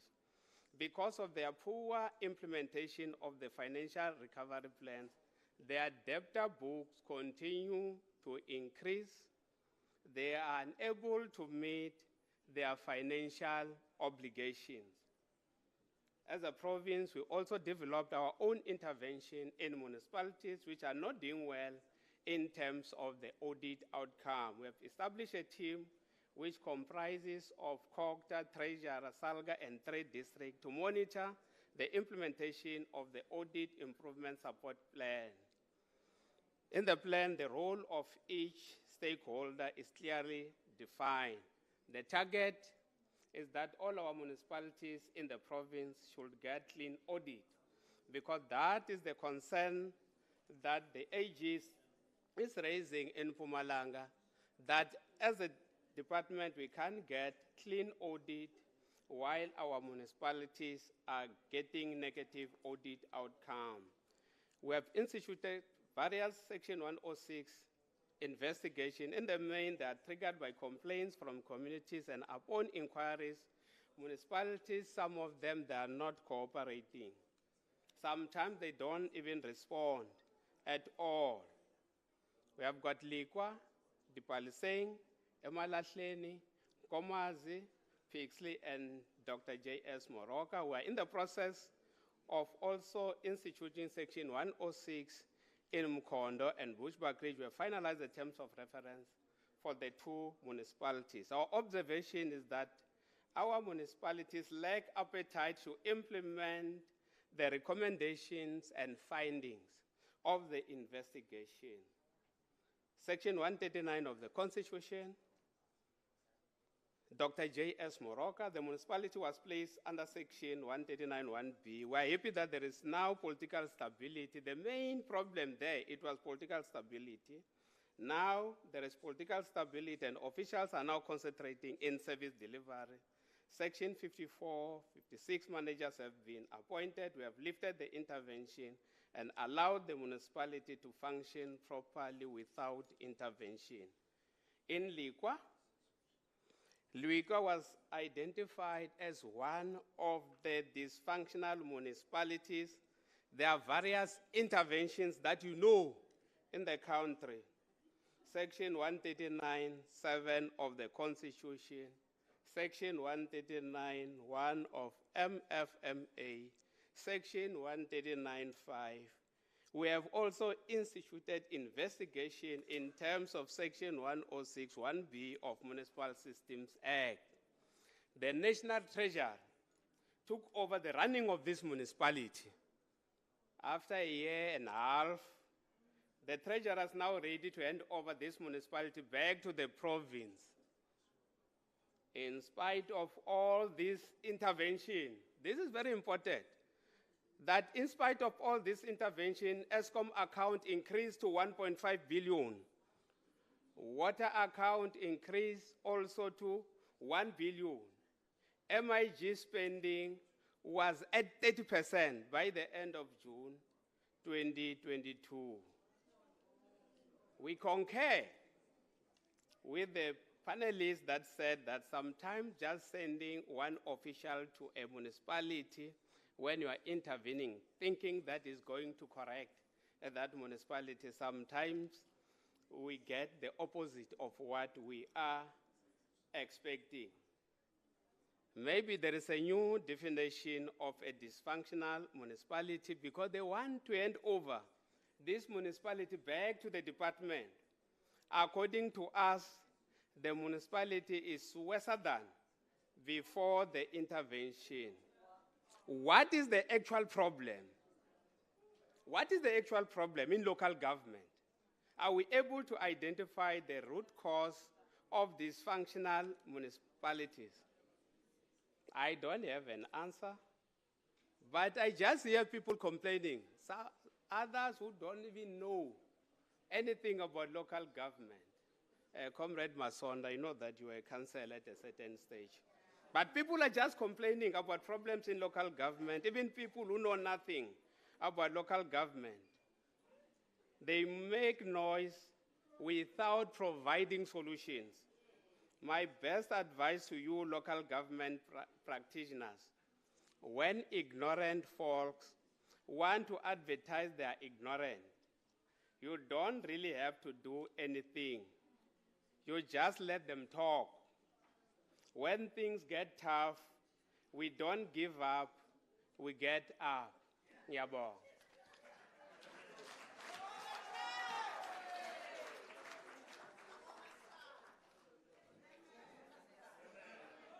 Thanks very much, MEC Slalo. Honorable members, now I would like to invite MECL Mira.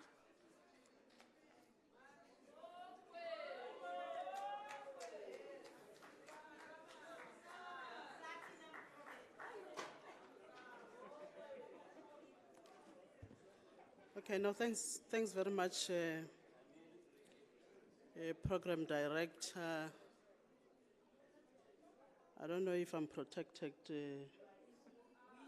Order, honorable members. Thank you very much.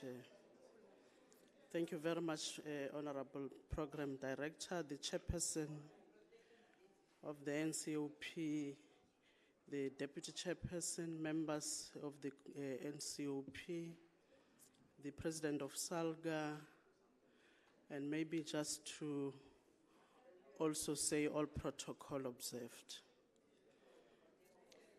Program Director, I'm going to request through your good self that I be the shortest of them all in terms of the presentation, for the simple reason that my colleagues, MECs, who presented before me have covered all the legislative matters relevant to be implemented by provincial government to municipalities in a form of intervention and support and so forth. I'm just going to talk to the experiences we have, which some of them impact negatively on accountability and oversight that we're talking about today. But also to indicate, Honorable Program Director, that one important thing that I liked out of the presentations yesterday, and especially from the speech by the Honorable Minister, is that there's an acknowledgement now that there's a need to review the DORA framework. Because whether we like it or not, most of our municipalities are unable to collect the revenue simply because of the situation that our people themselves on the ground find themselves in. Leading the municipalities wherein our people are poorest of the poor and expect that they would pay rates and taxes in something that would not realize.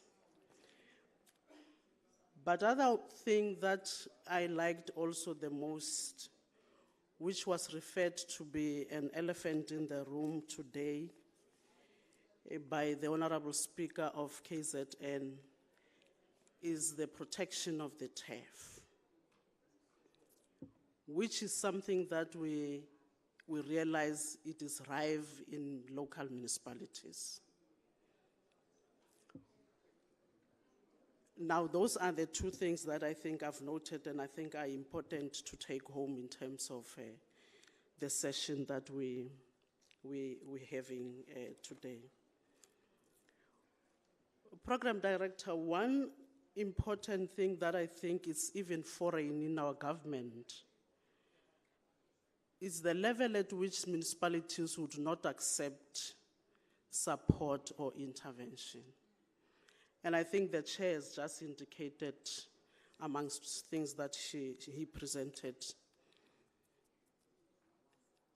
it's difficult to find what is the reason. And the main reason is that, of course, maybe they are trying to protect their turf, but forgetting that provincial government or even national government would never get into your turf if you are doing things right. It can only be at a point where there's lack of compliance in terms of the legislation that governs local government, that obviously provincial government or national government will have to come in. Now, if they can look at that protection of the turf to be a thing that they should then ensure that they implement the law that governs local government so that nobody, whether it is provincial government, whether it is SALGA or whether it is national government, should then come in. We have, and I think yesterday's presenter once also indicated that one important thing that especially our political organization did was to take through candidates through the interviews in ensuring that they occupy positions of mayorship.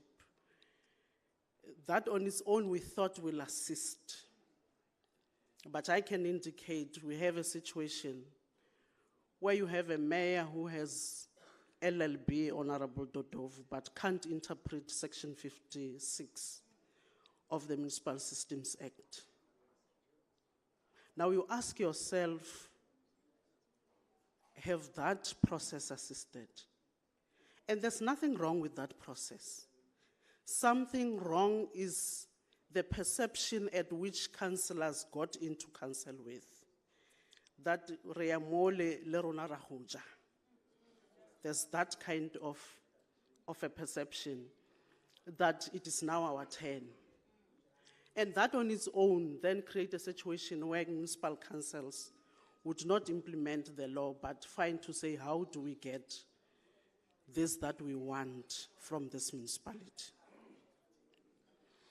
And what is unfortunate is that the Northwest itself is a very rural province, which that on its own must then tell our councillors that they really need to focus on provision of services to our people and securing the little allocation that province and national is giving them to service our people and nothing else.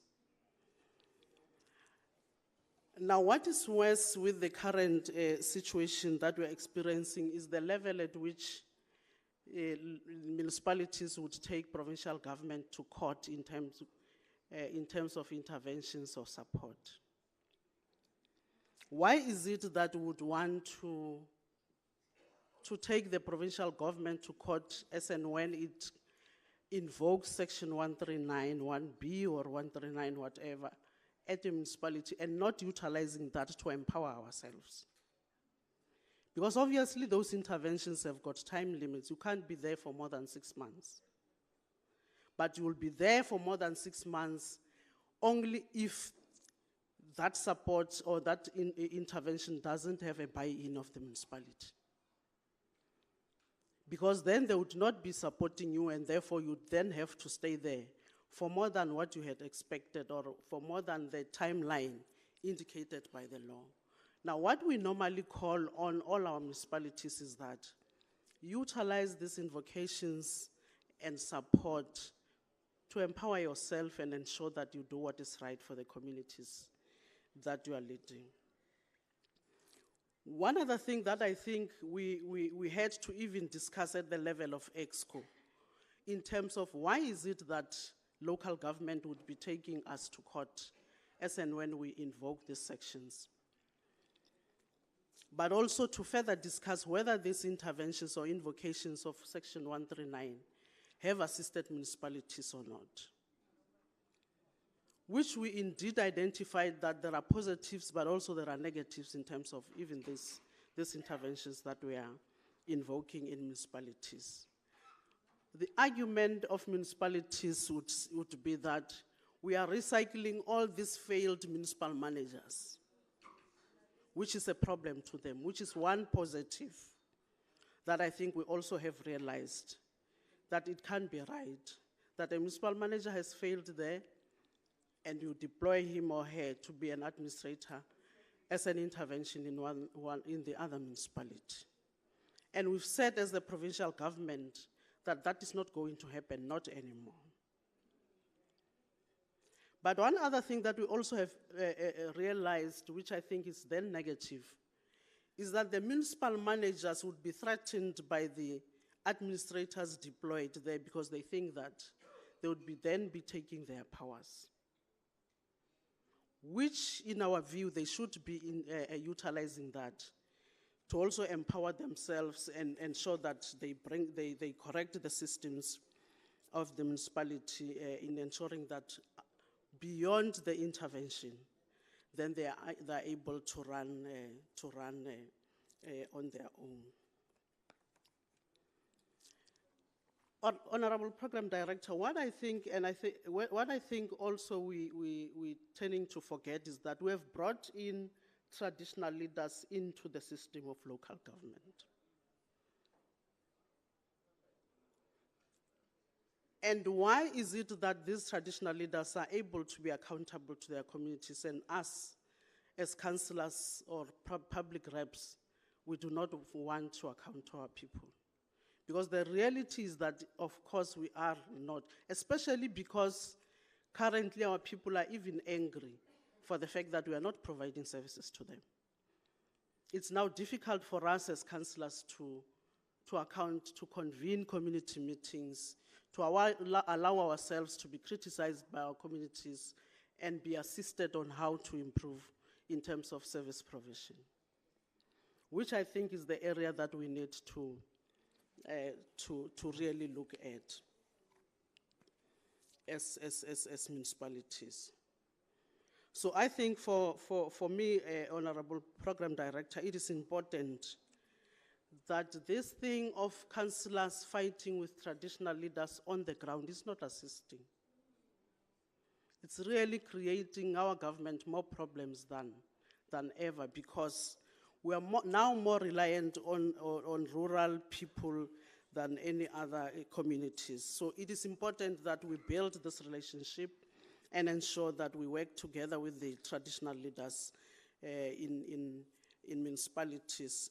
I know for sure that in our province, for an example, we have a situation where we are currently engaging with the House of Traditional Leaders because they have decided not to participate in all municipalities. And they are raising genuine issues that the level of instability at the municipality is something that they cannot take. The infightings that are there in municipalities is something that they cannot stand for.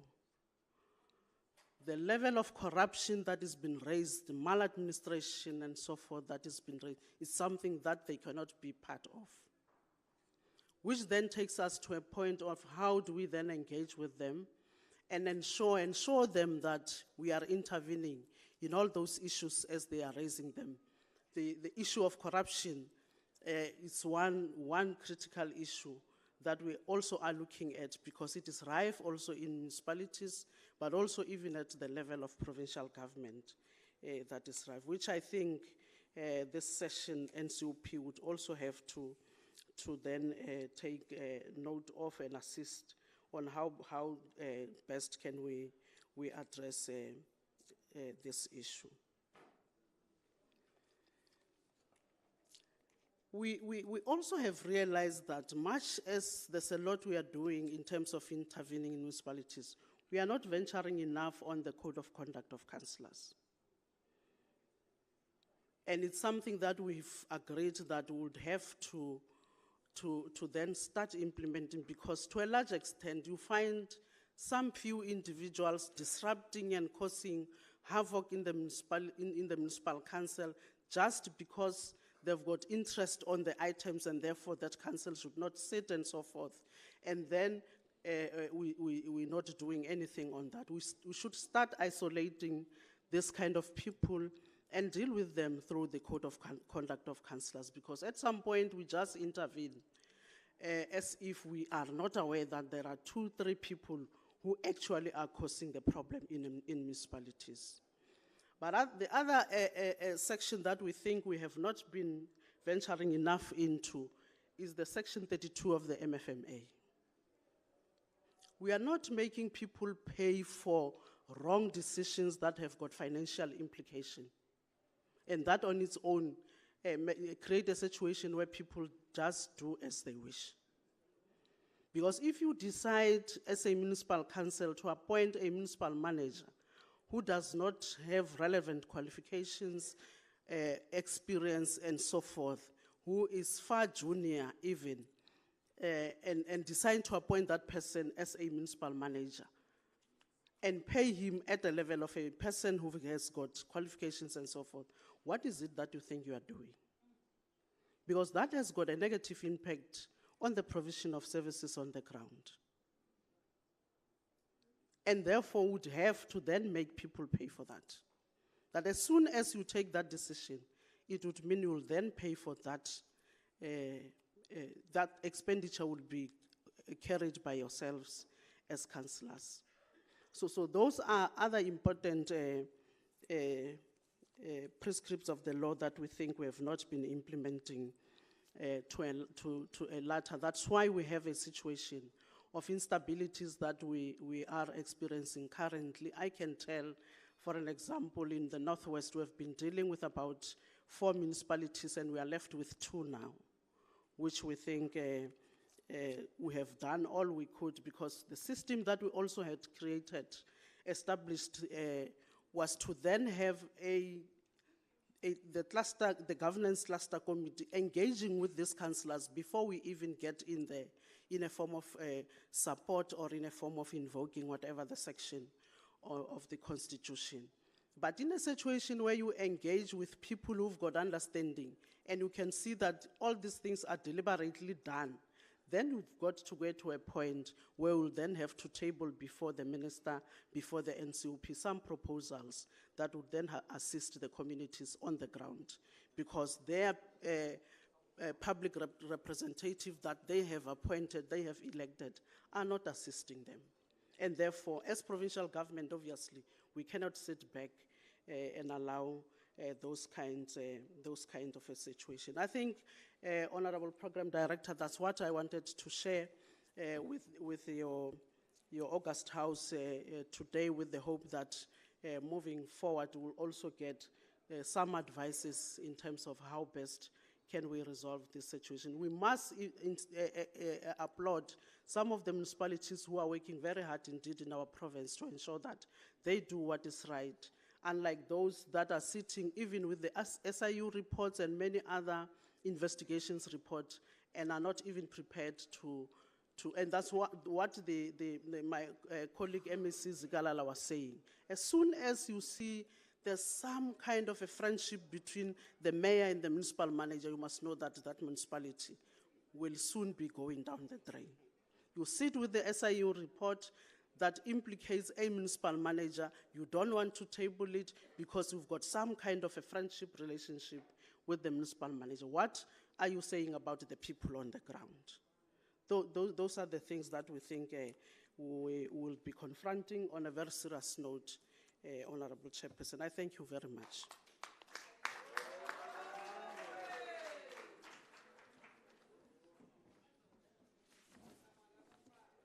Thanks very much, Honorable Member.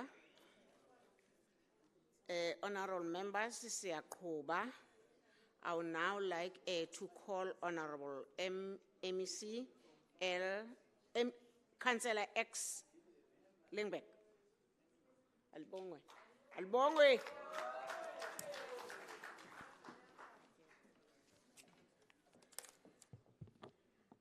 Thank you, Program Director. Thank you, Chair of the session.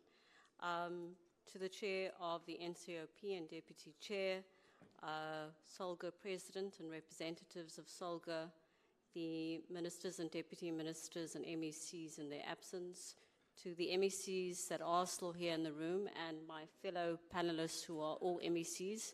I am outnumbered here on the panel, given that I'm the only councillor. To the Secretary of Parliament, to our mayors, speakers, councillors, all protocol observed. I'm extremely grateful for the opportunity to participate in this panel debate, which focuses on strengthening oversight and accountability in the local government, in the local sphere of government, and more in particular looking at the role of the executive in the provincial government, in the provincial sphere of government. I do want to approach this particular panel topic in 2 parts. One, how do we strengthen local government oversight at the level of local government? I would argue that there are efficient mechanisms available to the local government sector in relation to performing and exercising an effective oversight role. It starts with the establishment of councils, and through that defining the type of municipality, which indirectly defines how the municipality aims to create and establish the structures that will perform the legislatively required and proper oversight functions. There are some key differences, however, in terms of oversight when we look at it across all spheres of government. In the case of local government, the mayor is both a member of council, but remains accountable to council. And I think a core difference also is, which is unlike the other two spheres of government, is that the council remains the ultimate responsible authority in relation to where oversight lies. This is slightly different in the case of National Parliament in particular. The President isn't a member of Parliament.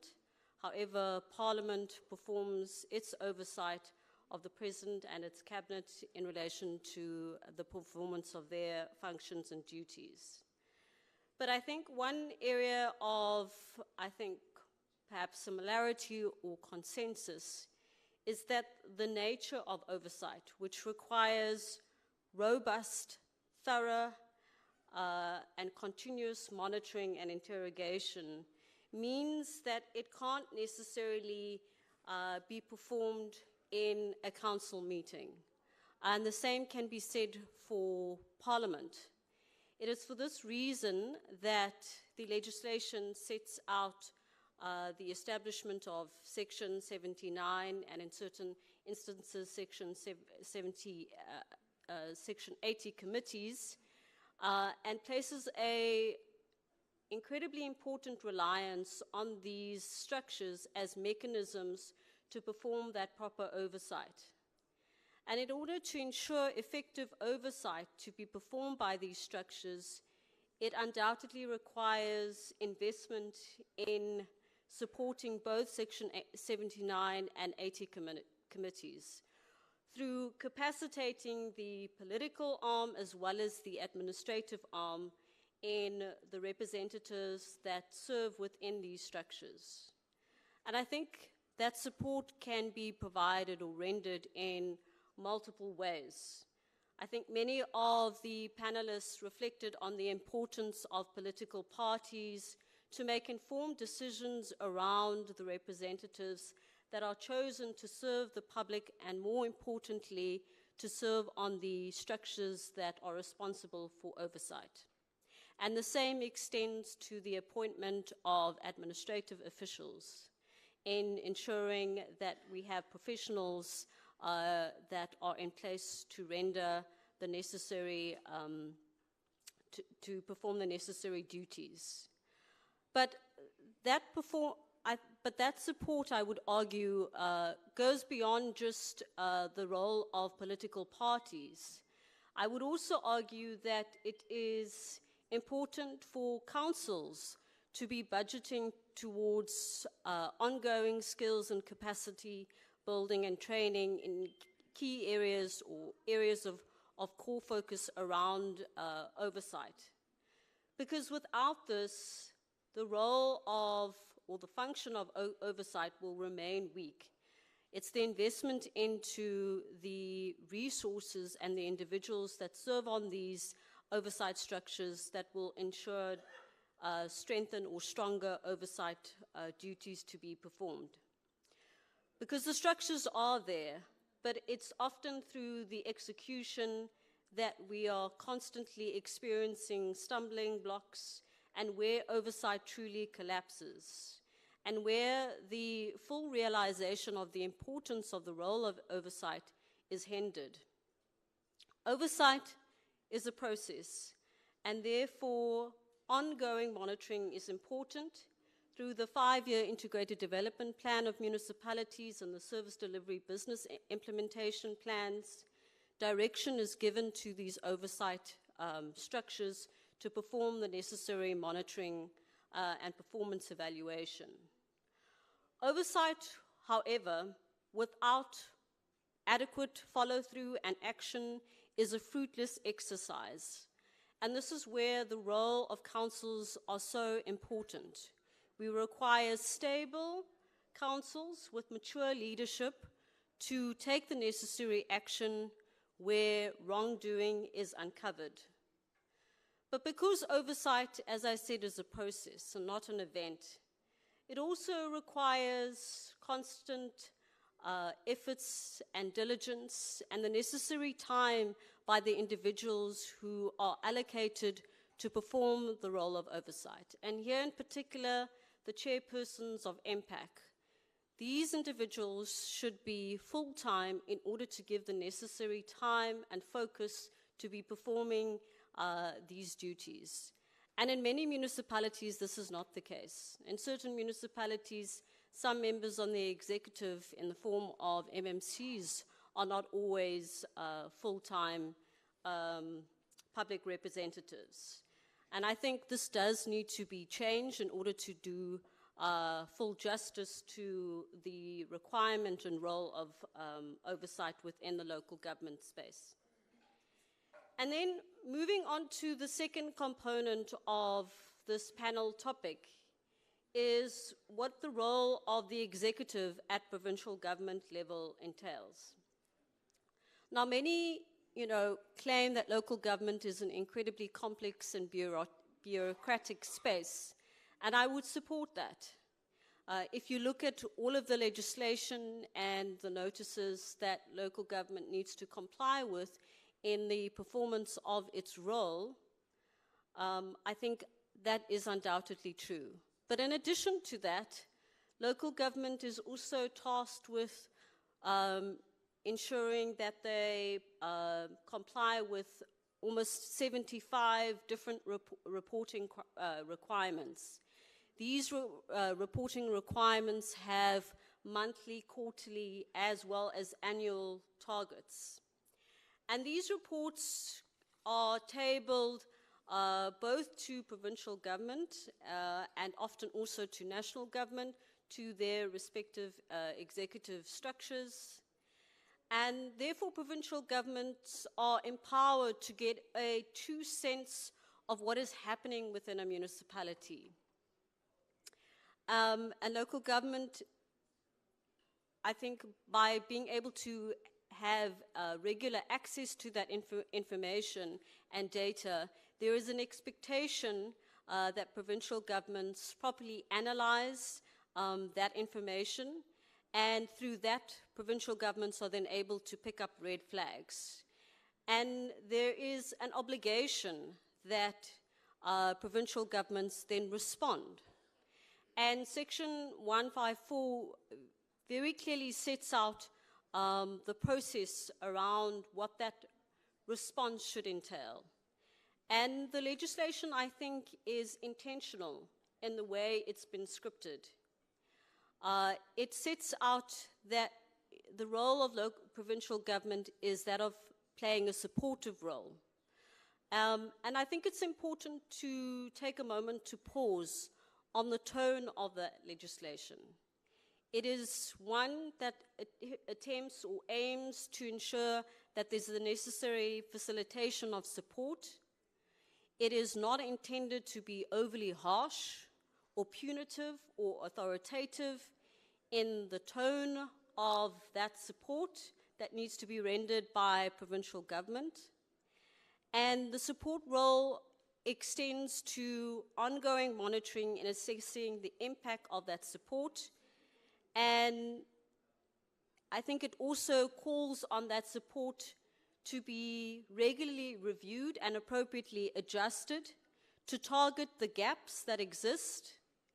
And then the question needs to be asked by provincial governments is, how are we directing our support, and are we directing the right type of support to ensure that municipality moves out of the situation it finds itself?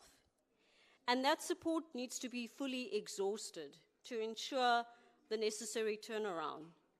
It's only after the full exhaustion of that support that Section 139 should become applicable.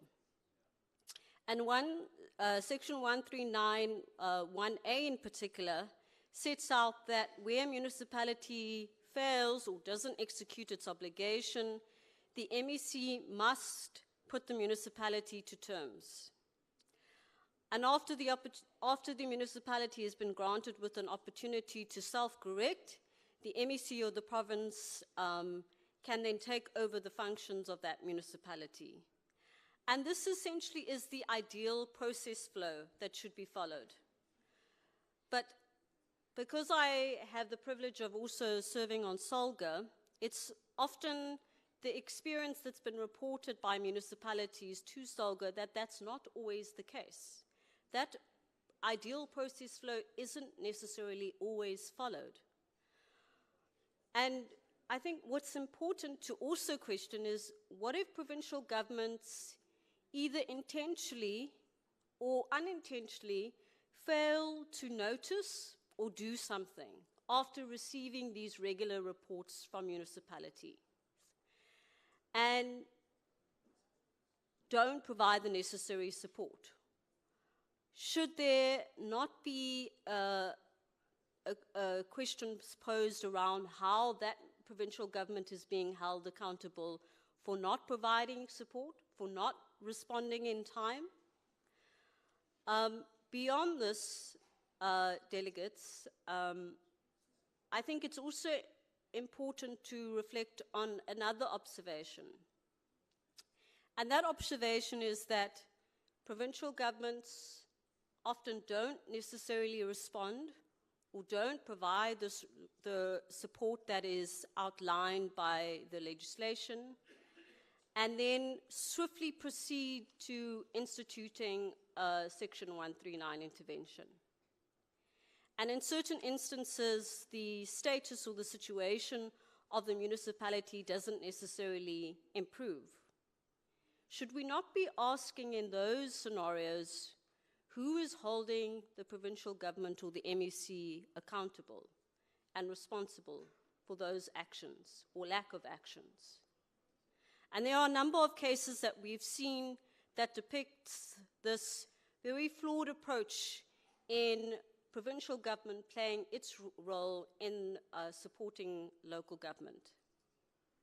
I do want to say that in concluding, that I think these are the areas that require further work in a collaborative approach, obviously. Because it's through our joint efforts to strengthen oversight and the structures or the mechanisms that are available in relation to oversight that we truly improve accountability and enhance transparency. It is said that the true test of democracy is the extent to which government remains answerable to the people. This is only done by maintaining constant oversight of government's actions at large. If we don't remain committed to rigorously investigate and interrogate and make the necessary changes in relation to how oversight is performed within the different spheres of government, we will continue to be asking ourselves, how do we strengthen oversight? Thank you.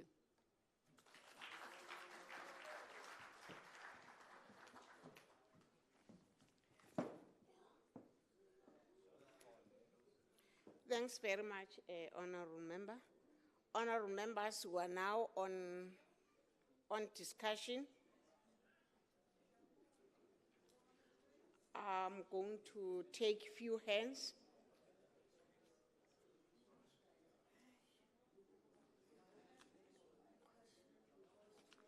You are going to be number 1, honorable member. Number 2 at the back. Number 3 at the back of the Secretary of Parliament. I've got only, oh, aye, Babu Totov.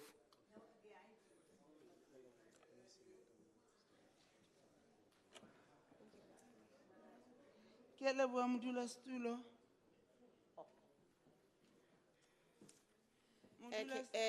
members, can you please hold your hands? Uska thoma mama. Okay. Akiro wa tsiba ora ha o le mme.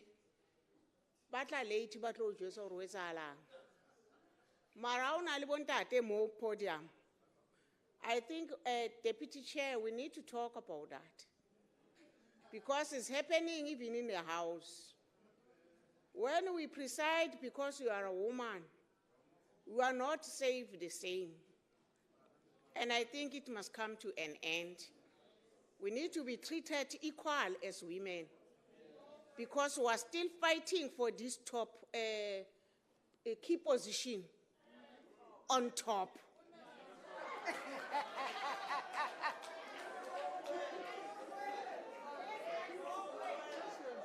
Order. We are not yet where we want to be as women. Honorable members, Honorable Mushodu, utlatwara number ya hao. Mama at the back, sorry, I don't know your surname. You are number 2. And number 3, kama muraha secretary. Number 4, bambi number yako bab. Bab Totov, number 5. Nkela ugu magule 5. Nkela ugu magule 5 bab. Nkela ugu magule 5 kwa manji. Joba ngisho ngithi ngiphazamisiwe. They were supposed to come to me on time to say, Honorable Makamu, he's on the visual. Ngoba ndimbizile wangafika ndaqhuba. So they were supposed to correct that. So hence I'm saying, please hold your numbers.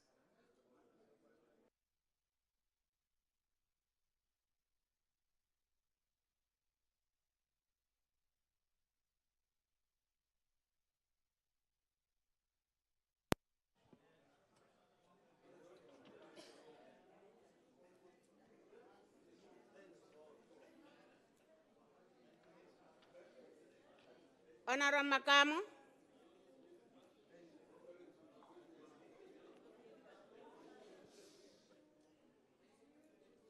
Abamaziyo bamtshela ukuthi ngiyaqhuba mina. Ngoba imoto yami inepetrol ndiyaqhuba. Yeah. Ndizakubiza kabili kathathu. Uma ungasondeli ngiyaqhuba.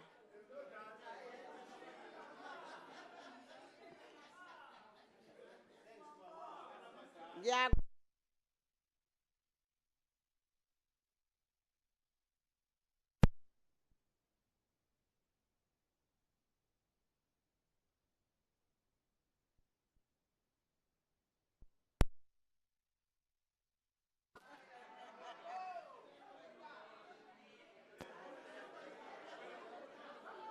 Hayi sizawubekezela.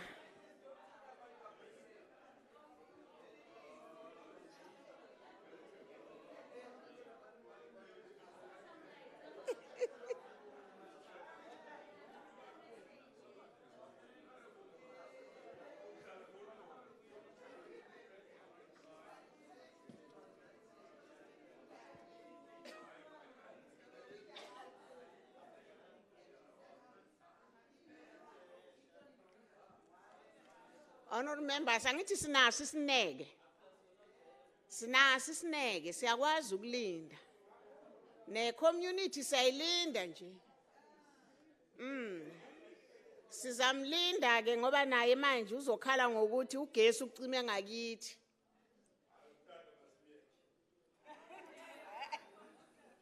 Hayi nabotata siyabadinga botata kahleni.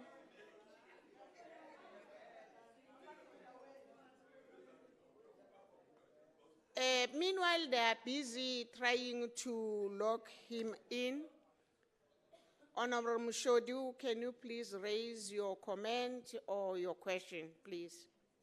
Ke a leboha modulasetulo.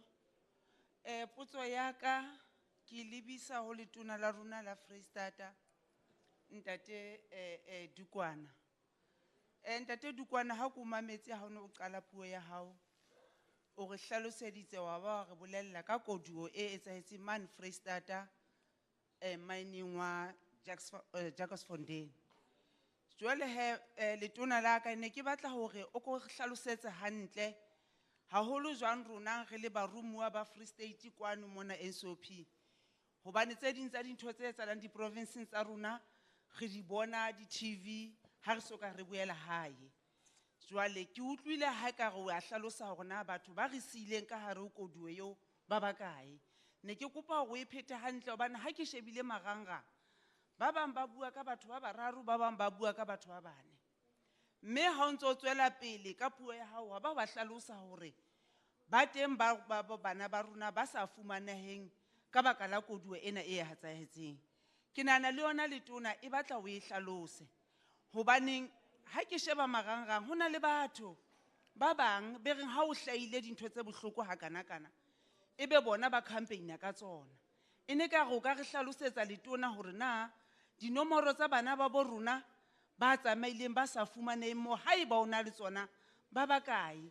Hobane ha re sa etse jwalo rona re etelletse mmuso pele ba teng ba tla re fa le dinomoro le bona. Hobane ba tseba gore nomoro tsena ha ba bua ka tsona di utlwisa batho bohloko haholo di be di senye le mmuso ona o etelletseng pele ke ANC. Ke a leboha modulasetulo. Thanks, Honourable Member. Number 2.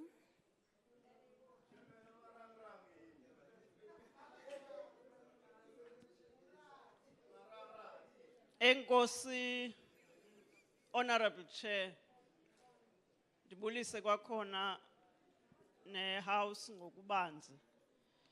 Zimbalwa nje Chair into endifuna ukukhomenta kuzo. Eyokuqala ile kuthethwa ngetone yesupport. Nditsho ukuba inawo umthelela kakhulu lento yetone yesupport. Ukwenzela into yokuba kungabikho umuntu o-defensive xa ezokuncediswa.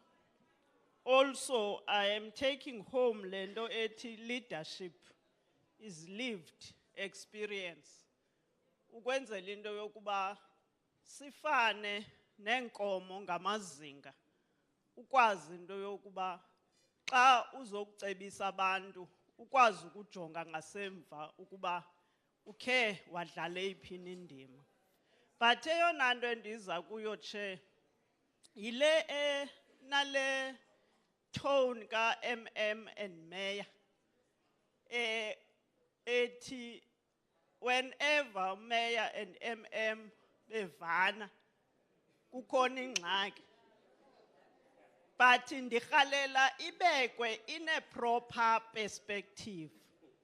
Ngelithi, I don't think it is wrong to have good working relations. Not necessarily ukuba zi-friends. So ngoku iseyangathi ne-connotation yoba bayevana and yale ndlela bevana ngayo. But what I believe is important are good working relationships so that umntu xa kufunwa umsebenzi aproduce umsebenzi.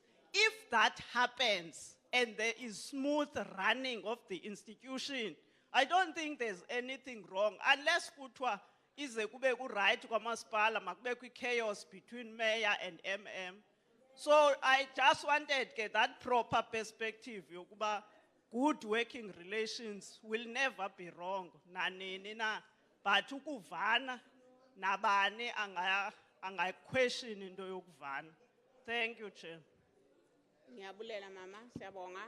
Number 3.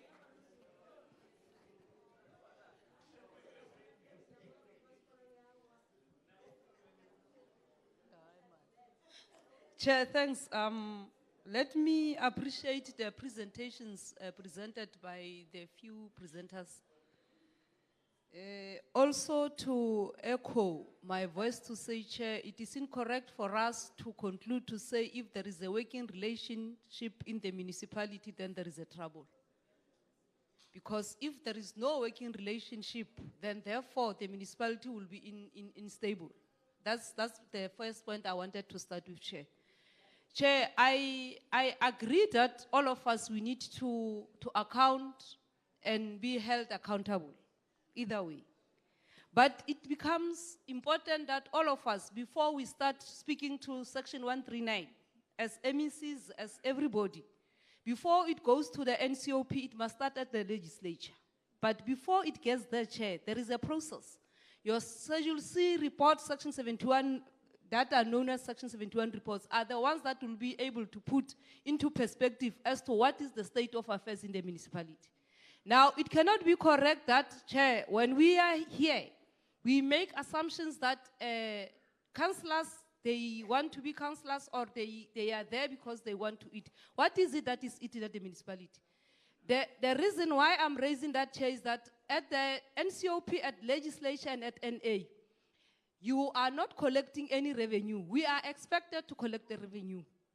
And the revenue that is expected to be collected is expected to be collected from the poorest of the poor.